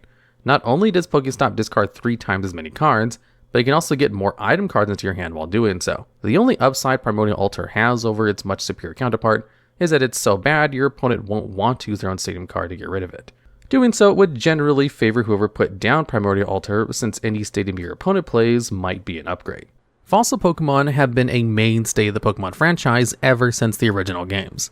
Almost every generation of the video games has players pick between 2 fossil items which can be brought back to life as Pokemon join their party. As such an iconic part of the Pokemon world, it only made sense for the fossil mechanic of turning items into Pokemon to be represented in the trading card game. Fossil Pokemon and their related game mechanics have gone through many iterations in the Pokemon TCG, and today we'll be looking at why fossil Pokemon rarely ever succeeded competitively in any form. Fossil Pokemon first debuted in the Pokemon TCG with the release of the aptly named Fossil expansion, the 3rd ever set in the game's history. In order to reflect the original video game's mechanic of reviving items, all fossil Pokemon evolved from the trainer card Mysterious Fossil. When played, this card acted like a Pokemon with 10 HP, no attacks, couldn't retreat, and couldn't be affected by status conditions. Also, during your turn, you could discard this card from your bench or active spot at any time.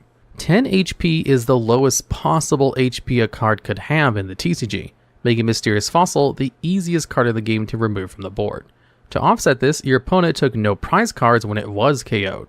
Mysterious Fossil being a trainer card instead of a regular Pokemon was not irrelevant, and oftentimes made this card significantly worse than any real Pokemon. There were both fundamental rules of the game and individual card interactions that negatively affected this card's playability, or were otherwise just strange. When setting up the game, players put basic Pokemon from their opening hand face down on the active spot in their bench before flipping them face up to start the game. Due to some rules weirdness, you actually could begin the game with Mysterious Fossil. But if Mysterious Fossil was the only playable Pokemon in your hand, you were actually able to mulligan as if you had no playable Pokemon. This weird mulligan rule could theoretically be abused, although it rarely happened in practice. The issue of fossil cards interacting poorly with other cards due to being items instead of regular Pokemon would plague these cards throughout the game's lifespan. This issue is at its worst when it comes to cards which search Pokemon out of the deck. This was first seen with Pokemon Trader. Since Mysterious Fossil was a trainer card while in the deck, it made searching it very difficult. Evolution decks rely on getting multiple copies of their basic stages into play. Outside of the downside of having a trainer card as their basic Pokemon, Fossil Pokemon started off with one other issue. Most of the original Fossil Pokemon just weren't very good. Of the first Fossil released, Aerodactyl was the only card to have any kind of metagame relevance. While in play, this card's prehistoric power, Pokemon power, prevented both players from evolving their Pokemon. If an Aerodactyl player was against a deck using many fighting type Pokemon, this card's fighting type resistance made it very difficult to KO. Wing Attack was also a fine attacking option in a pinch, as its cost could be worked towards by double colorless energy. Aerodactyl fit into the already popular and powerful Haymaker decks of the time. These strategies focused on using fast attacking basic Pokemon such as Hitmonchan, Scyther, and Mewtwo, backed up by energy removal cards to beat down slower decks. Haymaker dominated the game's earliest metas due to being far more efficient, aggressive, and more resilient to destruction than evolution decks were. If a player's local metagame had many evolution strategies, including a few copies of Mysterious Fossil and Aerodactyl could trivialize matchups, like Rain Dance Blastoise for example. However, against other Haymaker decks, or other strategies built around basic Pokemon like Lickitung Stall, Aerodactyl was almost useless. Even against those evolution decks, the card should favorably match up into, players could just KO the very weak Mysterious Fossil with a gust of wind and any attack. Due to how polarizing its matchups were, many players just wouldn't use Aerodactyl despite the strength of prehistoric power. As for the other two fully evolved fossil Pokemon, Kabutops and Amistar are amongst some of the worst Stage 2 Pokemon in the TCG's history. Both of these Pokemon had lower HP than commonly played basic Pokemon, and worse attacks than other Stage 2 Pokemon. Even their Stage 1 pre-evolutions were terrible. Kabuto was at least somewhat annoying to KO thanks to its Pokemon power having all damage dealt to it, but the effect rarely mattered when the Pokemon only had 30 HP. Ammonite was even worse off, having a measly 40 HP with no defensive utility. For whatever reason, the design of the first wave of fossil Pokemon treated them almost like a stage below what they actually were. Kabuto and Ammonite were weaker than many evolving basic Pokemon, and their evolutions were more on par with Stage 1 Pokemon than other Stage 2 cards. One of the intended upsides to fossil Pokemon was that Mysterious Fossil wouldn't give up prize cards when KO'd, and thus disincentivize your opponent from targeting it down until you were set up. But with such weak evolutionary stages, this benefit never mattered. When new versions of these fossil Pokemon were released in the Neo Discovery expansion, many issues with the original cards were addressed. First and foremost, the individual fossil Pokemon were much better than the original. The new Kabutops and Amistar were far more in line with what a Stage 2 Pokemon should look like. The former's Hydro Cutter attack could deal up to 120 damage if you had 3 energy cards attached and won all of your required coin flips. Amistar had a similar attack, except it had no damage cap, allowing for potential KOs through sheer brute force. Granted, attacks which rely on coin flips have never been particularly strong due to their unreliable nature, but the potential did exist for these cards to be decent, especially when you took a look at their Stage 1 forms. Ammonite played into one of the inherent strengths of Mysterious Fossil being the starting form of the 3 evolutionary lines, while providing much needed utility for fossil Pokemon. This card's Revive Fossil Pokemon power lets you flip a coin. If heads, you can search your deck for any Pokemon that evolves from Mysterious Fossil and put it directly onto your bench. Kabuto had a similar Pokemon power, but it could only search another Kabuto. The main strength of this card was allowing players to circumvent having to go through and finding and playing a trainer card before setting up their Pokemon. Although reliant on a coin flip, a single Ammonite could find another Ammonite out of your deck, which could then use its own Revive Fossil Pokemon power. It's not the most reliable effect, only working half the time it's used, but Pokemon that set up additional copies of themselves have always been good throughout the game's history. This card also helped boost the consistency of any deck trying to leverage multiple fossil Pokemon evolutions. Mysterious Fossil, being the base form of so many evolutionary lines, had always allowed players to play these different evolutions in the deck without having to play different basic Pokemon. But there wasn't much of a reason to, and it was generally inconsistent. Ammonite gave players a way to try and find whatever fossil evolution they needed from their deck, and it wasn't the only new card in this set to do so. Fossil Egg was a trainer card which lets you flip a coin. If heads, you put a Pokemon that evolves from Mysterious Fossil from your deck or hand directly onto your bench. This card gave fossil Pokemon decks a much needed consistency tool. Unfortunately, the effect being restricted to a coin flip really limited just how good a fossil deck could be, and Fossil Egg only ever saw fringe competitive play as a means to set up Aerodactyl and Steelix decks to allow the latter Pokemon to use its basic stage Onix's Rage attack. In fact, during this era of the TCG, fossil Pokemon were just not played. The cards were just too reliant on coin flips to ever be competitively viable. Matters were also made worse by the fact that Mysterious Fossil, being a trainer card instead of the Pokemon, was a significant detriment during a time when Slowking Trainer Lock was dominating the competitive scene. This card did, however, mark the start of a trend for fossil Pokemon. Whenever a new fossil Pokemon were released, there were always new trainer cards to help support the archetype. The next time the TCG released more fossil Pokemon was in the Skyridge expansion, the final set of the E-Reader block. Once again, these cards fell short of being competitively viable for a myriad of reasons. Firstly, the e-reader block was intentionally much less powerful than other sets had been previously as a means of toning down power creep. This set shifted the game towards a slower pace with the introduction of supporter cards you could use once per turn, as well as toning down the strength of basic Pokemon to allow slower evolution decks to be more playable. In this new environment, Fossil Pokemon received a new card meant to bolster the archetype. Buried Fossil is a bit of a weird card, but aimed to help alleviate some of the issues with Fossil Pokemon. Firstly, it was a real basic Pokemon with 30 HP and a retreat cost of 1, meaning you could start the game with it in play and it didn't have any strange interactions with cards that cared about trainers. It also meant that cards like Pokemon Fan Club could finally search the basic stage of a fossil Pokemon. Buried Fossil itself was also a consistency tool, since you could use its Reconstruct Pokepower to exchange a basic edge in your hand for either a Kabuto or Ammonite from your deck. This wasn't the only card released in Sky Ridge to help boost fossil Pokemon decks.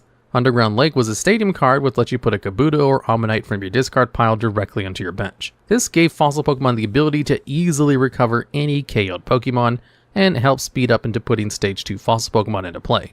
Regrettably, these new Kabutops and Omnistars were just not very good. Even the new fancy Crystal-type Kabutops was unplayable, with overcosted attacks that had ridiculous energy costs. With the release of the Ruby and Sapphire games, 2 new fossil Pokemon evolution lines were introduced, Cradily and Armaldo. These Pokemon received their first cards in the Sandstorm expansion, the second ever set of the Ruby and Sapphire block. Instead of evolving from Mysterious Fossil, these 2 cards used Root Fossil and Claw Fossil respectively. These 2 Pokemon being introduced to the TCG also marked the first time a Stage 2 fossil Pokemon was rogue viable, since Cradily occasionally showed up in Ninjask Hit and Run decks as a utility Pokemon to switch into after using Quick Touch. When in the active spot, Cradyli's Super Suction Cups Pokebody prevented your opponent from retreating. Afterwards, Lure Poison could force any Pokemon of your choice into the active spot to slowly get chipped down by Poison and Spiral Drain. This card's previous stage was also arguably the best fossil Pokemon released up to this point. For 1 colorless energy, Lileep could use the Influence attack to put 2 of any combination of Ammonite, Kabuto, Aerodactyl, Lileep, or Anorith from your deck directly into your bench, acting as an amazing setup tool for any potential fossil strategy. This card would end up becoming an important piece of Cradily EX decks after release of that card 2 sets later. Before talking about one decent fossil EX Pokemon, let's talk about the 2 mediocre ones that were released in Sandstorm. Kabutops EX and Aerodactyl EX. Kabutops EX's attacks resemble the Pokemon's first 2 cards, having an identical Hydro Cutter attack from its Neo Discovery printing, and an attack reminiscent of Fossil Absorb. The first attack was unreliable due to its damage reliant on coin flips, and the second attack was far worse than other 4 energy attacks some EX Pokemon had at the time. There wasn't much of a reason to use Spiral Drain when Gardevoir EX's Psystorm could deal much higher damage. Aerodactyl EX wasn't much better off, but saw some fringe play due to its Pokebody. Primal Lock prevented your opponent from attaching any Pokemon tools to their Pokemon and discarded any that were already attached before you played Aerodactyl EX. This effect is fine, but not something players found important enough to go out of the way to include this card in their decks. There just weren't that many commonly played tool cards at the time worth disabling. Its attacks weren't anything special either, so the card saw very fringe play. Cradily EX was really the only fossil Pokemon EX to have been the cornerstone of its own rogue deck. If this card was in the active spot, the Primal Vibes Pokebody prevented your opponent from evolving their active Pokemon. For 2 colorless energy, Eerie Light dealt 30 damage and confused the defending Pokemon. Lastly, for 2 grass and 2 colorless energy, Acidic Poison dealt 60 damage and poison and burned the defended Pokemon. This card's attacks weren't the greatest, but Primal Vibes was a potent floodgate effect. If your opponent relied on evolution Pokemon as their attack, they'd have to set them up on the bench and bring them into the active spot, something that would cost them time and resources they might not have to spend if they could just evolve their active Pokemon. If your opponent already had a powerful evolution in the active spot when you set up your first Cradily EX, you could just use Ancient Technical Machine Rock to devolve it and lock that card in your opponent's hand with Primal Vibes. It wasn't the most flashy strategy, but it was effective for a time, winning the 2004 Japan National Championship. Sadly, the strategy fell out of favor by the 2004 World Championship, in part to a poor matchup against some of the best decks. That's not to say no fossil cards made the top 8 of the World Championship though, because Root Fossil, Claw Fossil, and Mysterious Fossil all made the top 8 of the event in a Wailord EX deck. That's because the best way to play fossil cards at the time was to use them as sacrificial fodder in hit and run decks or decks that wanted to wall up for a few turns. At the time, these cards still gave no prize cards when knocked out, meaning any attack directed at them didn't advance your opponent's win condition while stalling time for a Whale Lord EX to get set up. This card's Dwindling Wave attack dealt 100 damage for 3 water and 1 colorless energy, reduced by 10 damage for each damage counter on it. 100 damage for 4 energy was a great rate for the time, but this deck needed a way to set up Whale Lord without taking too much damage in order to be effective. The fossil cards did a great job at this in the early game, while still having utility in the late game.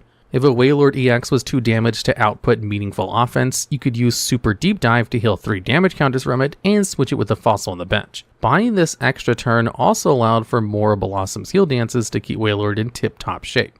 As sad as it is, this really was the closest fossil Pokemon ever got to be meta-relevant in the Ruby and Sapphire era of the games. It's not like there weren't any good fossil support cards released during this time either. The Legend Maker expansion released Strange Cave, a stadium card that lets you put a stage 1 fossil Pokemon from your hand onto your bench once per turn. This same set had Armaldo EX, a 106 HP Pokemon which could deal 100 damage for 3 energy with its Vortex Chop attack if the defending Pokemon had any resistance, but it just wasn't good enough compared to decks like Flygon EX, Evolutions, or Blastoise EX. Fossil Egg got an updated version that included Lileep and Anorith and Hoenn Fossil. Mysterious Fossil even got a direct buff, having its HP increased to 50, but none of it mattered. 3 generations into the Pokemon TCG's history, and fossil Pokemon still had never carved out a competitive niche. Fossil Pokemon mechanics would get a slight change going into the Diamond and Pearl generation of the Pokemon TCG. First, and most importantly, fossil cards now gave up prize cards when knocked out. No longer could they be used to wall up in hit and run decks. Now they were pretty much just basic Pokemon with no attacks. Another minor change to fossil Pokemon was that now every individual evolution line had their own fossil card. Aerodactyl had Old Amber, Kabutops had Dome Fossil, Amistar had Helix Fossil, etc, etc. Fossil Pokemon also received a pretty good supporter card to bolster the archetype in Fossil Excavator. This card lets you search your deck or discard pile for any trainer with a fossil in its name, or any stage 1 or 2 Pokemon that evolved from a fossil and put it into your hand. Fossil decks really needed a card like this, as an evolution line's basic stage being a trainer card started to become a significant downside when other decks got to use basic searching cards like Rosen's Research. During most of the Diamond and Pearl block, there just wasn't much of an effort made to push fossil Pokemon at meta threats. Even the 2 new evolution lines, Rampardos and Bastiodon, didn't get any particularly good cards and couldn't compete against meta strategies like Flygon or SP Toolbox decks. In the final expansion of the Diamond and Pearl block, Arceus, some fossil Pokemon designed to be played together and that showed real potential to be good were released. A new printing of Kabutops, Amistar, and Aerodactyl. For 1 fighting energy, Kabutops' Primal Scythe attack deals 20 damage, plus 50 more if you discard Old Amber, Dome Fossil, or Helix Fossil. 70 damage for 1 energy was a very efficient rate, 2-hit KOing most Pokemon in the game at the time when not accounting for resistances. Accompanying this card was Amistar, which could use Primal Tentacles attack for 1 water and 1 colorless energy to deal 30 damage plus 10 more for each Old Amber, Dome Fossil, and Helix Fossil in your discard pile. The synergy is fairly obvious here. Use Primal Scythe in the early game for efficient damage and to fill up your discard pile, after which you switch to using Primal Tentacles when its damage is scaled up by all the fossils you've discarded. Backing these 2 cards up was Aerodactyl and its Unearth Pokepower. Once per turn, Unearth lets you search your deck for either of the 3 mentioned fossils and puts 1 of them into your hand. With multiple in play, you could maintain a steady flow of fossils throughout the game to discard with Kabutops for extra damage, or to convert into card advantage through something like Felicity's Drawing. The fossils themselves weren't bad either. Dome Fossil and Helix Fossil let you evolve them straight into Kabuto or Ammonite from your deck whenever you attach the proper energy to them. Kabuto even set up your evolutions for the following turn with its fast evolution attack. Up to this point, this is the most a fossil Pokemon deck has been pushed. So why didn't it see any competitive play? The answer is simple. A card named Spiritomb was released in this same set. This card's Keystone Seal Pokebody prevented any player from playing trainer cards while it was in the active spot. It also had the Darkness Grace attack for no cost, which lets you evolve one of your bench Pokemon from your deck. Spiritomb was one of the most commonly played Pokemon from the time it was released, up until it rotated out of the standard format due to its incredible utility in evolving strategies by both slowing down the pace of the game and setting up your own Stage 1 or Stage 2 Pokemon. This card completely shut down any fossil strategy, because Keystone Steel prevented players from putting any fossils onto their bench. Needless to say, when almost every deck is playing a hard counter to fossil Pokemon, they never had a chance at being meta-relevant. Going into the black and white generation of the TCG, fossil Pokemon got a never-before-seen shakeup to their mechanics. Now, fossil Pokemon had their own unique stage, being called restored Pokemon. These cards couldn't be put directly into the bench, and instead had to be put into play by the effect of the new fossil cards. These cards had you look at the bottom 7 cards of the deck and allowed you to put any one of their corresponding Pokemon directly onto the bench. There's a few problems that are immediately apparent with this design. Firstly, what if your fossil card doesn't reveal any of the needed Pokemon? Too bad. A card in your hand was just useless. Secondly, what happened if you had some of your restored Pokemon in your hand? That really sucks because they're useless. When restored Pokemon debuted in the Noble Victories expansion, there were no additional support cards to combat any of these issues, which was a shame because one of the new fossil Pokemon was actually very strong. Archeops was very similar to the original Aerodactyl, with its ancient power ability preventing any player from evolving. This card was never good in standard format due to how unreliable and bricky fossil Pokemon were, but it ended up being bannably powerful in the expanded format thanks to Maxie's hidden ball trick, putting it directly into play from your discard pile as early as the first turn. The soon after released Dark Explorers expansion released a new restored Pokemon in Aerodactyl and Twist Mountain, a stadium card that helps alleviate the issues of drawing your restored Pokemon. Once per turn, this card lets you put a restored Pokemon from your hand onto your bench, if you win a coin flip. Twist Mountain is not a good stadium card. Its main purpose is to help boost the consistency of an unreliable mechanic, but its effect only works half the time. It's a shame this card isn't good because the Aerodactyl released alongside it has a powerful ability. The Ancient Stream ability causes your Pokemon's attack to deal 10 extra damage to the defending Pokemon. Permanent, unconditional damage boosts like this ability provided are extremely rare due to how powerful they can be. Even with Twist Mountain and Old Amber Aerodactyl being unreliable, the Ancient Stream was so strong that some players tried playing them alongside Tornadus EX for incredible early damage with Blow-Through. If Twist Mountain's effect wasn't coin flip reliant, Aerodactyl would have likely seen some competitive success. The Plasma Blast expansion once again tried to alleviate some of the issues with the restored mechanic. 3 new fossil Pokemon were released, each with a Prehistoric Call ability. If these Pokemon were in your discard pile, Prehistoric Call lets you put them onto the bottom of your deck, finally giving fossil Pokemon a way to guarantee their item cards won't miss. Discarding the Pokemon was very easy thanks to the existence of Ultra Ball and Professor Juniper, but these cards just didn't matter. The Plasma Blast expansion also released the format warping Genesect EX, and no restored Pokemon, let alone most cards, had any chance of being competitively viable in such a format. Sadly, this was it for the black and white generation of the Pokemon TCG. Just more bulk that never amounted to anything unless its entire mechanical gimmick was circumvented in the case of Archeops. The 6th generation of the TCG wasn't much better, although some of the efforts seem to have been made to improve the power of fossil Pokemon. X and Y's new fossil Pokemon Tyrant and Amora released with the Fossil Researcher support card. This card allows you to circumvent restored mechanics by just letting you put up to 2 of any combination of Tyrant and Amora directly onto your bench. Unfortunately, these Pokemon's evolutions, Tyrantrum and Aurorus, were either outclassed by different Pokemon, or didn't provide enough utility to be worthwhile. The Fates Collide set was the first since Arceus that featured cards which encourage you to play a deck with multiple fossil Pokemon. Amistar's Restoring Beam ability lets you put any restored Pokemon from your deck onto your bench once per turn. This card even had a Pokemon Break evolution you could play to give it extra utility. Amistar's Break Dangerous Tentacle ability lets you force any of your opponent's bench Pokemon EX into the active spot once per turn. If you got this card set up, it provided both a repeatable way to cheat your restored Pokemon into play and an easily repeatable gusting effect, something the game rarely ever has. Accompanying this great utility was a new Aerodactyl with an incredible attack. For 2 colorless energy, Jet Draft deals 120 damage and discarded a special energy from the defending Pokemon. This attack is very blatantly pushed to the limits of how good an attack can be. An attack playable by double colorless energy that dealt 120 damage and provided energy disruption was unheard of at the time. With both fantastic utility and an insanely efficient attack, why then wasn't this deck competitively viable? Well, the main issue of unreliability still plagued the deck. Amistar gave you restored Pokemon every turn, but you still had to get the first Amistar in play. Another issue was fossil Pokemon just being outclassed by faster decks, like Vespiquen or Night March.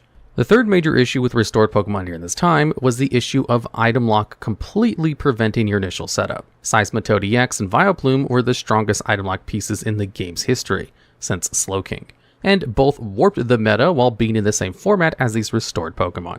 Having to compete with both more consistent strategies and some of the best possible counter strategies at the same time killed any chance restored Pokemon had at being viable. With the Sun and Moon generation of the TCG, the mechanics behind fossil Pokemon got yet another change. Restored Pokemon just didn't work, so the game switched things up. The Ultra Prism expansion marked the return of item cards as Pokemon, with all fossil Pokemon evolving from unidentified fossil. An item card with 60 HP, which was functionally identical to Ruby and Sapphire's mysterious fossil. Alongside this change, Ultra Prism also released Rampardos. This card had two great attacks. For 1 fighting energy, Clean Hit dealt 60 damage plus 60 more if the defending Pokemon was an evolution Pokemon. For 3 fighting energy, Wild Crash instantly knocked out the defending Pokemon if it was a basic Pokemon. Initially, this card wasn't very played, but we'll end up talking about it when some other fossil boosting cards are released. The Forbidden Light expansion provided fossil decks a new and very useful item card. Fossil Excavation Map lets you add an unidentified fossil card from your deck or discard pile to your hand, finally giving fossil decks a reliable way to search their basic Pokemon.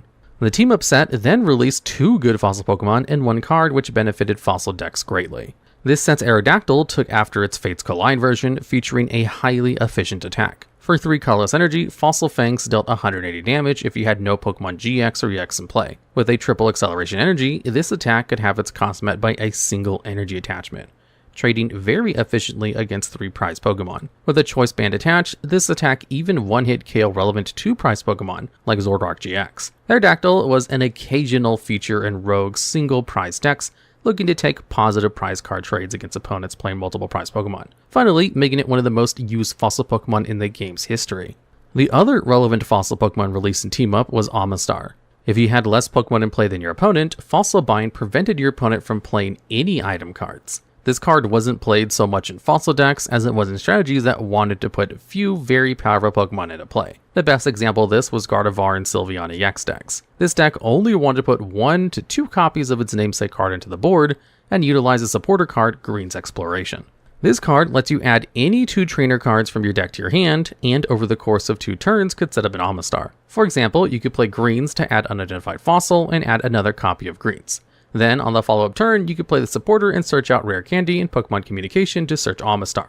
Any deck playing Green's Exploration could theoretically play this Pokemon for a somewhat reliable item log, making it one of the more versatile fossil Pokemon. Accompanying these 2 cards in Team Up was Jirachi. Once per turn, if this card was in the active spot, you could use Stellar Wish to look at the top 5 cards of your deck and put any 1 trainer card you find there into your hand. With a Skateboard, Switch, and a few Jirachi, it was easy to use Stellar Wish multiple times per turn and grab whatever trainer cards you needed to set up. In the case of fossil decks, this meant anything from a necessary supporter card, any utility trainer cards, an unidentified fossil, or a very important Statum card that was released in the Unified Minds expansion. Pokemon Research Lab was the setup card fossil strategies had needed for years, and helped push fossil Pokemon as its own strategy to tournament success. Once per turn, this lets you search your deck for any 2 Pokemon that evolved from unidentified fossil, put them onto your bench, and then your turn ends. Ending the turn may sound like an enormous downside, but on the first turn when you couldn't attack, it didn't matter. It also helped that during the Sun and Moon era,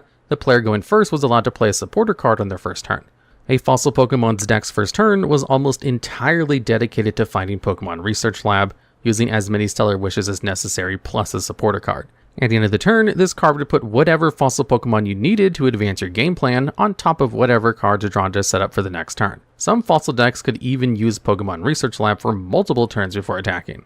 Of the various ways to play fossil decks at the time, the previously mentioned Rampardos was the most successful. Wild Crash lined up exceptionally well against the tag team-dominated 2019 Worlds format. These Pokemon were all basic Pokemon and gave up 3 prize cards, meaning all a Rampardos player had to do to win the game was use Wild Crash twice. There weren't any ways to accelerate fighting energy at the time, and Rampardos was likely to get KO'd with how strong tag team attacks were, so setting up Wild Crash wasn't the easiest. This is where the deck liked utilizing other fossil evolution lines. While in the active spot, Aerodactyl GX increases defending Pokemon's attack cost by 1 colorless, and this card could be put directly into play by Pokemon Research Lab.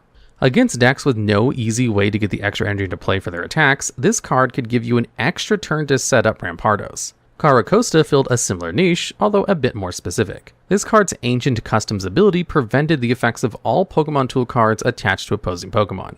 Against opposing Jirachi decks, disabling a Skateboard could potentially trap that Pokemon in the active spot, buying time. If your opponent's on a slow start, limiting your board presence to enable an Amistar item lock was also a valuable means of stifling their setup. There were even ways to help decrease the energy demands of Wild Crash. Karate Belt reduces Rampardos' attack cost by 1 fighting energy if behind on prize cards, something the deck frequently was due to requiring lots of setup. Speaking of setup, if you had 3 or more Stage 2 Pokemon in play, Super Boost Energy could single-handedly fulfill Wild Crash's attack cost.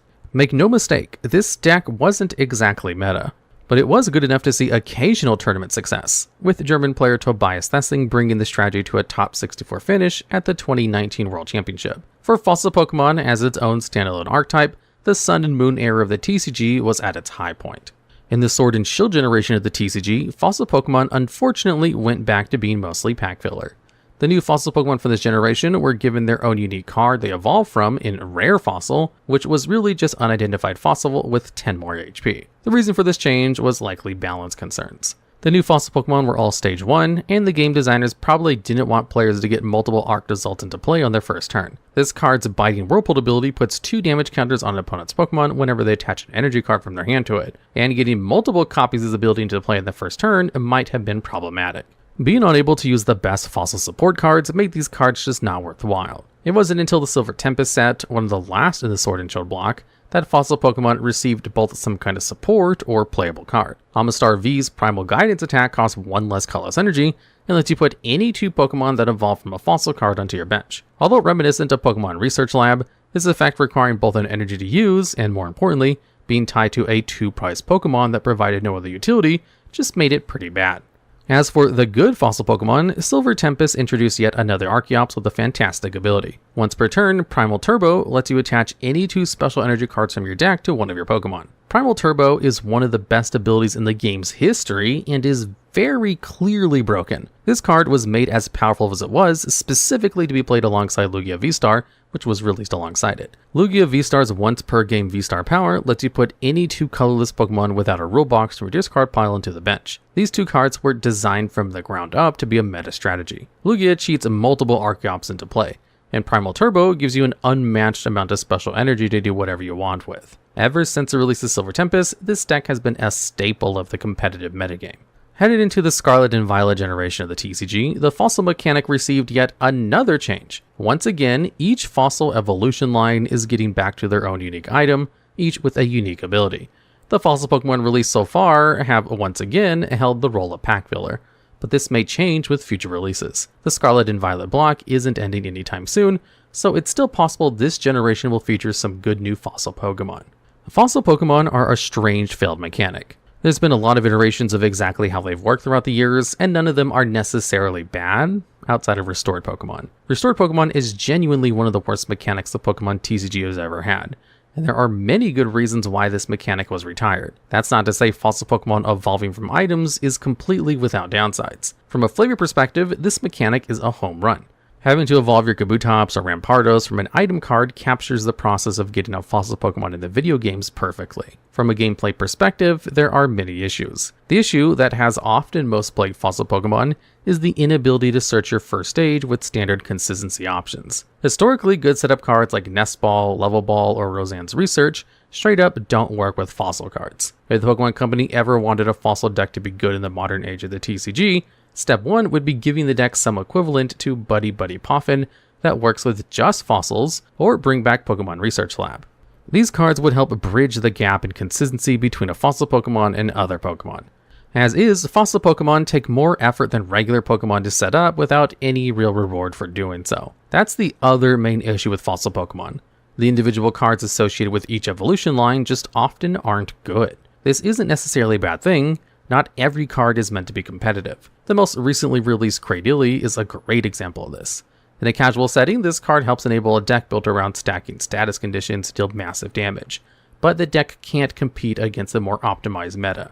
For any fossil deck to be competitively viable, it would need a card pushed and designed specifically to be viable. If the Pokemon Company wanted there to be a meta-relevant fossil deck, they'd print a powerful new Pokemon EX that somehow cares about fossil cards. Maybe could cheat out a Caracosta or Kabutops to leverage their abilities, or maybe could let you move energy around your fossil Pokemon to have any card on your field be a possible attacker to adjust to any situation. The options are almost endless.